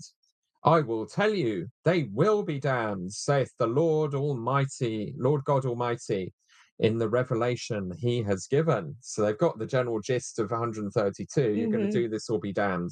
Yep. Why? Because where much is given, much is required. Where there is great knowledge unfolded for the exaltation, glory, and happiness of the sons and daughters of God, if they close up their hearts, if they reject the testimony of his word, and will not give heed to the principles he has ordained for their good, they are worthy of damnation, and the Lord has said they shall be damned. This was the word of the Lord to his servant Joseph the prophet himself. With all the knowledge and light he had, he must comply with it, or, says the Lord unto him, you shall be damned. And the same is true in regard to all those who reject these things. Wowzers. Yep. Let us inquire after those who are to be damned, admitting they will be redeemed, which they will be, unless they have sinned against the Holy Ghost. They will be redeemed, but what will it be to? Will it be to exaltation and to a fullness of glory? Will it be to become the sons of God, or gods to reign upon thrones and multiply their posterity and reign over them as kings? Which is all language from the temple endowment and sealing. No, it will not. They have lost that exalted privilege forever. Forever. Though they may, after having been punished for long periods, escape by the skin of their teeth, but no kingdom will be conferred upon them. So that's like not even having the celestial kingdom or something. Or I don't know. Yeah, that's the end. Wow. To the other stuff. So the final punchline is you have to be polygamous or you're damned. You can't become a god. You can't be exalted. It's not enough to have one wife. Inconvenient for Brian. Yes. So he's decided to just leave that out of his research. Even though this was the announcement officially by the leaders of the church, he's an apostle to the whole church, launching public polygamy in 1852. Right. The most important statement about this outside of section 132 itself. Yeah, right. But because it completely did, Brian doesn't like it. Brian doesn't like it. So, he didn't include it in any of his books. No. Now, let's just think about that. It's not just that he disagrees with it. It's not a commandment. Because if we ignore the stuff that says it's a commandment, then we can hold that position, which Michelle also does with her position. If we ignore the stuff that makes Joseph look deceptive or Joseph look bad, then there's no evidence that he looks bad. But Brian's doing the same thing here. Like, if I just ignore the stuff that says the thing, just ask the one question. How can you write a book about Mormon polygamy and be the global expert on this and never mention, he says he doesn't even mention this speech announcing public polygamy. Right. It's a huge oversight. Big problem, Brian. Really did ignore it. We need to look at his book and check the footnotes. How can he have done? I could see it both ways. How can he have done? Because you can't ignore it. It's such a pivotal moment. This changes the whole destiny of the church.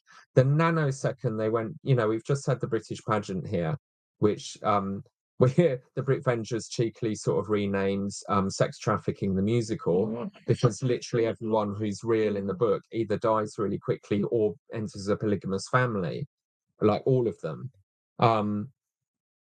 And that was in the 1840s. It was a very fast process. This splurge of tens of thousands of people, Brits joining the church. Yeah. It was actually a very small window of opportunity, because the moment they went public with this speech about polygamy, that machine of the British mission sending thousands of people to Britain stopped. It ground to a halt.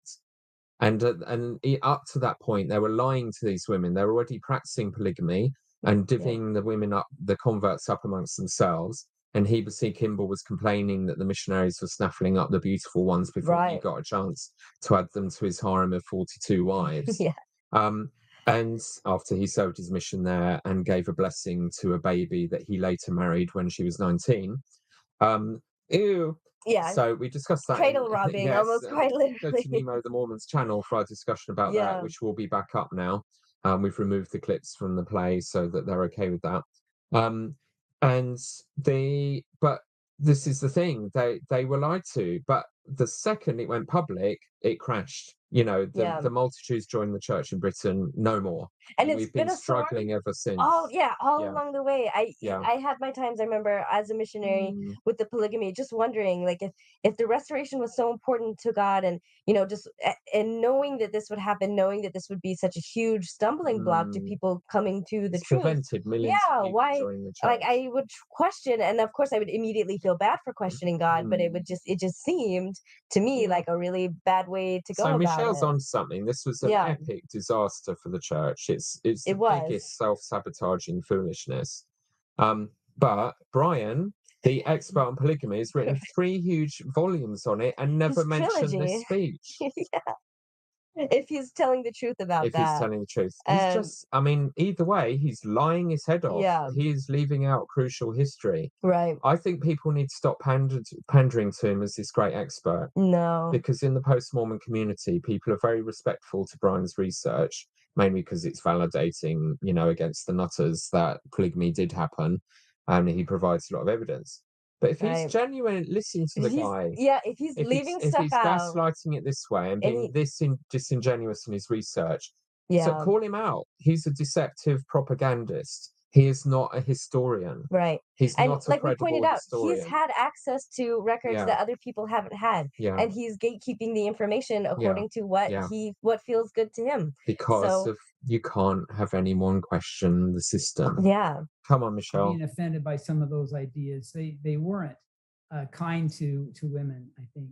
Well, and I think it goes beyond that. But I think the thing that I find interesting is, like, I just was listening to, I'll probably do an episode on it, but someone that does a podcast that was talking about polygamy. And he was saying, which I've heard many times, that we can't receive the same confirmation and understanding and witness of it that they could, because we're not commanded to live it.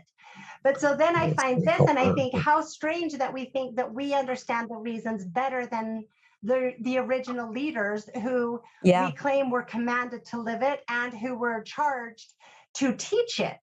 So they taught it to their people and taught the reasons for it, and all of the testimonies given of it, especially, well, I've done a lot of, tried to research to some extent the testimonies of women, and they're all based in the same reasoning to some extent.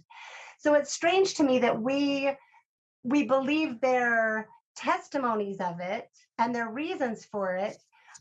I mean, we reject those, but then we keep the teaching and then kind of come up with our own reasons for it. Do you get what I'm saying? I do, and you make 100% sense, Michelle. Yes. Absolutely. Yeah, that's what Brian is doing. Yeah, and let's see if he has a good answer for that. Does that trouble you at all? Well, I don't think there's any official teaching. Now, you could say Orson Pratt was an apostle. He was speaking in a special general conference. So that's canon. A pretty big deal. That is it. That is the quote of the whole thing. I don't believe there's anything official, but same sentence. These people don't even start a new sentence, contradict themselves. But it was an apostle speaking at a special conference to announce polygamy to the world. Only an apostle at a special conference. But it's not official.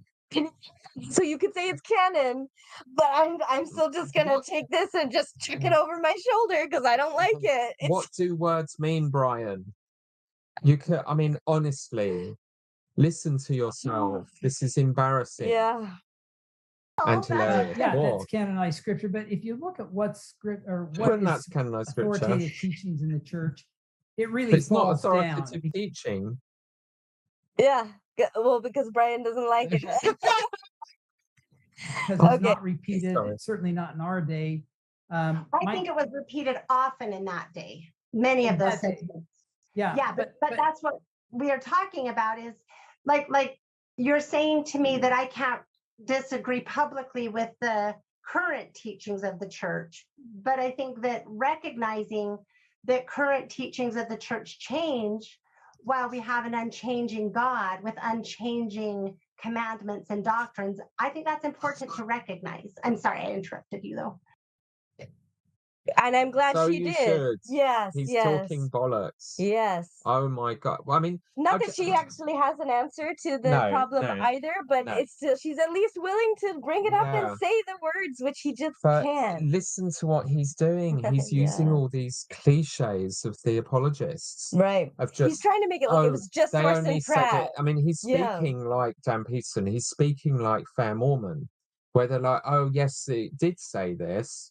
And they'll give a reference. I mean, Fair Mormon's quite useful finding the actual sources of the things they're denying matter. Which is why Fair Mormon becomes an engine of people becoming disillusioned, because they present the evidence. You can check it yourself, and then they deny it, or like he's doing. They say it says the opposite or doesn't matter. Yeah, it doesn't mean it. It doesn't But mean what it says. Like they've given you the reference, you read it, it clearly matters and happens. But then they say it doesn't really count because we teach something different now, or some other lame excuse, or it was only said once by the prophet of God in a special conference. But it was obviously repeatedly taught. And maybe we can get into it because we were looking into this. So he is trying to make it sound like it is just the one guy this one time. And so I'm really glad Michelle points out like it was taught a lot by a lot of people. So let's go ahead and bring this back. And the key point we'll be getting from these is it was a commandment, and it was taught as you must be polygamous to become a god. Monogamous eternal marriage was not enough to these people, and they make it very clear. It's crystal clear, and in fact you'd lose your one wife if you didn't take on more, like the parable of the talents. Polygamy is the only way. So this is actually this is the petition for amnesty. This is Salt Lake City, December the 19th, 1891. So this is a letter from the leaders of the church to the president of the USA. It's following up their disavowal of polygamy. Right, trying to become a state. And they're asking for amnesty for the people who have been polygamous, because at the moment they're still being rounded up and put in jail. So they're basically saying, we as an institution, even though we used to teach this so fervently, have made this huge sacrifice to abandon this principle. In return, will you, President of the USA, call off your attack dogs, send the policemen home, let these polygamous families and husbands and wives just live their lives in peace without fear of arrests. They can come out of hiding or leave the jails, because there's people in jail as they're speaking, probably, if they haven't already been released. So they're asking for a blanket amnesty for all the polygamists. Now the church has abandoned it. Get these people out of prison, please. Okay, but in it, they acknowledge how assertively they taught that it was necessary. And is it on this page? To the president, To the president, we, the First Presidency and Apostles of the Church of Jesus Christ of Latter-day Saints, beg respectively to represent to your excellency the following facts. We formally taught to our people that polygamy, or celestial marriage, as commanded by God through Joseph Smith, was right, that it was a necessity to man's highest exaltation in the life to come. There it is. Literally the First Presidency of the Church writing to the President of the USA.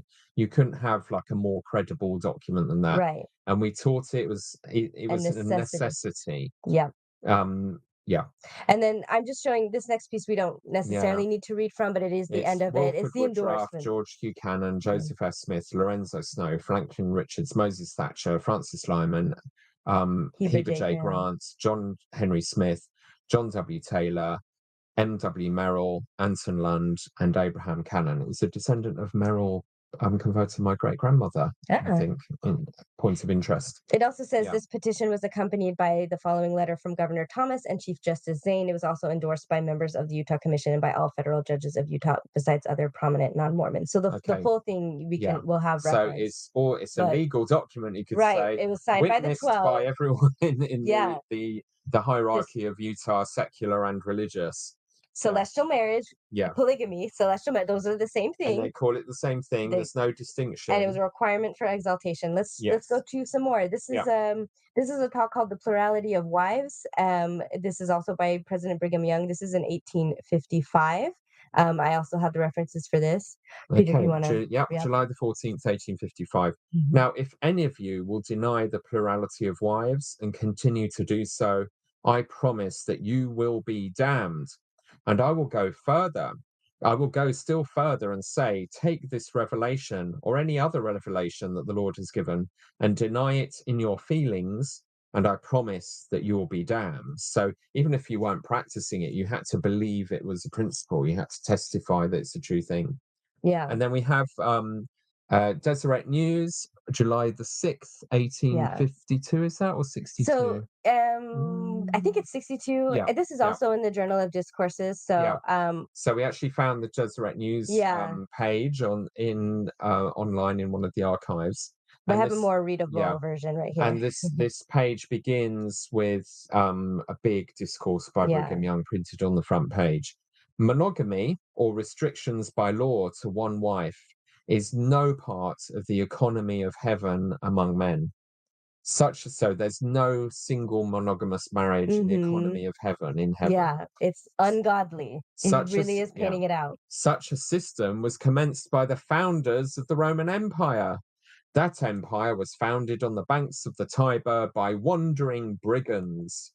When these robbers founded the city of Rome, it was evident to them that their success in attaining a balance of power with their neighbors depended upon introducing females into their society politic. So they stole them from the Sabines, who were near neighbors. Then Sabine women. Right. The scarcity of women gave existence to laws restricting one wife to one man. Rome became the mistress of the world and introduced this order of monogamy wherever her sway was acknowledged. Thus, this monogamic order of marriage, so esteemed by modern Christians as a holy sacrament and divine institution, is nothing but a system established by a set of robbers. Oh, and it's amazing, just rewriting history, like Pearl of Great Price making up some fantasy about how the Egyptian civilization began. Right. We now have Rome being started by a bunch of robbers who didn't have many women among them. Right. So and the great evil was monogamy. Yes. So they started it, and because there weren't that many women, they just stole some, but they had monogamy. Right. And the Greeks fell because of homosexuality, right? It's all these, the rise and fall. Whatever you don't like today, just assign that to a past civilization. So he's rewriting history. He's trying to slander monogamy as a pagan Roman evil thing by Gadianton robbers. And I guess Brian does not really hold to and this again, much you anymore. just think basic historical knowledge and fact checking. This is where the internet puts a halt to nonsense like this. Yeah. Or some people still try it, but you can fact check. Thank goodness we live in the information age. Otherwise, these poor people sitting in the tabernacle, delivered in the Bowery in Salt Lake, are just being taught by their prophecy and revelator complete nonsense about history. Whatever comes to their minds. And that world out there is corrupt pagan Roman monogamy. They're just rewriting their morality, their history, their culture to suit the moment. It's extraordinary. But anyway, but unequivocal. It's trying to make it sound like it was optional. Not everybody was doing it, but these teachings are showing it very clear that it wasn't just like polygamy is best, but monogamy is bad. It's bad. It's a corruption. It's not heavenly. It's not godly. Is there more? Right. Some more? We have some more. Yeah. So this is the beneficial effects of polygamy. This is more Brigham Young. We'll have some more from others. In the Bowery, August the 19th, 1866. You who wish that there were no such thing in existence, if you have in your hearts to say, we will pass along in the church without obeying or submitting to it in our faith or believing this order, because for aught that we know, this community may be broken up yet, and we may have lucrative offices offered to us. We will not therefore be polygamists, lest we should fail in obtaining some earthly honor, character, and office, etc. That man that has that in his heart and will continue to persist in pursuing that policy will come short of dwelling in the presence of the Father and the Son in celestial glory. Sounds like they want to sin and they want the worldly riches. This is funny because that's what's also put onto us that we leave the church for, the praise of the world. Yes. Well, if you don't like polygamy, those of you hedging your bets and staying monogamous while the rest of us are getting on with this. I don't know if this was 1866, the time of the sort of the Reformation in Europe, where they were heavily pressurizing everyone to get into polygamous marriages and hoovering up all the available girls into underage marriages. Right. He's saying, you know, those of you thinking, well, this whole experiment might not work and you're going to be living back in the what is it? What's the regular society, the Gentiles, the Gentile world, Babylon, and it'd be helpful not to have two wives at that point. You know, you're not getting into heaven, right? And it just kind of also points out like that a man couldn't genuinely be caring about women or his wife, or maybe he just really loves his wife. That's not possibly a reason. No, but it's got to be for the praise of the world. That's the only reason a man would want to be monogamous. He can't have it really in his heart that that's what he actually wants. So and it's thought control. You've got to believe this as well as practice it. Yeah. The only men, and continuing the same speech, the only men who become gods, even the sons of God, are those who enter into polygamy. Others attain unto a glory and may even be permitted to come into the presence of the Father and the Son, but they cannot reign as kings in glory because they have blessings offered unto them and they refuse to accept them. Again, this idea that if you're told about polygamy, you have to live it. Right. And it's all very male-based. The only men who become gods, even sons of God, kings, right? Yes. Yeah. And of course, and that was the temple endowment, was that the men became kings and priests to God, whereas women became queens and priestesses to their husbands. So I don't think we generally get to be goddesses, or if so, it's only as an appendage to the main male god. So there's a couple more. Right, let's do it. We need to be thorough. We're gonna jump forward in time by a few decades. This is discourses by Elder Joseph F. Smith, who wasn't prophet at this time, I don't think, maybe a bit later. But anyway, a discourse delivered by Elder Joseph F. Smith, delivered in the Tabernacle, Salt Lake City, the 7th of July, 1878. I want to read the title. Go for it. This was his title. This is the title of the document. Plural marriage for the righteous only. Obedience imperative. Blessings resulting. Quote. Some people have supposed that the doctrine of plural marriage was a sort of superfluity or non-essential to the salvation or exaltation of mankind. Exactly how people spin it today. Yeah. It wasn't essential for salvation. Moving the goalposts. Yeah. Yep. So he's addressing that. In other words, some of the saints have said and believed that a man with one wife, sealed to him by the authority of the priesthood for time and eternity, will receive an exaltation as great and glorious if he is faithful as he possibly could with more than one. I want here to enter my solemn protest against this idea, for I know it is false. There is no blessing promised except upon conditions, and no blessing can be obtained by mankind except by faithful compliance with the conditions or law upon which the same is promised. And no half-assing it. Yeah. Is there more? Oh, I think, nope, that's the end of it. Okay. Okay. So he's saying here, you know, that the condition is polygamy. Clearly, in the context there. So this is spanning across time, across several generations. Several different prophets, it turns out. Right. That they are literally teaching that the only way to be exalted while polygamy is on earth is you have to be polygamous. Monogamy is not enough, and in fact, monogamy is a heathen corruption from the pagan Romans. Right. But they always overcompensate. Right. Just make up nonsense. We'll rewrite history. Yeah. You know, they're great rhetoricians, the rhetoricists or whatever. They'll lay it on with a trowel. You know, they'll give it all the hubris that they can. To suddenly be, and the same was done after getting rid of polygamy. We hate polygamy. We're not polygamists. We're excommunicating we will polygamists. excommunicate polygamists. You know, you can't be saying we like this stuff. We hate it. Right. Unbelievable, literally. Yep. So Brian's going to try to walk all of this back. Yeah. No, Good luck, I think Brian. You're bringing up a good point. The things that apostles say are not always telling the same story. And Joseph Smith taught a prophet is a prophet only when acting as such. So That I got totally it. contradicts everything you said earlier. So now apostles and prophets aren't always being prophetic. It's amazing. It is shameless. Shamelessly. I mean, it's basic. You can't hold a consistent train of thought. No. People, stop respecting Brian Hales. He's a liar and he can't even do basic rational trains of thought. He contradicts himself constantly. It's whatever is convenient know, to me at the Let's time. stop pandering to this guy as the great expert, because he is producing propaganda. It's not research with integrity.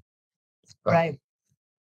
Okay, Like, we don't even need to read his book to know that. He's doing it here. Yeah. He's saying, I've left out some of the most important speeches ever in the history of polygamy. Oh, but I'm the expert, and I've been Right. doing this since you were in high school. And I little leave girl. these out so I can assert that it's only a few Yeah. people here, because Yeah. I'm leaving out everyone that was saying it, because it Just- was yeah. broad. It was. I mean, and that's he my knows thing with it. my podcast. Just listen to what these knows it. people say. Yeah. Before long, they will start contradicting themselves. Right. He'll dig a deeper hole for the himself. voice of one apostle can be declaring scripture, I guess we could say. Less likely, because most of that's going to come from a combined unanimous quorum. And so I worry Moving those goalposts. that the next step is that we can say, well, those guys were wrong, so maybe these guys are wrong. And well, if they're wrong, then why not them? Pretty soon that is the next step. That's the logical next yes, step. it is. But unfortunately, you, Brian, have already taken that step. You just did it. Therefore, get real. Right. Start dealing with reality like she is. Yeah. Well, sometimes. Some of the time. They're both wanting to ignore the evidence that they don't like. But like, it's funny that he's doing it while getting mad at her for doing it. Yeah. It's a clean hands doctrine, Brian. Like, yeah. Anyway. That's just what you preach. Yes. I'll keep question going. Any doctrine, any scripture, and do it publicly. And we demand that right. And that's not what our religion is about. That's not what any religion really is about. I guess today everybody, maybe they are. Yeah, is it? That's utter nonsense. Plenty of religions are okay with having a discussion and talking things through. Judaism famously is all about internal discussion, stress testing ideas, and so on. He doesn't understand religion like the general authorities, you know. No. And well, as in they both don't, right? Yeah. Not like And he's neither do just flip-flop 180-degree U-turn there. Oh yeah, and a single apostle can speak scripture now, though less likely to, and still reliable with the majority. He's ignoring here that the majority of the Q15 repeatedly through several administrations taught that polygamy was essential for exaltation. We just heard some of them. He shameless liar. Sorry, but again, he's going from that point straight onto back to, like an elastic band, pinging back to authority. Yeah. You can't let people think they might be wrong or the whole church falls apart. Yeah. Well, how infantilizing and stupid is that? It's going to fall apart then, because you said it yourself. He's had to acknowledge the thing that completely makes it fall apart himself. And now he's horrified himself and he's recoiling back to, but we can't say this publicly. It's like, dude, you're on a podcast. Yeah. You're saying it publicly. You're saying that these people can make mistakes.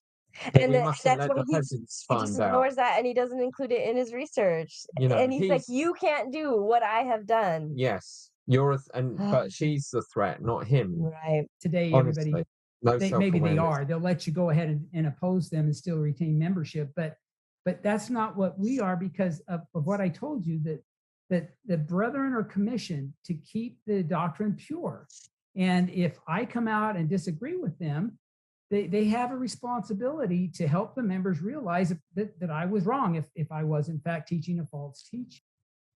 So he's saying Freudian slip, he's seeing himself as one of the general authorities effectively, or in harmony with them. He's saying, I'm in harmony with them or I'd be X'd. So he's not an alternate voice. He's not equivalent to her in the marketplace of ideas. He's representing conformity to their authority and current position. Right. Amazing. And the thing is, I don't think they really do. I mean, they correct in the form of excommunication, but by just kind of these same assertions, like, no, That's you're what he's saying. wrong. We're not going to Yeah. discuss it. You're just wrong. Mm. And I can explain this to you, but my explaining is telling you you're wrong and expecting you to fall in line. And if you don't do that, then you're just not listening to me. That's the only way they do it. So it was interesting to me that he says, well, like the general authorities have a duty to keep doctrine pure and teach it. They do that. They're the ones fucking it up. Sorry. Exactly. Yeah. Might have believed that Put one. the F drop, yeah. Any children I teach, that was her, not me. They're messing it up. So yeah, like it's because of the leaders. Yes, It's not yes, pure. It's at yeah. all. It's muddy as hell. Like Yes. this. Which leaves this confusion. These Yeah. are two faithful people with Yeah. completely opposite positions when TBMs attack each other. Yeah. I can't get enough of this. More. Wouldn't a good way to do that to be to tell a better truth, tell a better story, to give a talk saying, here are the scriptures that support this perspective. And isn't that a better way to come to truth rather than to silence? Like to me, you know, who is it? I don't know, Kim Jong-il, you know, like the leader of North Korea or the leader of China are the ones who silence other voices because they're trying to protect lies. It seems to me like a closed society that doesn't allow dialogue and the exchange of ideas. I think it feels to me like it's trying to protect things that it doesn't feel like it can defend through discourse. And yeah, she nailed it. They can't offer a rational argument, so they're just shutting down the conversation. Right. And an authoritarian controlling society is one that is protecting lies. I think it's a good analogy to the church. She's nailed it. She's still kind of parting and can't quite see it all the way, but she's got it. Yeah. This is what Brian is painting. This is the kind of situation he's painting out, and she's trying to point that out to him. And discernment. Whereas the great American idea, which we believe God was instrumental in the foundation of America, was the contest of ideas. And we believe that as the freedom of speech and as the contest of ideas occurs, the best ideas will win out. And the Book of Mormon teaches us that it's very rare for the majority of the people to be deceived. And so we can have a confidence in people's ability to discern is what I believe. And you know, it is interesting because it was Brigham Young, it wasn't just Orson Pratt's ideas. Brigham Young charged Orson Pratt to teach this. And then Brigham Young, what's the word I'm looking for? Confirmed it or amended. You know, he supported everything that Orson Pratt had said. And then Brigham Young charged Orson Pratt with changing the Doctrine and Covenants for the 1876 version. So Orson Pratt, who was the one who gave all of those reasons that, you know, that I think you are justifiably disagreeing with to support the doctrine of polygamy and call it a doctrine, was also the same one who added section 132 to the Doctrine and Covenants. So it is interesting to say, well, I recognize the authority to make the change and add 132, but I don't recognize the authority to provide the reasons for the doctrine that they claimed was revealed to them and that they were commanded to live. Boom. That's a fantastic point. Yeah. So she's building a conspiracy theory, or an explanation that, you know, in her view, Orson was in on the plot to introduce polygamy where it wasn't there before. So they faked this revision or the whole of 132. Orson's publicizing it and breaking it to the membership in a big speech, in a keynote speech, and it's his job to revise the scriptures to put it in. Yeah, So that's not what she's arguing here. That is her take on it. Yeah. She's playing by Brian Hales' rules in his world, and showing his hypocrisy, his inconsistency. Yeah. That's what she's pointing out. She's saying authority in scriptures. Yeah. So you believe the NC 132 is canon, which came from like this event guy. And but at the same time he's throwing out the speech. So it is a contradiction where he's willing to say this is canonized and that's not. I can throw that away, but this you cannot. The discussion is over. It's not debatable. It's extremely hypocritical, and she says it so nicely. Does that make sense to you? Well, again, I think it's apples silly and man. oranges. The No, it's not. decision to put Section 132 in the 1876 Doctrine and Covenants was not Orson Pratt's decision. He Oh. may have been a spearhead, but he all of those things were approved by all of the leaders, including Brigham. Right, now You he's should also changed his say- tune again. Yeah, Because he could- has been selling him Orson as some lone voice whose speech I can totally ignore. right, Now he's flipped again right. to it passes my test. Yeah, All of the apostles, now it suits his argument. The reasons Right. Orson gave are terrible, so we'll ignore his reasons, but their authority counts, and they put it in the that scriptures. Orson could And be he was authorized by Brigham Young. was authorized to be the spokesperson, Yeah. to be the one. They're not all Yeah. going to all 12, 13 Yeah. stand up there and repeat Yeah. it all at once. It's going to be one person. So Yeah. it was Orson Pratt. Yeah. That doesn't occur to Brian, I guess. Brigham Young. I mean, to think that Orson Pratt could have slipped this into the Doctrine and Covenants and nobody would have noticed, and he was 100% responsible. Oh no, that would he be was the one naive. he was the one every- charged with doing all of the revisions. Right. But they would have been approved by the entire quorum of the 12 and the That's first the point presidency. And she's I'm not an making expert on with that event, so I'm making assumptions here. But I'm not an expert on that event. Well, why are we buying your books then? Right. Why is anyone taking you seriously for a moment? So you've decided to ignore the keynote speech announcing polygamy publicly, but you've written 3 volumes about polygamy and Mormonism, A trilogy. a trilogy, and you're now not an expert about, what was it, the event of The special conference announcing polygamy Yeah. to the world. But does he mean the event of actually putting the revelation in the Doctrine and Covenant? I don't know. The Doctrine and Covenants. Either I way. think that's what he meant. Rewind a bit. Come on, let's nail in. There we go. To say, well, I recognize the authority to make the change and add 132, but I don't recognize the authority to provide the reasons for the doctrine that they claimed that was revealed to them and that they were apples commanded and to live. oranges. Does that make sense to you? well, again, I think it's apples and oranges. The decision to put Section shameless 132 Torah. in the 1876 Doctrine and Covenants was not Orson Pratt's decision. He He may have been a spearhead, but Again, it's tricks to God. As long as they did it, and I can now a century later reinterpret all to mean what I'm comfortable with it meaning, it doesn't matter what they thought it meant. The people who did it, Right. the people who allegedly had the revelation telling That's to what it, she's the pointing out. people who wrote it, Yeah. he's saying, no, their Mm. opinions don't matter. Their reasoning, their understanding of why they did it doesn't count, because I've come up with a better way to understand it. I'm better than those prophets, he's basically saying. Word for that is presentism or something like that. Presentism. But the apologists don't like No. presentism. It's terrible presentism, you know. Absolutely good For point. shame. I know, but it is. So that's it. It's the tricks to God. What the baseline is, then it doesn't matter what they thought they were doing. Mm-mm. It's what I think they were doing now. I know better than them. The people who actually wrote the scripture Right. and were living it. What an arrogant so-and-so. It's so arrogant, isn't it? Yeah.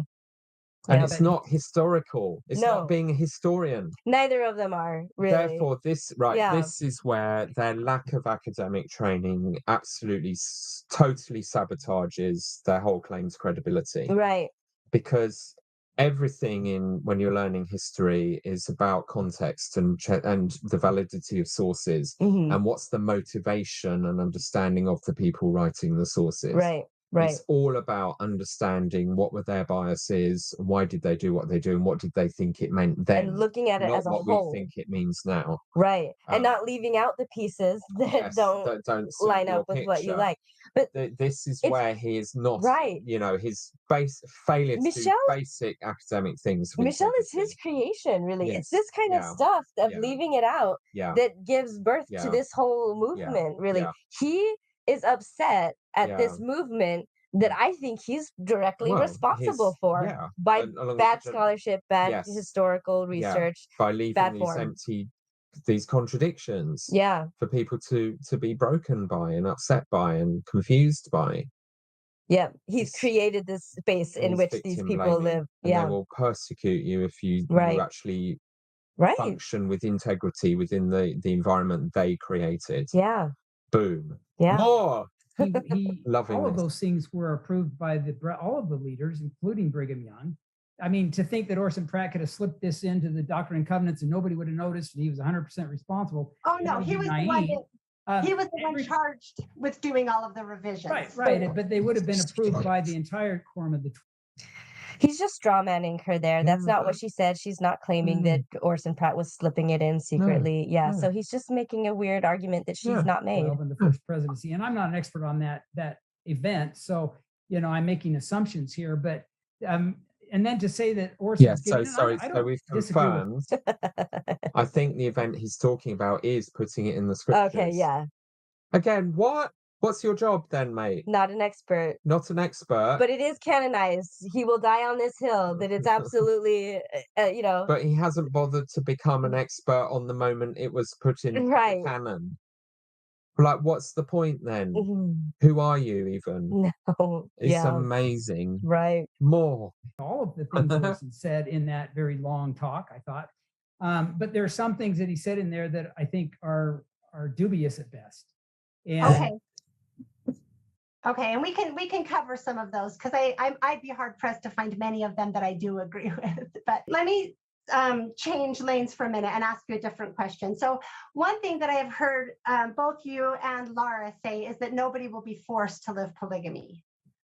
And I'm curious about that because I do think that polygamy introduces a really interesting problem with our idea of moral agency or free agency, however we were raised to talk about it. That God, the central value of God sort of is the agency of man so that we can choose righteousness and how that interacts with polygamy. So I guess I'm curious, how do you view the stories of the angel with the sword, whether flaming or not? I know there are varying accounts. There's only one that says flaming, and it's from a non-Latter-day Saint quoting Eliza, and he's just elaborating. Well, I thought we exchanged with that over YouTube comments because Orson Whitney's biography of his. He didn't know Joseph. I'm talking just about the people who heard Joseph say it or could. Moving the goalpost again. This is another point where she schools him. He makes an assertion that it's just, and of course, a non-Latter-day Saint is someone that you can automatically disregard. Yeah. Right. So we've already got that prejudice there. She points out that it also came from Orson, and then now he's moving the goalpost. Well, I mean, that heard Joseph. Yeah. Just again, he was not expecting her to know as much as she did, so he always has to be on the back foot when she throws something out. And this was the Michelle I wish we could have seen on Mormonism live that we didn't get. But this is amazing. Actually, some of them. Oh, so you're saying Eliza's the only one, not Orson Whitney, talking about Heber, writing about his grandfather, Heber C. Kimball. Does Orson Whitney say that Heber saw a flaming sword? Or I'm unaware of that story. Well, it's in his biography of Heber C. that he talks about the flaming sword. But in any case, my reading of that is that stories tend to grow and get better with the telling and with time. That seems to be a common thing that happens. But so how do you explain the angel with the concept of agency? And I guess beyond that, the other part of that question that's tough for me is Emma, the women. Emma was forced, if the stories of Joseph are true. Emma was forced against her will. And I know that my great-great-grandmother was forced, and I have there are many stories of particularly women, also men who felt forced, but definitely girls and women. And so how do we make sense of that? Pause. Beautiful point. Again, just coming into the real pain and horror of this whole system. And I mean, even in the Doctrine and Covenants in section 132, it contradicts itself where it Mm. sets it up, and that, but then there's the law of Sarah where, But the then wife it has says to agree. says it doesn't apply actually Right. to But the if she wife of doesn't the president agree, of the church or something. well, no, it's just saying, like, if the wife has to agree, Mm, but then if she yeah. doesn't, then The you law of don't, Sarah's dismissed. yeah, then you don't So have to you listen lose to her. either way. Yeah. Yeah, It's so just, blatant, it's isn't it? really awful. And yeah, Yeah. I think this idea of forced marriage is just is really, really, truly terrible. And the fact that she knows ancestors, of course, I mean, it's close to me as a woman, but I don't actually directly know or have close to my heart any stories like this. I'm sure they're there. I just don't know them. But she does. She's done the work. She has this in her heart. She knows her grandmother was forced against her will to be a part of this. And yeah, if we're going with what Brian Hales says and believes, he's being contradictory when he's trying to say, and even his wife, when, and all apologists do, they really try to soften polygamy and make it not as awful as it was, but it was awful. It was awful. And it's Same still going on thing. today. Yeah. My wife was forced into polygamy. I was forced into polygamy because my first wife left the church and left me, and we divorced, but she wouldn't give permission for our sealing to be cancelled. So my wife Lynn has been waiting for Peter priesthood all her life, and really endured some misery as a single mum in the church for Yeah. years and years. Lots of struggles with that. Finally gets to marry a faithful temple recommend holder. Yeah. We couldn't marry in the temple because they would not even, we had to marry first secularly before they'd even begin the process of me applying for a cancellation of sealing. They wouldn't grant the cancellation. So the only option we were given was to have permission for Lynn to become my polygamous sealed Wife number 2. which is a Yeah. disaster. It's no wonder she's not active anymore. I mean, that was the beginning Right. of a spiral. As you And can neither of you imagine. wanted it. Yeah, yeah. It's a So good it's still question. happening today. Right. This is the point. This is why it matters. And Brian's because, lying about it when yeah, he's trying to soften it and say yeah, it's not required, when polygamy is it's still happening in our today. church through temple sealings, Yeah. and a significant percentage of people in pretty much every ward is impacted by it directly. Right.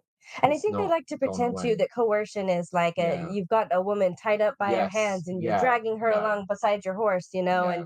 and all that. But when it's still coercion Yeah. when you lie to saints in Europe and Yeah. they give everything they own and have to come all the way Into the wilderness. into the west, across the ocean, across the country, and they have nowhere to go. And having made That's coercion. that faithful journey, Right. they can't then go, oh, this new thing, I'll just turn around and go home. They can't Yeah. afford to go home, but they're now conditioned to making ludicrous sacrifices for the religion that they Right. didn't expect to have to make. So you could say that journey across the plains was cult conditioning, because after making all that sacrifice, you kind of don't care what's at the end of it. Anything, you'll say yes to anything because you Right. worked really hard to get there. Yeah. And if everyone else is doing it, then it must be okay. Oh, okay, it's difficult, but I'll give it a try. And then they found themselves mostly in misery. Right. Amazing. Yeah. But it's all real. It's still happening, and that's why it matters. It's not just raking over the past. I hate that Brian and other apologists try to minimize the pain and suffering that people went through. Well, they just ignore it. He's not even minimizing it. He's Just literally ignoring pretending it never happened. Yeah. And it did. It doesn't matter. Yeah. It's a great question. It's an excellent question. I'm not sure I have a satisfactory answer, except to say that God gives trials. And when we overcome them, we're blessed. And if we don't, then, God has mercy and all of that. But why these men and women were called to endure this, I don't like polygamy. Let me just say that. It's unfair. Men can do it, women can't. You can't defend it. I never defend polygamy. It fractures the foundation of exclusivity in a monogamous marriage. And I've been married twice. And I can't imagine having a second wife. It would totally make marriage a whole different dynamic, and I don't think it would be an improvement. So I don't defend that. But why did these men and women, why were they put in this situation? It's just like, why are men and women born when they're born? Were they born with color skin or location, opportunities for education? I can't answer it. It doesn't seem fair to me. But if Yeah, this is not the same. These things are not the same. Apples and oranges, one might say. It's this idea that God needs to give you more trials. Right. You don't need more trials. Life Right. will give you trials. The things he's talking about that you Yeah. can't choose Things that you can't choose or change are about enough yourself. to get on with. You Yeah. don't need God to throw extra stumbling blocks in your path to make it Yeah. even more difficult for some kind of higher spiritual purpose, because life will do that. Your own and everyone else's stupid choices will do that for you.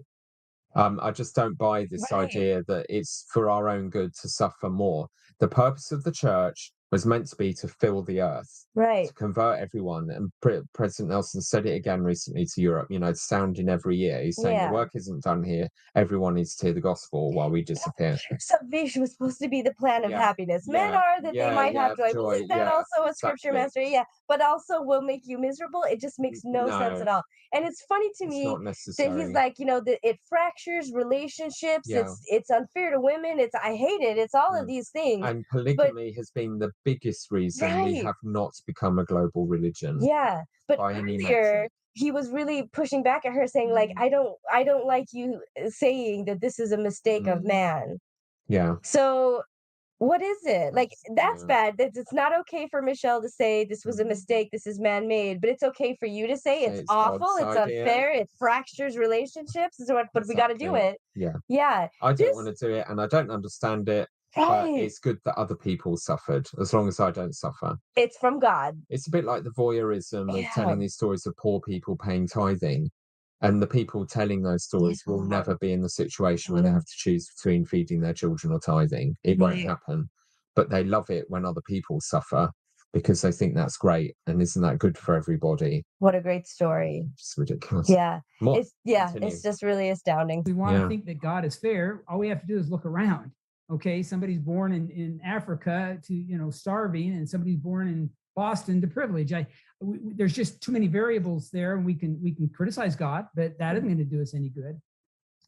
And there's nothing we can do about it, I guess. Yeah. There's nothing to be Yeah, done. he's slipping into these tropes like from the old school stuff that you were born black because of, that's a disadvantage to be born black, or to Africa. There's people starving in Boston, mate, and there are very Right. rich people in Africa. Right. It's Right. starting to get into some slightly racist tropes It here, is, but yeah. that's And normal well, for his just also the generation. idea that like, look, you can't, because you're not supposed to change it. That's the thing. You're not supposed to work against Yes. it. You're not supposed Yeah. to say, hey, Yeah. this is wrong. So I mean, is he saying that it would be wrong for us to say, hey, it's wrong for children to be starving, we should feed the children? He's kind of saying that, like That he's God making it all decides. It's equal. God's destiny that Yeah. the people are where they are. Yeah, Yeah. when And we just have we to, choose we to just have to inflict accept it. harm on other people, Yeah. that's just, oh well, Yeah.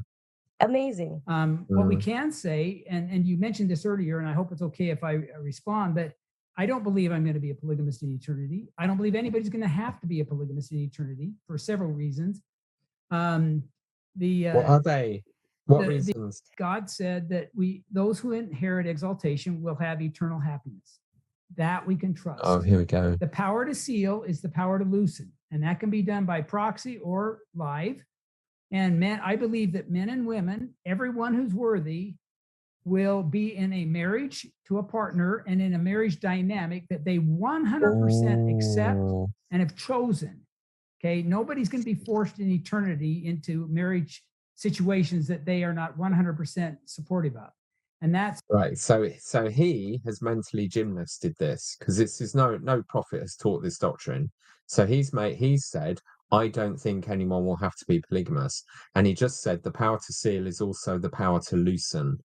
And he said everyone will be married to someone. I think he's implying that people who are sealed to more than one person are going to get to choose.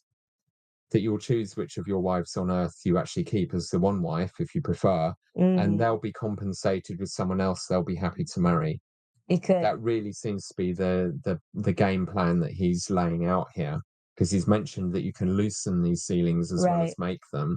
It seems more that it'll all work out in the end. Yes, God he's will work it chosen out his in the words end. carefully. He's not said the woman you're married to now everyone will be married to someone they're happy to be married to, and it'll be fine. So it is everything will be worked out later. We don't have to answer it now, even though we keep teaching this is our most important knowledge. Right. It's our exclusive claim to fame, eternal marriage and families, and we have prophets on earth to explain it to the world. And it's the But number the one thing- sad thing to But the not thing get. they've made most important, they say the least about, and all they've got when you push is it will work out. Stop asking your questions. Right. But we will be very specific with you about what transgender people should do to be Right. acceptable to have the sacrament, and what hands to take the sacrament with, and what level of pornography will get you into hell. And they Right. can have all the revelations in the world and very, very specific information about trivia, but the really big stuff that matters, it's tumbleweed, and all he's got is making up what makes him feel good, because he's retrofitting the idea that Right. God is just and kind.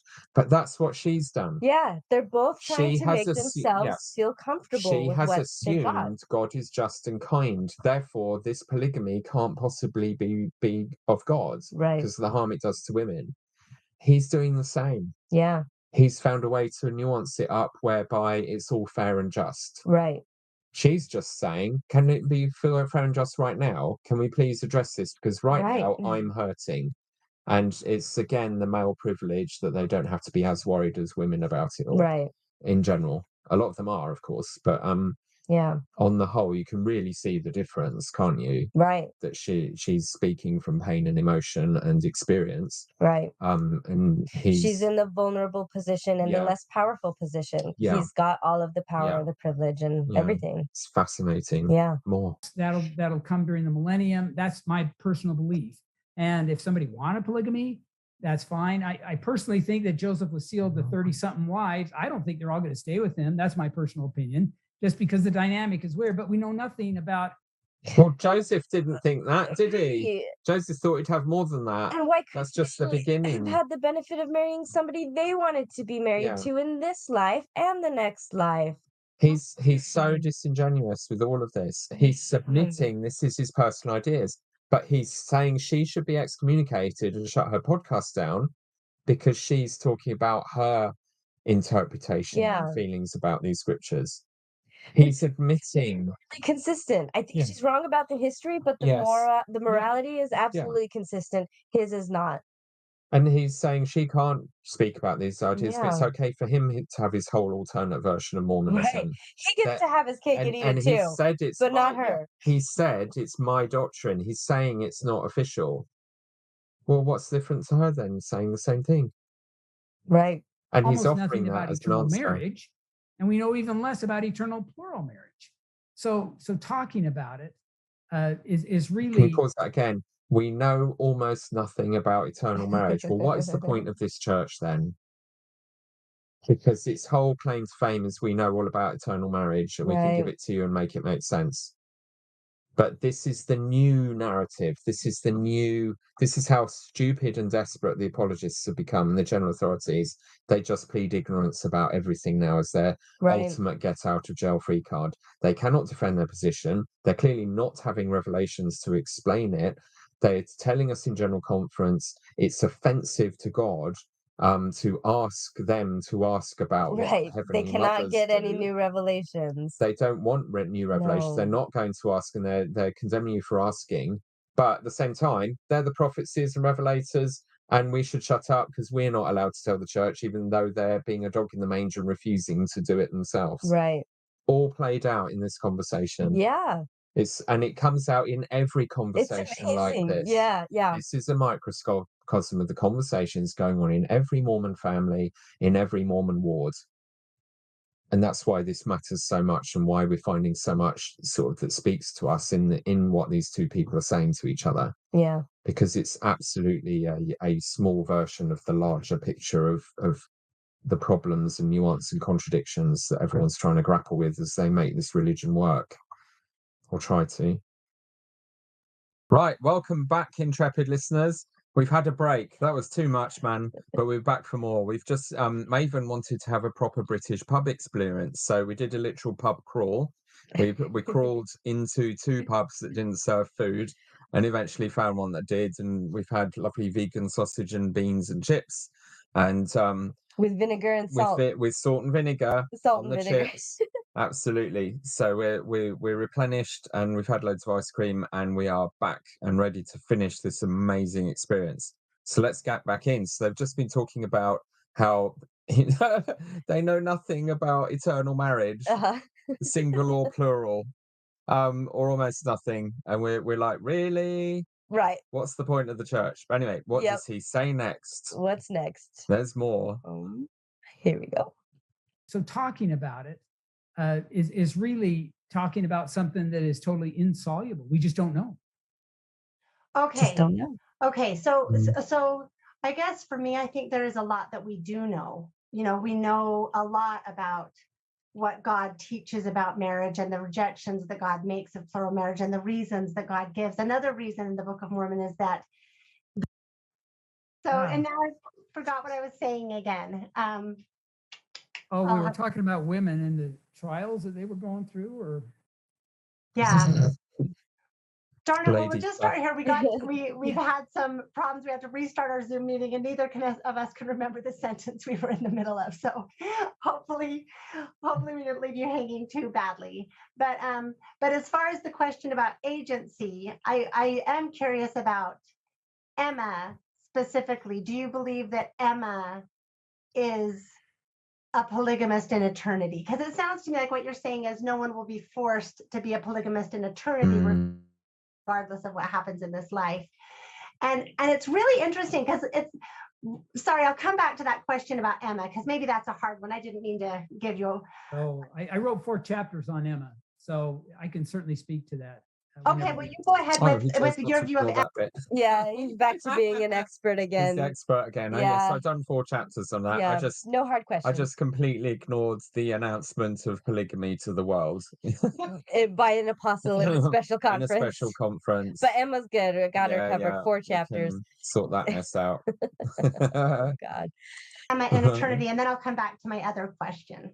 Well, again, you said we know more about polygamy and eternity, and I'm still waiting to hear any details. But as far as Emma's role, I mean, she was a polygamous wife to Joseph, but the power to seal is the power to loosen for any of a man's wives.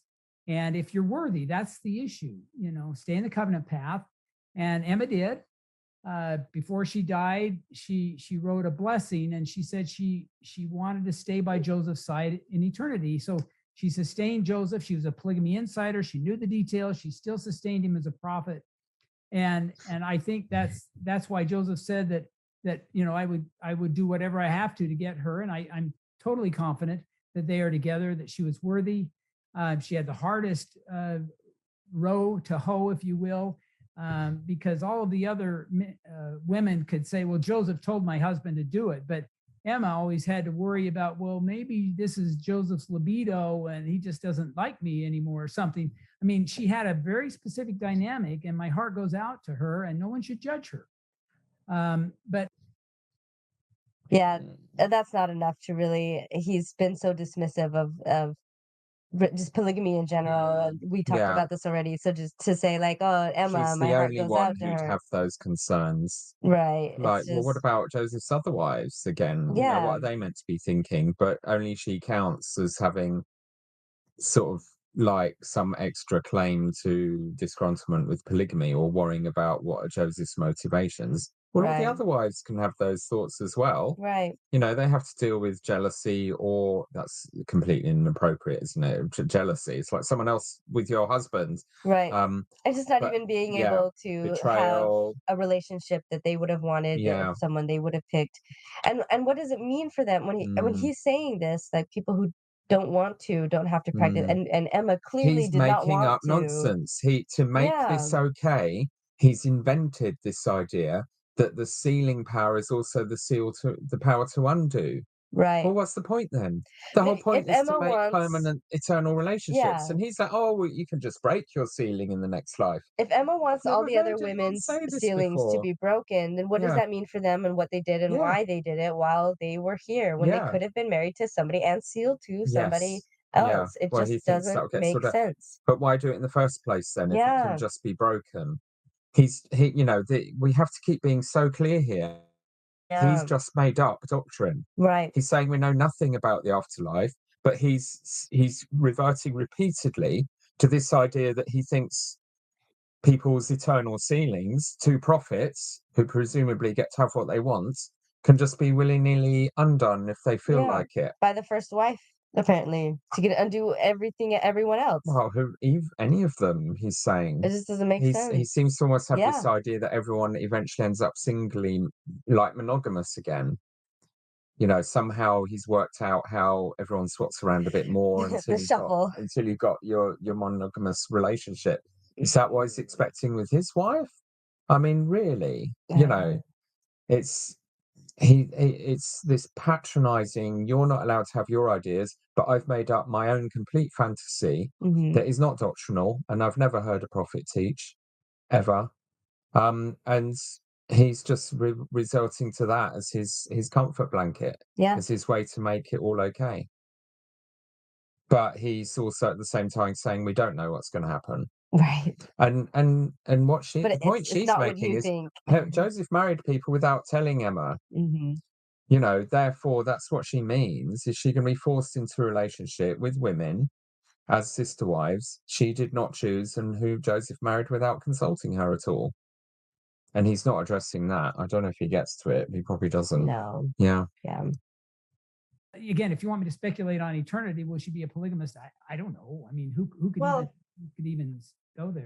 I guess the Who question could is even go there? in response to, because it sounded to me like you have said with with a lot of confidence that nobody will be forced to live polygamy that doesn't want to. Well, no key holder, no church president has ever said. Okay, we're moving goalposts again. No Yeah. key holder has ever. Okay, sorry. Let me. Is he a key holder? No. Yeah, I'll let But him he's finish saying his it. sentence. Yeah, it's just more moving the goalposts. All Yeah. exalted beings are polygamists, and the fundamentalists want to twist a few things. Oh, so Yeah. no Yep. key holder has said that all exalted beings are polygamists. Right. We've already read that. The key holders have said that. Joseph Right. F. Smith, Brigham Young. Not in Awesome. those exact specific words, Oh though. no, yes, well, yeah, if you got But I mean, more or less. No, he has Yeah. in those specific words. Yeah. To be exalted, you must be polygamous. In those quotes we read Yeah. earlier. Yeah. So they have in those exact words. Yeah. But he wants to make a specific Mm. phrase that they haven't said, which is just Wow. just ridiculous. Yeah. Things that Brigham or Joseph F. Smith said, those are the quotes they always come up with. But when you look and put them into context, that's not what they're saying. And how hard. What? Shameless liar. We perused through a lot of In talks, context. and you know what? The sources are going to be. So if you want to go see the context, you can go see all of the words surrounding the quotes that we had that totally flips it and makes it all make sense. I guess apparently it's so. In context, it's such a cop out. In context, Well, it doesn't wrong. change anything. No, in context, No, they it's are doubling worse. down on Yes. this is what we're teaching. You read these whole talks Yeah. that we picked these quotes from, and you will not see cherry picked where a quote does not match the rest of Yeah. what's around it. That is not what we did here, and he No. knows it. And he knows it. He's read them And as this is well. the frustration of where you have to be so suspicious all the time. Yeah. Whenever you're dealing with Mormon apologists now, you have to fact check every claim they make. You have to look at every word. You have to look at that context where he said there's a mitigating. But his idea and the idea of these apologists is they're saying, we're the experts. We're telling you that's not what they really meant by these words that clearly say these things. And there's context there, and most people listening will be like, "Oh, okay, then I'll not check. Just trust us. I trust in you." But when you go and read it, he's completely wrong. You know, you have to fact check it all. You have to read the small print. We've got the context right. He's just lying. He does not. Yeah, absolutely not. So unethical. How hard would it be if it were true for a church president, the key holder, the one who's in charge of all marriages, whether they're monogamous or polygamous, to say you must be a polygamist to be exalted? Nobody ever said that because it isn't true. So we don't need to worry about that. It's a lie. That's a lie. Yeah. Flat out lie. Yeah. He knows it. Yep. He's lying his head off. Come on, Yeah. deal with him. Yeah. Even though that may be a tradition or it may be Abraham Smoot said it or something. Okay, we don't have to worry about that. Well, in my opinion. Well, we've quoted the key Orson holders. Pratt. Yeah. And he had, in my opinion, we don't have to worry about it, in my opinion, Yeah. which means nothing. And why would Smoot and Pratt and others be saying it as apostles, Right. as general authorities? Because they're taught it by their leaders, They who have we've the already authority. quoted, who were Yeah. published in the Deseret News to the entire membership of the church, saying this stuff, and it's in the journals of discourses, Right.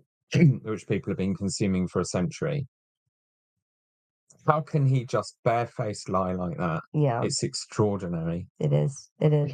Said it very clearly under Brigham Young's direction and with Brigham Young's confirming pound on the pulpit in support.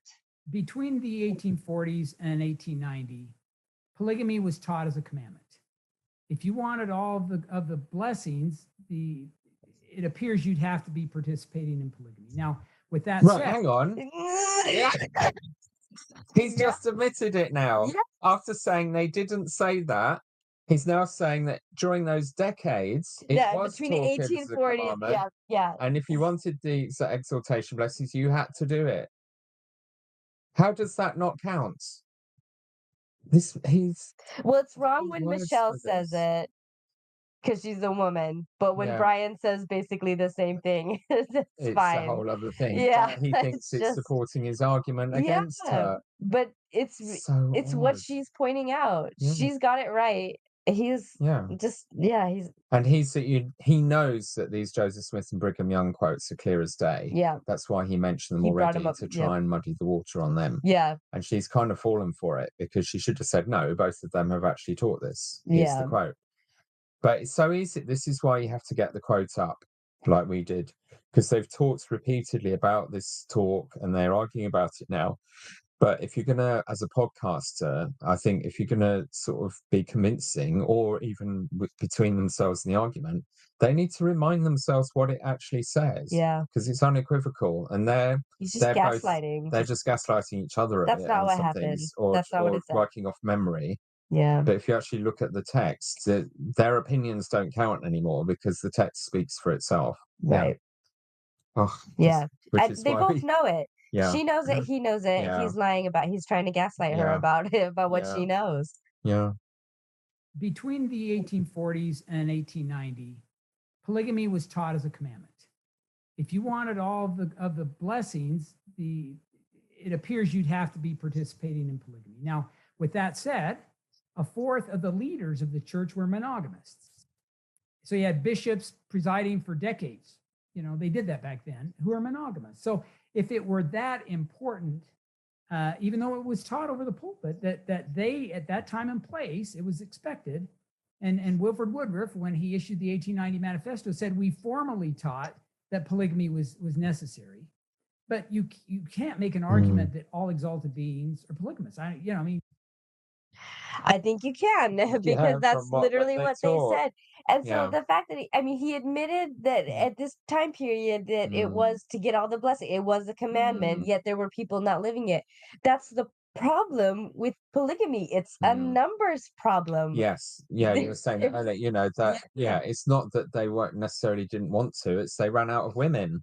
That's what happens. The population is roughly 50-50 male and female. And in their Reformation, they hoovered up all the remaining teenage girls, and that was it. And after going public with polygamy, the supply of nice, nubile young British ladies dried up rapidly. Right. And, so as you say, it's a numbers game. It's what afflicts the fundamentalist community still practicing live polygamy. And they chase their boys away because it's competition. Lost boys. The lost boys, crazy. It's all, and it's also part of what drives the ages of women brides down so much is the practice of polygamy, because you have to get shortage. Right, you have to get the women while they're young, and it's always usually the men in power, the older men, the men that already have several wives, have the power and influence in the community to be able to, run off a young teenage 15-year-old, who is interested in someone his own age, run them out of town or anyway. Yeah, so it's just the argument isn't helping Brian the way he thinks it is. The fact that some people weren't practicing it. It was also always, it was very highly controlled. So you had to be towing the line. And so if you were a male that wasn't quite in favor of the right people, then you don't get your reward of assigned wives. So it's, and Brian knows this. He should know how dirty and despicable it was. Your observations about the Book of Mormon are very insightful. There's no authorized polygamy in the covers. So again, I don't think that's a strong argument. And they just lived under a special commandment for a few decades. I'm glad I'm not living then. Okay. See, that's interesting. So it's interesting to hear how you interpret it, because for me, that's another confirmation of the faults of the error of polygamy, because everything that they did claim about polygamy, we no longer believe. We reject the things that they taught about it, and we criticize the things that they did. So it's interesting to me that we want to claim the belief while rejecting everything about it and acknowledging the bad fruits everywhere. Well, I think you're overstating the situation. Okay. They didn't believe that all exalted beings were polygamists. They believed that God was commanding. I mean, by they, I mean the church leaders weren't teaching that. This church president never taught that. Now, there may have been members, and you can go to private journals where they're talking about all kinds of... No, it's not the private journals, No, mate. yeah. It's the apostles and the prophets. It was taught from the very top. And they said that if you're not polygamous, you'll lose your monogamous wife. To very specifically, monogamy will not be the law of heaven. Bad. Yeah. It wasn't just for those who were taught it in the short time frames. It was just a sweeping statement for all time and for all heaven and for all people. And he's still deflecting, because she's pointing out his hypocrisy here in accepting this particular doctrine and practice while rejecting everything that was taught about it. Because they said this has been restored and this will stay on the earth forever. It will never be taken back. They said all of these kinds of things, and we all disavow them now. And of course, the things they said about the really anti-monogamy stuff, we absolutely would disavow and not really hold on to today. So she's right in that. But he's going to just narrow it down just to the and lie, which, because it's not true anyway, but he's still just going to narrow it down to one point. It's just for a little time period. Yeah, and no leaders, no key holders taught that you have to be polygamous to be exalted. When she's talking about the bad fruits, which he acknowledged, he brought them up as well. He said it was unfair. He said it would destroy relationships. Yeah. He knows the bad fruits. He's going to ignore all of that and just focus on this one little tiny thing and lie about it. Really crazy things in the context of the whole gospel. And that's not a good source. We need to go to the church president who holds the keys. And when he says, even in 1856, 57, the Reformation, in the late 1880s, when again the persecution is hot, nobody is saying everybody has to be a polygamist if you want to be exalted. So 132 itself, like in that very first meeting, they acknowledged the common teaching and the general understanding. And I wish I had, I can find resources and post them later in the comments, and you can feel free to do the same. But it was very well understood that if you had this teaching taught to you and you refused to live it, you would be damned. That was universally understood. In fact, that was yelled from the crowd in that initial 1852 meeting. Someone said, "What will happen if you don't live this?" And someone yelled from the crowd, "They'll be damned," and everyone agreed. Like, it was very well understood, and that's how it was interpreted. And 132 can be interpreted to say that, and it also threatens at least women with destruction if they were taught it. And so you'll either be damned or destroyed. And I know we try to soft pedal those words, but for me, that's also troubling, because like Orson Pratt even says, like, this is Mormon version of damned, which means you'll be stunted from your exaltation if you don't live polygamy. But then my question is then what's the difference of having been taught it or not having been taught it? If all it is you don't get exalted without it, what's the difference? And then we also try to soft pedal destroyed to also just mean not exalted. But I've looked through the scriptures, like just this morning, I did another, word search of destroy in the scriptures, and it pretty much means destroyed. It's a strong word, except in 132 where we pretend it means something different. So that's why, to me, the takeaway from that all is, yeah, it was all a big mistake. but I acknowledge that you read that very differently. which is very kind of her. But she's totally got it right. And Yeah. we went through all of these. So she's even though she doesn't have it, and you can see she clearly feels bad that she doesn't have the source right here to prove it. But we saw it. We we've went through seen it. it. We Yeah. read through We that. got your back, She's Michelle. got it. She's remembering Yeah. even the insert correctly, and they'll be damned. And Someone he should have shouting. it memorized if he's the Yeah, expert he claims to he be. knows He full knows it's well, real. but he's gonna, if he can, he's gonna try to gaslight her. And I'm just so glad It would have she's helped if speaking she up. had, it'd be great if she had read it to him though, because it's unequivocal. Right. She should have had it there on a sheet somewhere to just read at his Well, face. he went off base, so I don't know if they ever had like an If they outline were, for this. yeah. But she He's still not had it. following the She's got it rules. in her mind. Yeah, She's yeah. right. She's Yeah. correct. Even if without the source, she's. Go, I mean, girl. yeah. She's completely schooling this supposed expert when it's convenient for him to be an expert. Well, I think, and I wish Laura were here. She had a really nice presentation where she presented God's words to Emma in section 25, how they were kind and validating. And then in section 132, it is harsh. And there's no, getting around that. But see, we have a God who is willing to show loving kindness to us, but he's also willing to send earthquakes and whirlwinds. Section 43 just talks about God has done everything he could to try to get our attention. And I read section 132 as Emma was at that point where she needed strong language. And Lord had tried soft language, wasn't working. Look, her reaction. And no, yeah, it's so she bad. needed strong language. She needed to be For bullied. Yeah, and he's he's comparing it to these trials, but like she needed strong language to accept the supposed trial. It's not really matching up to me what he's trying to say, that like trials come, oh well, whatever. She needed to be beaten. Right. She was asking for it. She's by not wanting to live this law, which in Doctrine and Covenants 132, at least part of it says she doesn't have to if she doesn't want to, and he says she doesn't have to if she doesn't want to. But now we're flipped or again. She'll be destroyed. It's time for strong language. That's what she needed. So I guess so now she does. She is being forced. That's the point of it, is to force her into polygamy. Good point. Yeah. And if you look at the history behind what's going on behind the scenes, it absolutely fits. I mean, behind the scenes, Emma is telling the women, when she's giving temple ordinances to them, Bathsheba Smith remembered her saying, you've got to put your foot down. We're not going to let our husbands do polygamy. So she is working against Joseph. And then as the Relief Society president in 1844, they come out with their statement that condemns polygamy. And Brigham later said that it was the Relief Society that relieved them of their prophets, Joseph and Hiram. And she was a president. So, of course, that's Brigham's opinion, and he's highly biased. But the point is that there definitely is something like he's agreeing with it. Joseph and Emma on polygamy.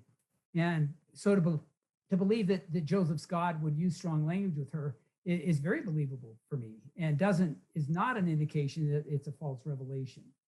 So Brian is basically saying the women were undermining the truth. They were undermining this true principle of polygamy, so they had to be dealt with. Emma was wrong to be saying to the women, let's stand up for our marriages, right, and for loyalty and rather than adultery from our husbands. And he's treating that as being subversive. Yeah, it makes complete sense that God would have harsh words for her. Have to punish her. But no one will have to do polygamy if they don't want to. He's certain of that. He's certain that God would not do that. Yeah, exactly. Okay, that's really interesting because, I obviously interpret all of that very differently. I love that in section 25, Emma is called to, she is told she would be ordained and called to expound and exhort, expound scripture and exhort the church, which I talk about in that episode, how in opposition that was to the New Testament, and how I believe that Joseph is correcting errors in the New Testament, or the God through Joseph is doing that there.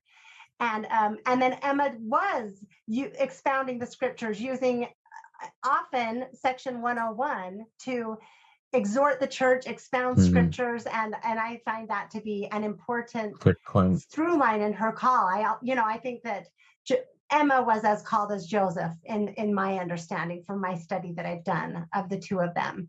And so it's really interesting to hear the different perspectives. Well, Joseph had the keys of the mystery.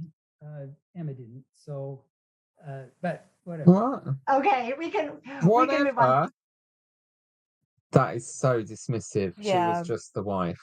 Yeah. Even though she was in among the anointed, the quorum of the anointed.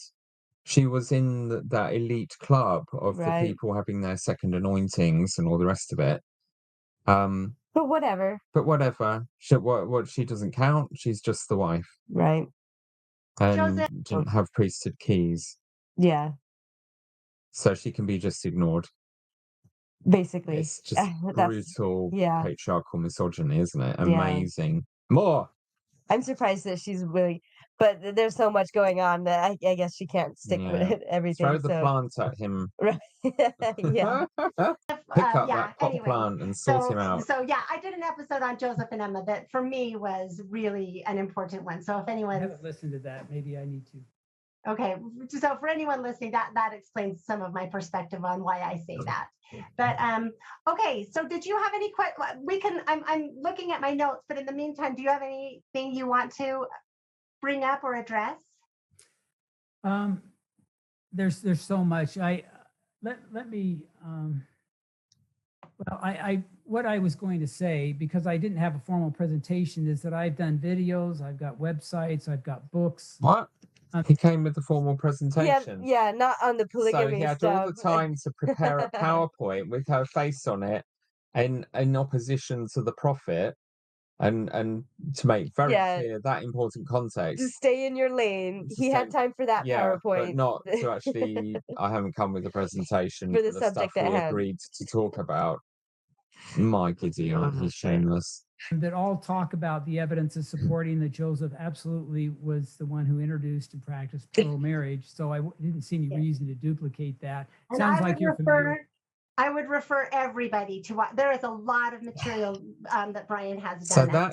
that is the sea lining thing, isn't it? Yeah. How dare you expect me to actually justify and produce evidence to support my argument right now? I've already done it. You do the work. Right. Go to my website, even though you've invited me on your show to bring it here now. But I'm just going to sit here. I'm not going to offer that evidence. Yeah. I'm just going to refer you to my previous work. That's literally what they did. And that should be convincing. Yeah. That's not discussing it. That's just accepting it on its own terms from him. Right. Which is not what they're here to do. No, this whole episode was should have been about that, and it wasn't. But it is ironic that Whitney and Jeremy and Michelle, all three of them basically did the same thing to Bill. They refused to bring their outline, bring what they were going to come to the episode with, and they did this too. They said, yeah, Whitney's written books.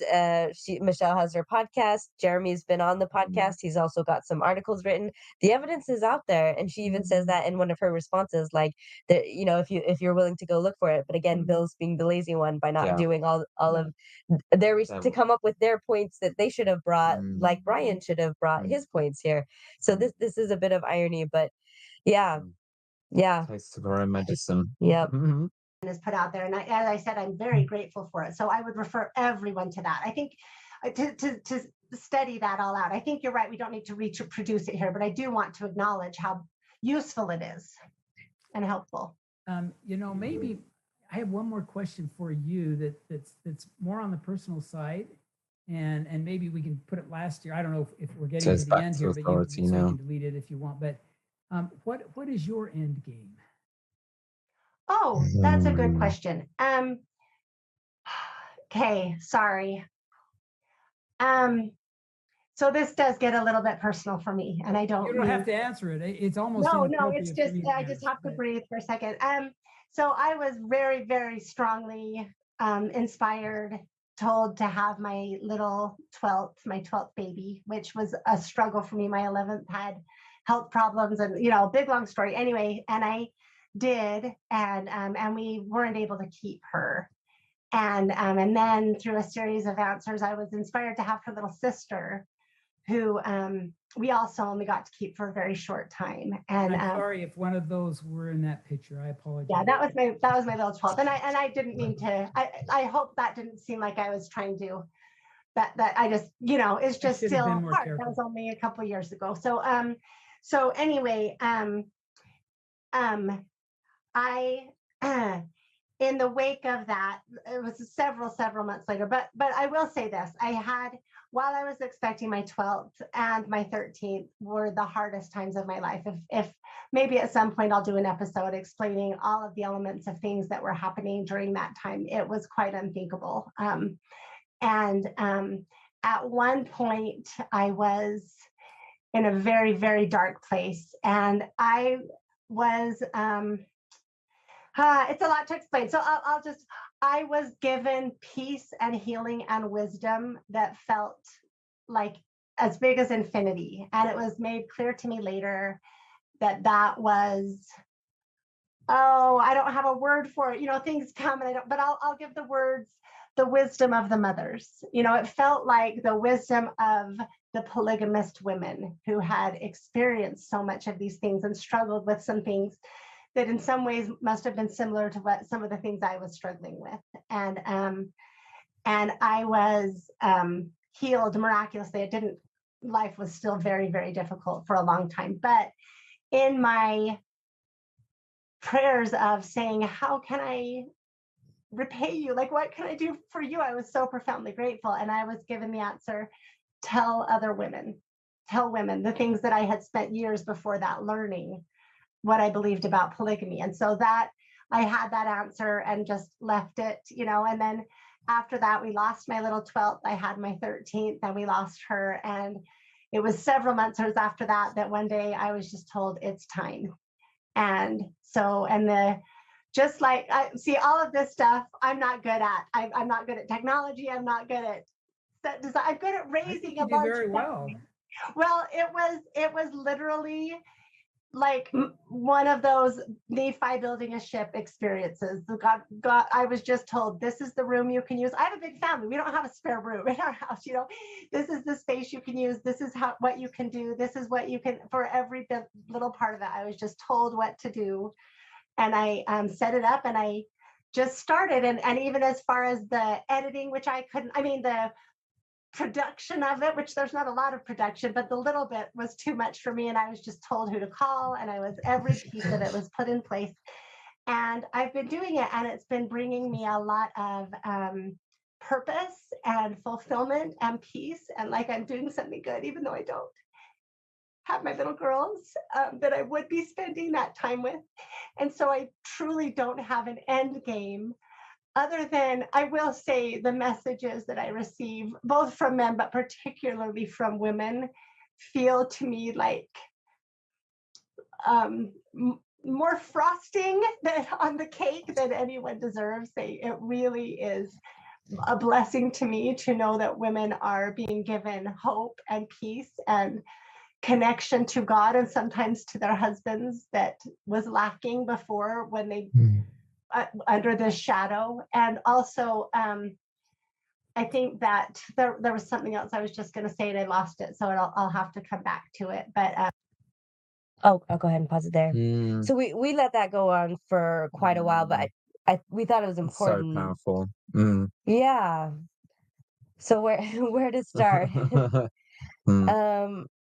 Because there's some interesting, I want to say, kind of problems here where I guess we see where we're following the spirit, which I think, I genuinely think she thinks she's doing. Feeling guided. She's saying she got the inspiration of who to call for the tech, how to make this work in her busy family life, like where to do it, where to put it, and so she's the feeling pictures, she's feeling a directed, very directed. So this really is attached to God with her, and I don't think Brian Hales or us or anybody is really going to change her mind on that. But also just, I guess, the heart part, there's so much here. What she ended with there was the helping other women.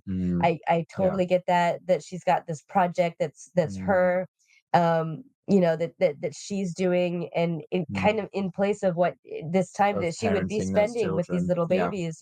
But she's got a different creation now, that's just as much of her, you know, as maybe not as much as childbirth would be, but this is very much a product of her as well, a creation of hers, and she's got ownership of it. But then, yeah, just this pain, this experience that She's comes. processing her trauma. Yeah, it's As very connected. yeah, and in a way that's completely appropriate, because she is, as we've said, she is a woman who's lived the lifestyle. She's had that many children, including persisting with pregnancies when she knew it was difficult, but felt inspired. That's a really strong narrative that's given in the church. I think it's a dangerous one because it endangers women and makes them take on and persist with pregnancies that can kill them.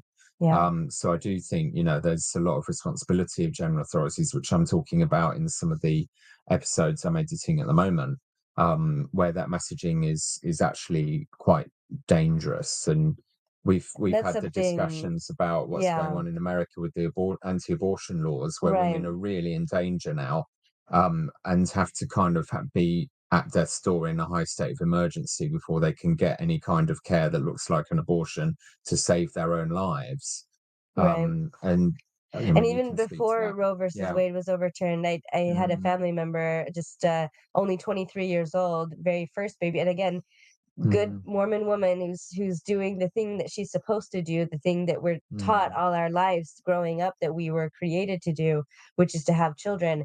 And it killed her, and it killed her so quickly.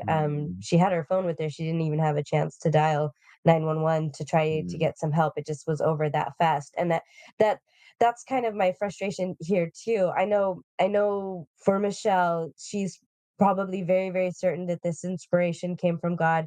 I can only imagine that kind of added to the trauma when you feel like you've got this inspiration and then there's such a tragic ending, and then to try to, ask for help from the same God that did that to you to justify it. And she was able to get her peace through that, but it's just really complicated in the way that it's turning out.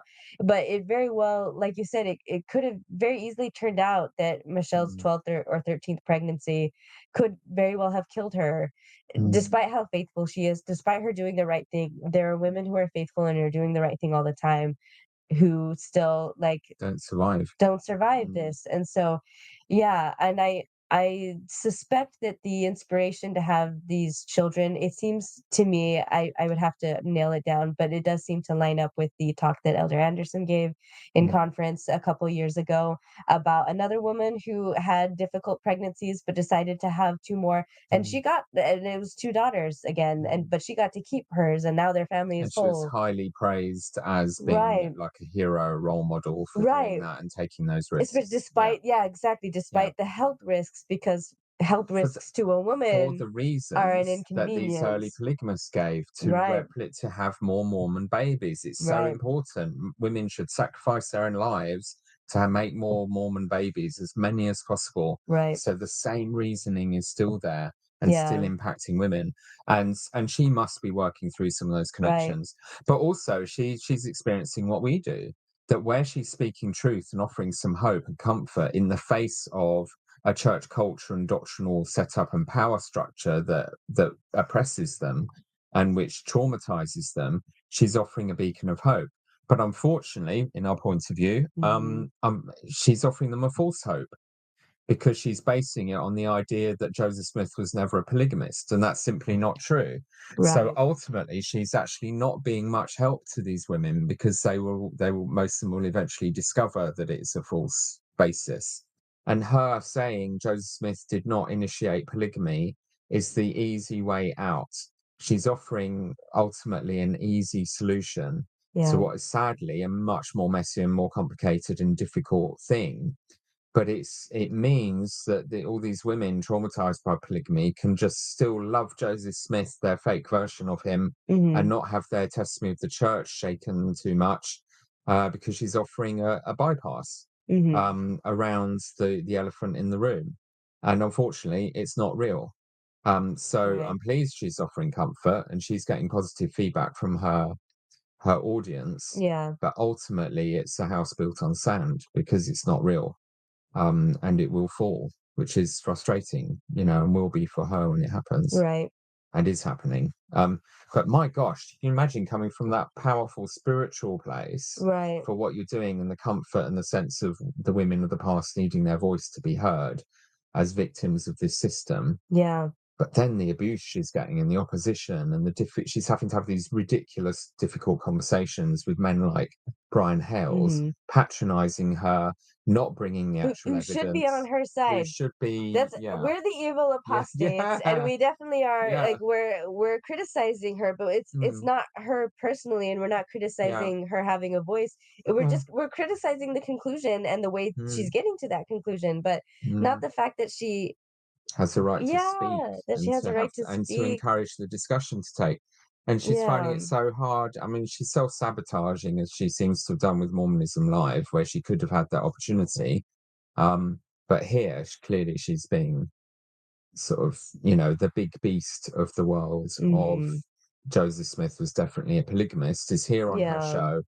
And he's been, I mean, we were reflecting on it at the pub, weren't we? It's just, you have to kind of pinch yourself. He came to what was meant to be a discussion of the arguments for and against him being polygamous, and he brought a PowerPoint telling her she should basically be excommunicated because she's a satanic enemy of the A wolf in church, sheep's a wolf clothing. in sheep's clothing, and usurping the authority of the general authorities just by speaking. I mean, there aren't words for how rude that is, how utterly disrespectful, arrogant, entitled. He's walked into her house effectively in social media and started to read the riot act. But he said at the beginning he doesn't mean to be condescending, so it's all good. It's okay if he just says, but this isn't what I'm doing. I'm doing it, but I'm not Yeah. really. And I'm sorry if I'm doing this. Yeah. Can I punch you some more? I'm really sorry I'm punching you in the face. It's And you're making me do amazing. it. And you're making me do it. You're forcing Yeah. me to do this. And she She has, needs the harsh words, like Emma. right. Well, She yeah, that's what needs his he's harsh doing. words. Yeah. She It needs his it makes discipline. sense why God would do that, Yeah, and because it makes sense to him it's why what he's he's doing this doing to to her. her. Boom. That's Yeah. it. There you But go. there is also, well, I can commiserate with Michelle. There is, I think, Mm, some naivety on her part in mm, thinking that, if this were to become the standard narrative, if the church did adopt mm, this, that it would fix all of the rampant mm, misogyny in it. And I mm, just don't think it will. I think the men mm, at the top are invested in being there. mm, I think they're mm, scared to death of, I think the whole conference where they had to put down, like, stop asking about Heavenly Mother, was mm. because it was really starting Yeah, of to course. rise. A lot of women Yeah, were finding a lot of comfort in it, and yeah, that was yeah. gaining a little bit too much traction, Well, it's and it scared female them. divine power. They're terrified Yeah, because that doesn't work with freaked their them out, paradigm. Yeah, and they had to shut it down yeah, right away. yeah. So The women must remain silent. right, Heavenly Mother must remain silent in church, and we must remain silent about her. yeah. And Nothing's it's changed. the misogyny that's causing that, not Mm, necessarily, or I guess maybe it's a chicken and egg thing where mm, it just it's fixing the narrative, even if it was true that Joseph didn't start polygamy, isn't going to fix the no, misogyny. So she's learning. I appreciate where she's coming from. I just Yeah. think she's naive in it. And she's going to learn a lot over the next few years. We've all been on that journey. Yeah. Those of us in the dissident space. I've been where she's at to some Yes. extent. I mean, not Yeah. for long, but Right. it's a stage. Yeah, bless her. Yeah. She's got a hard road ahead. Darn it, it was important. My brain does that. Well, you've Mine done too. very well on camera. Mm. So you're able, by promoting the Joseph was a monogamous narrative, you can bring solace to women who are worried about polygamy, or by discounting it as a mistake, then they don't have to worry about it in the future. I'm just trying Well, to. it's definitely not that Joseph is a monogamous narrative. I know that's what you're, what the main thing that you have expertise in is Joseph's polygamy. But as I said, it's about God's. What did God establish? How does God view women? That's what it really comes down to for me. And that was the other thing I was going to say. I do feel very strongly that I think we both mourn about people leaving the church and the church losing so many members. And for me, I just strongly believe one of the main reasons that happens is because we attribute the mistakes of man to God. And so people think if that's who God is, and a lot of people go to not even believe in God at all. And in my perspective, Most of them do. They leave the supernatural and embrace the natural world, and right. that's the pathway for most.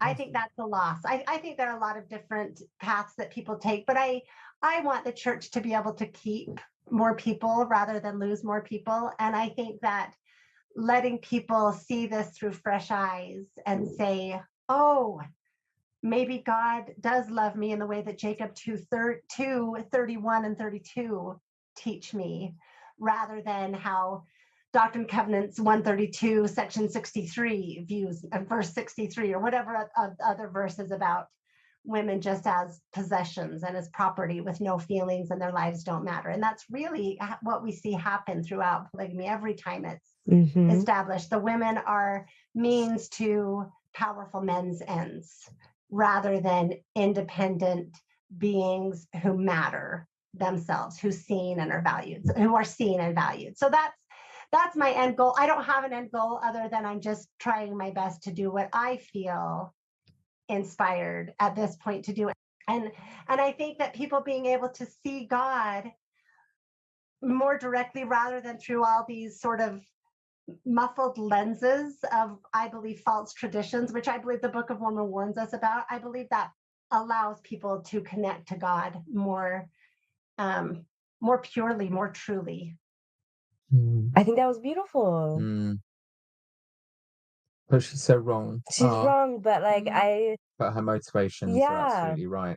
The women matter, and that's what it's about. And I know, like, a lot of times men really, when we bring up women in the priesthood and ordaining women, they want to act like it's just a power struggle. It's just like women are just trying to take power. No. But it really does come down to this. Women want to be seen as equals, and just feel like we're valued as people. By God, never mind how the priesthood patriarchs, that's church, are treating you. It's this sense of, as you were saying, I've gone to the temple to make covenants with God, but he doesn't want to make them with me. He wants to make them with my husband, who doesn't exist.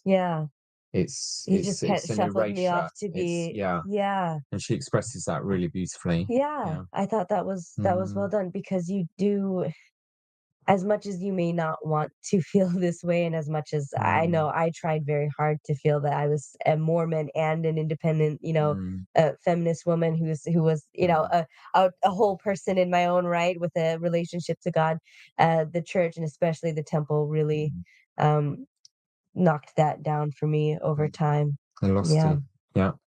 So, and they're both conscious of the impact this has, that this is one of the top things in the list for people to leave the church, but also to lose religion entirely, to stop trusting any religion after being treated this badly in this one. And they both, they both got that in their minds.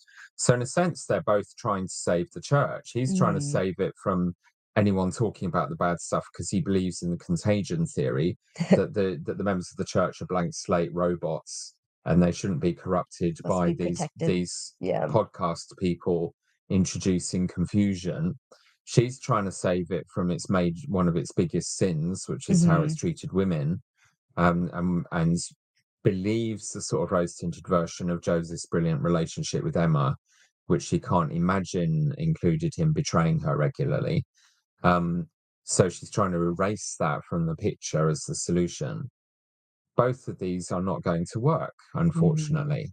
You just have to face up to the truth and deal with that on its own terms, which there are ways to do it, like the 6 filters I've talked about. And it can all be framed as Mormon kosher. We're here to learn from our mistakes and progress and improve, and the church can do that as well. But by fossilizing this idea of the leaders being infallible, they've removed that dynamic. It's not a thing, collectively or individually. And I guess she is kind of trying to do that with Joseph Smith, like trying to, by clearing him of polygamy, be able to still put him on a pedestal, where Brian is able to do that with polygamy involved. It's still the same. It's still really dressing up the leader as each other. It's just, they're not taking the whole truth into the picture. Right. Oh, more. Yeah. We're almost there. I think we're stretch. basically done. Yeah.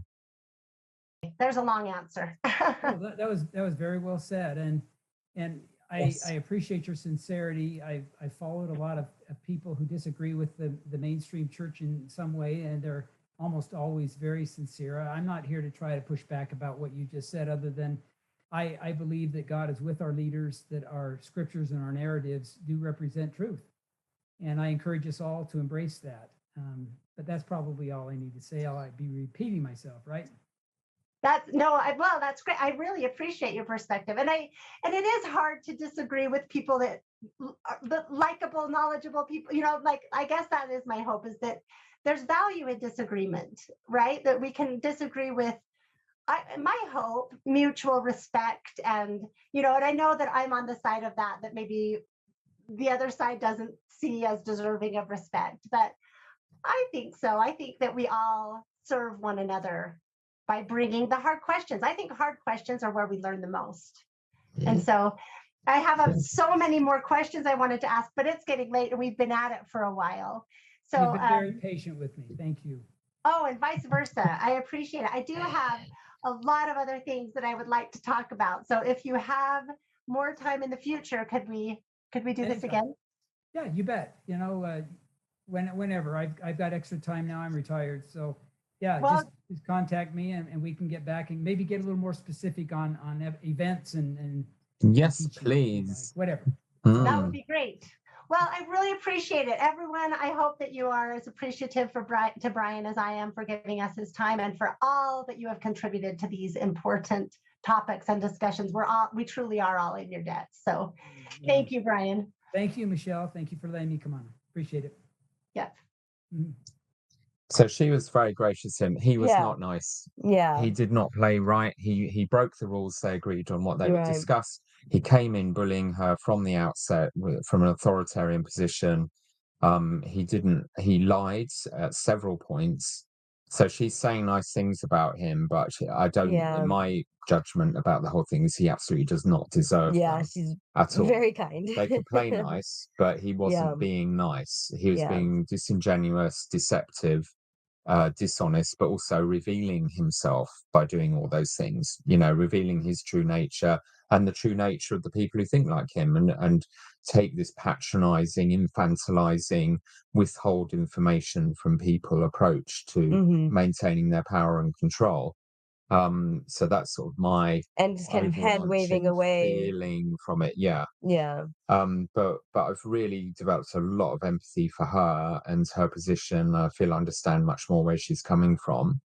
And again, that she represents a lot of people, and and I love what she kept saying, that this church should be a safe place to have these conversations. Yes. And this is what the dissident and critics of the church keep saying, is what at his best, Delta Ballard said, we've got to have these conversations in safe spaces at church on a Sunday, not pushed to a side or shut down or told you should be excommunicated for saying these things out loud.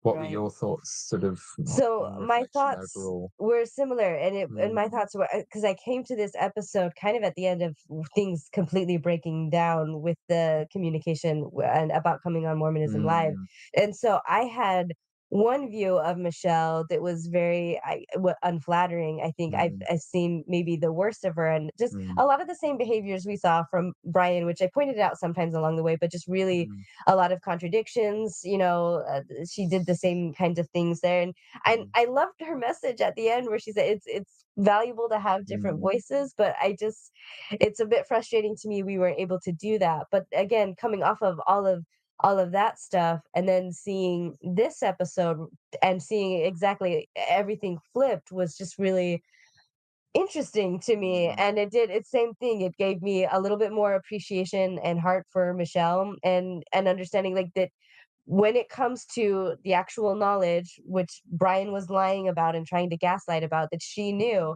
she's got it.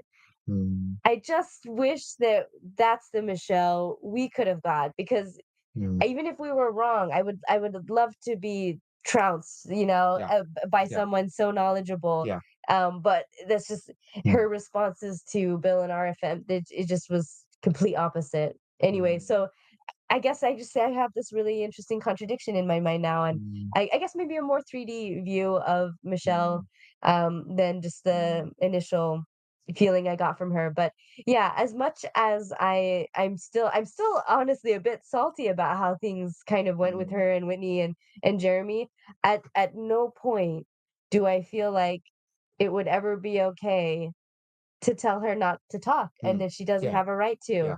and to just But he felt it yeah, was his right to say that. yeah, Mm, that's not okay. She's, no. if I'm wrong, I have a right to be wrong. If she's wrong, she has a right to be. We have a right Mm, to talk about it, mm, and it's just this idea that ideas are dangerous Yeah. and they really shouldn't Yeah. be in a Yeah. free in a good, healthy. If we're trying to talk about a loving and a just God, it shouldn't look the way that Brian portrayed You it. can't constantly police No. people's thoughts. It's thought police. Yeah. And it can be tone police as well. I mean, we've talked about how they're both using the same tone with each other. They're being careful with their language and Yeah. pretend respect.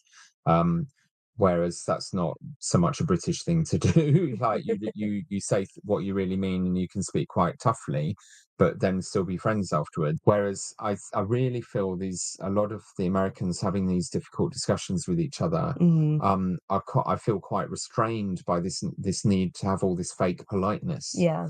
And Mormon culture absolutely wants passive aggressive fake politeness Yeah. at We every got that. possible opportunity. And it's a shame they can't just have those honest conversations and Yeah.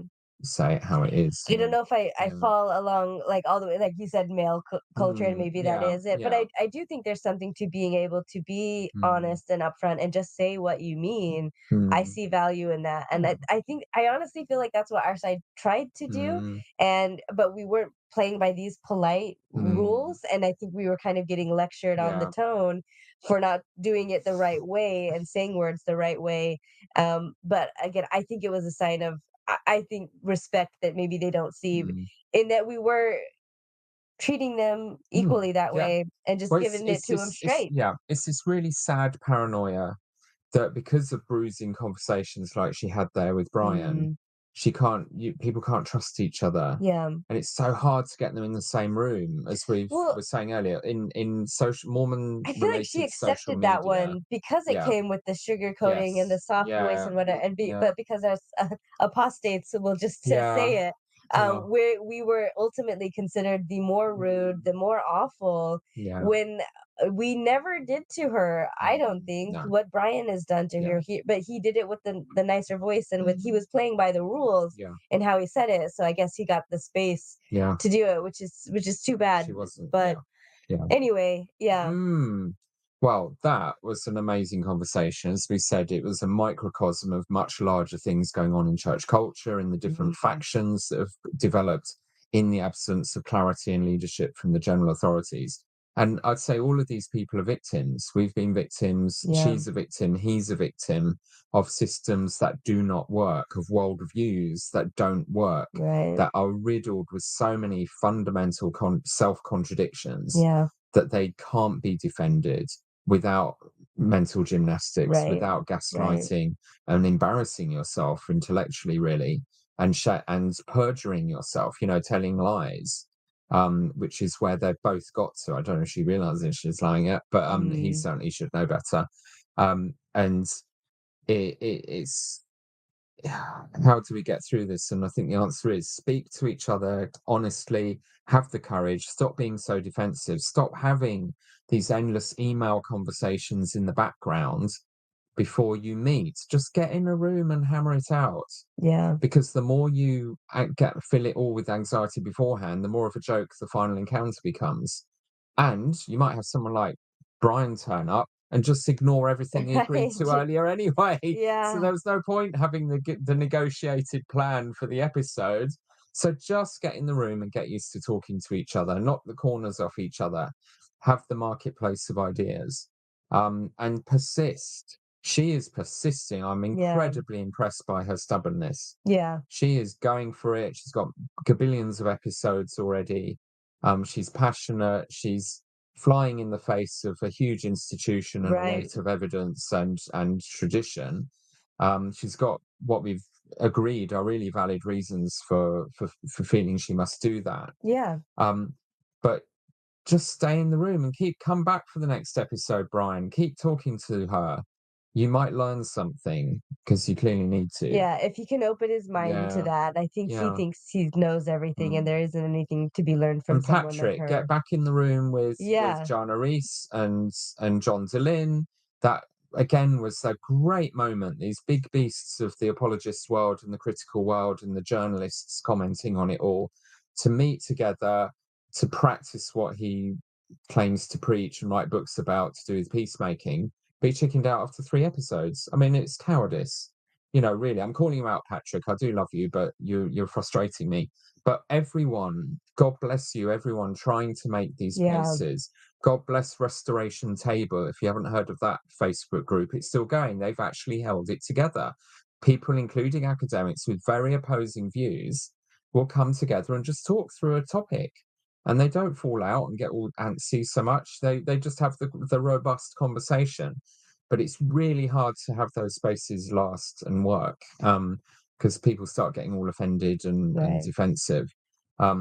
So let's keep talking to each other. And just sort Yeah, of as a postscript to that, here with the Brit Vengers here in Britain, with a dance of applying public pressure and humiliation, but also personal, friendly communication and support, we've brought about an amazing collaboration between yeah, church leaders and dissidents that has brought about revolutionary safeguarding changes here, with yes, background yeah, checks and training and proper safeguarding officers in every stake. Um, and we've also had a lovely experience recently where Nemo and I and others did a panel discussion, being quite critical of the British pageant and its content, all these people being fed into polygamy, so relevant to this.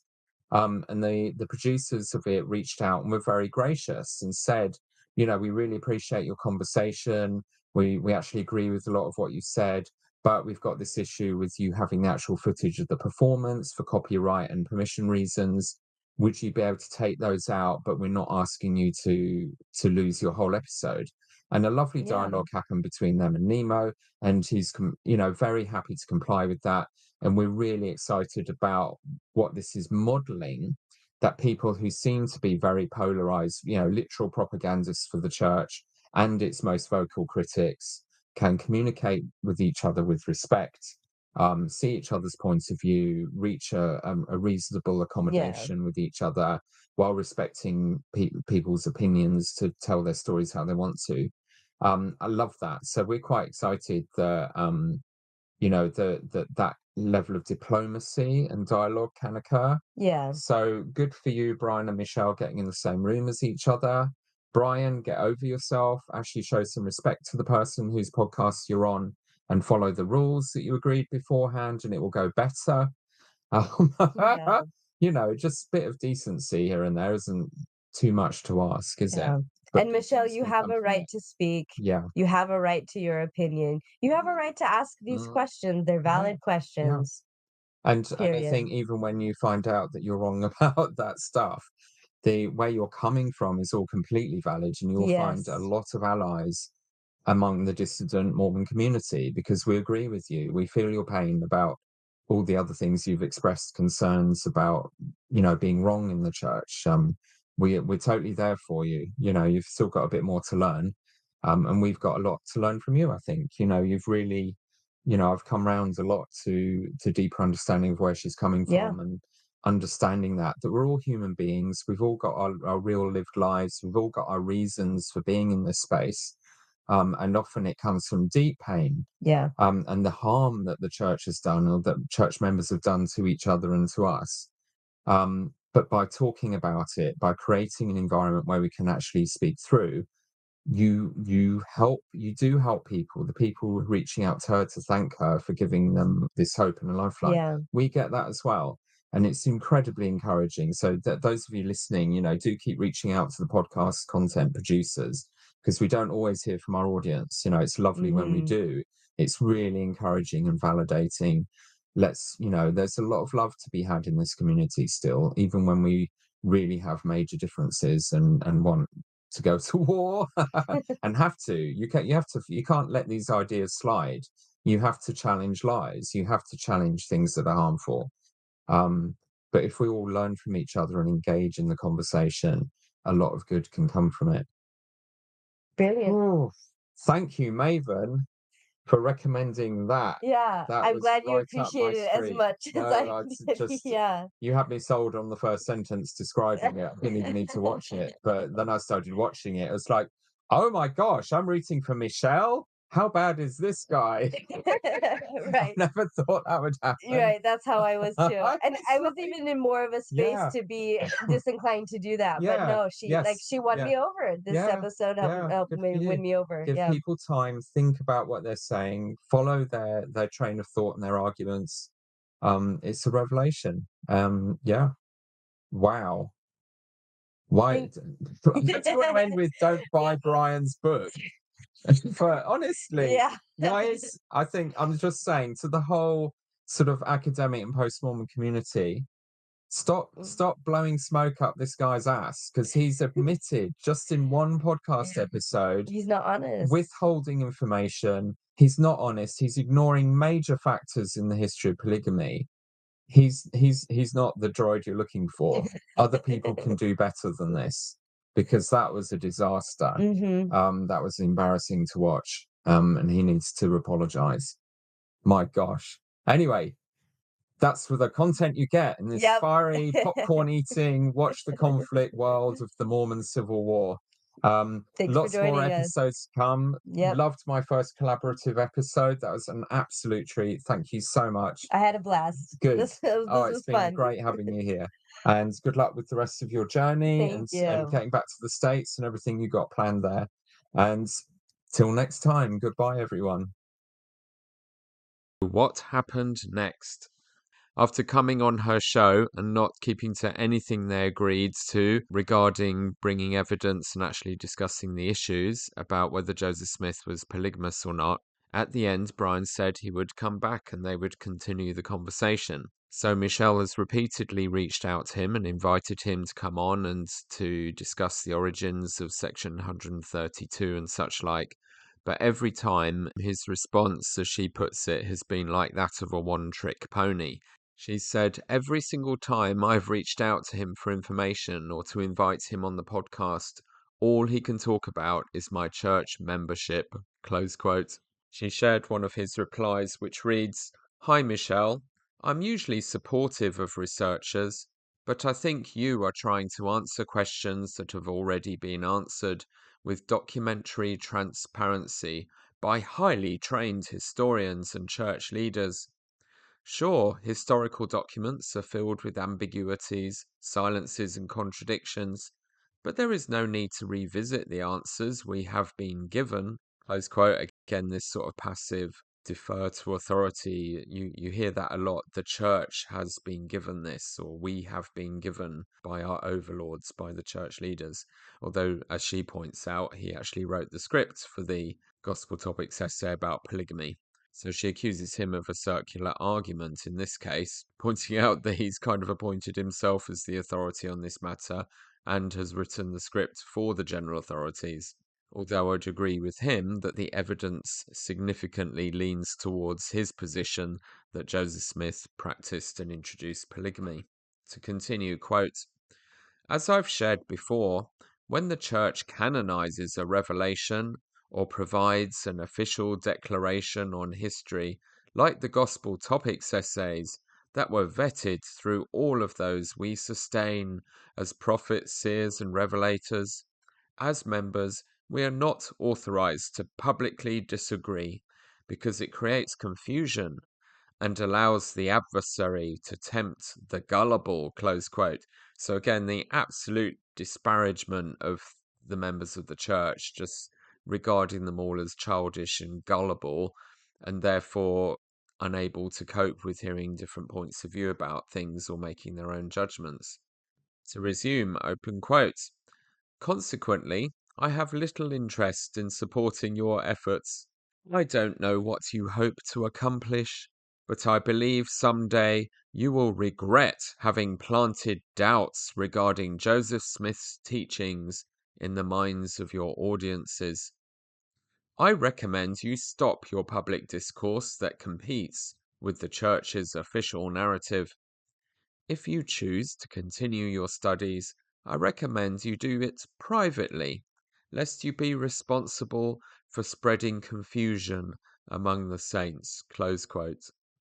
Because I don't think you're all gullible children, you can make of that what you will.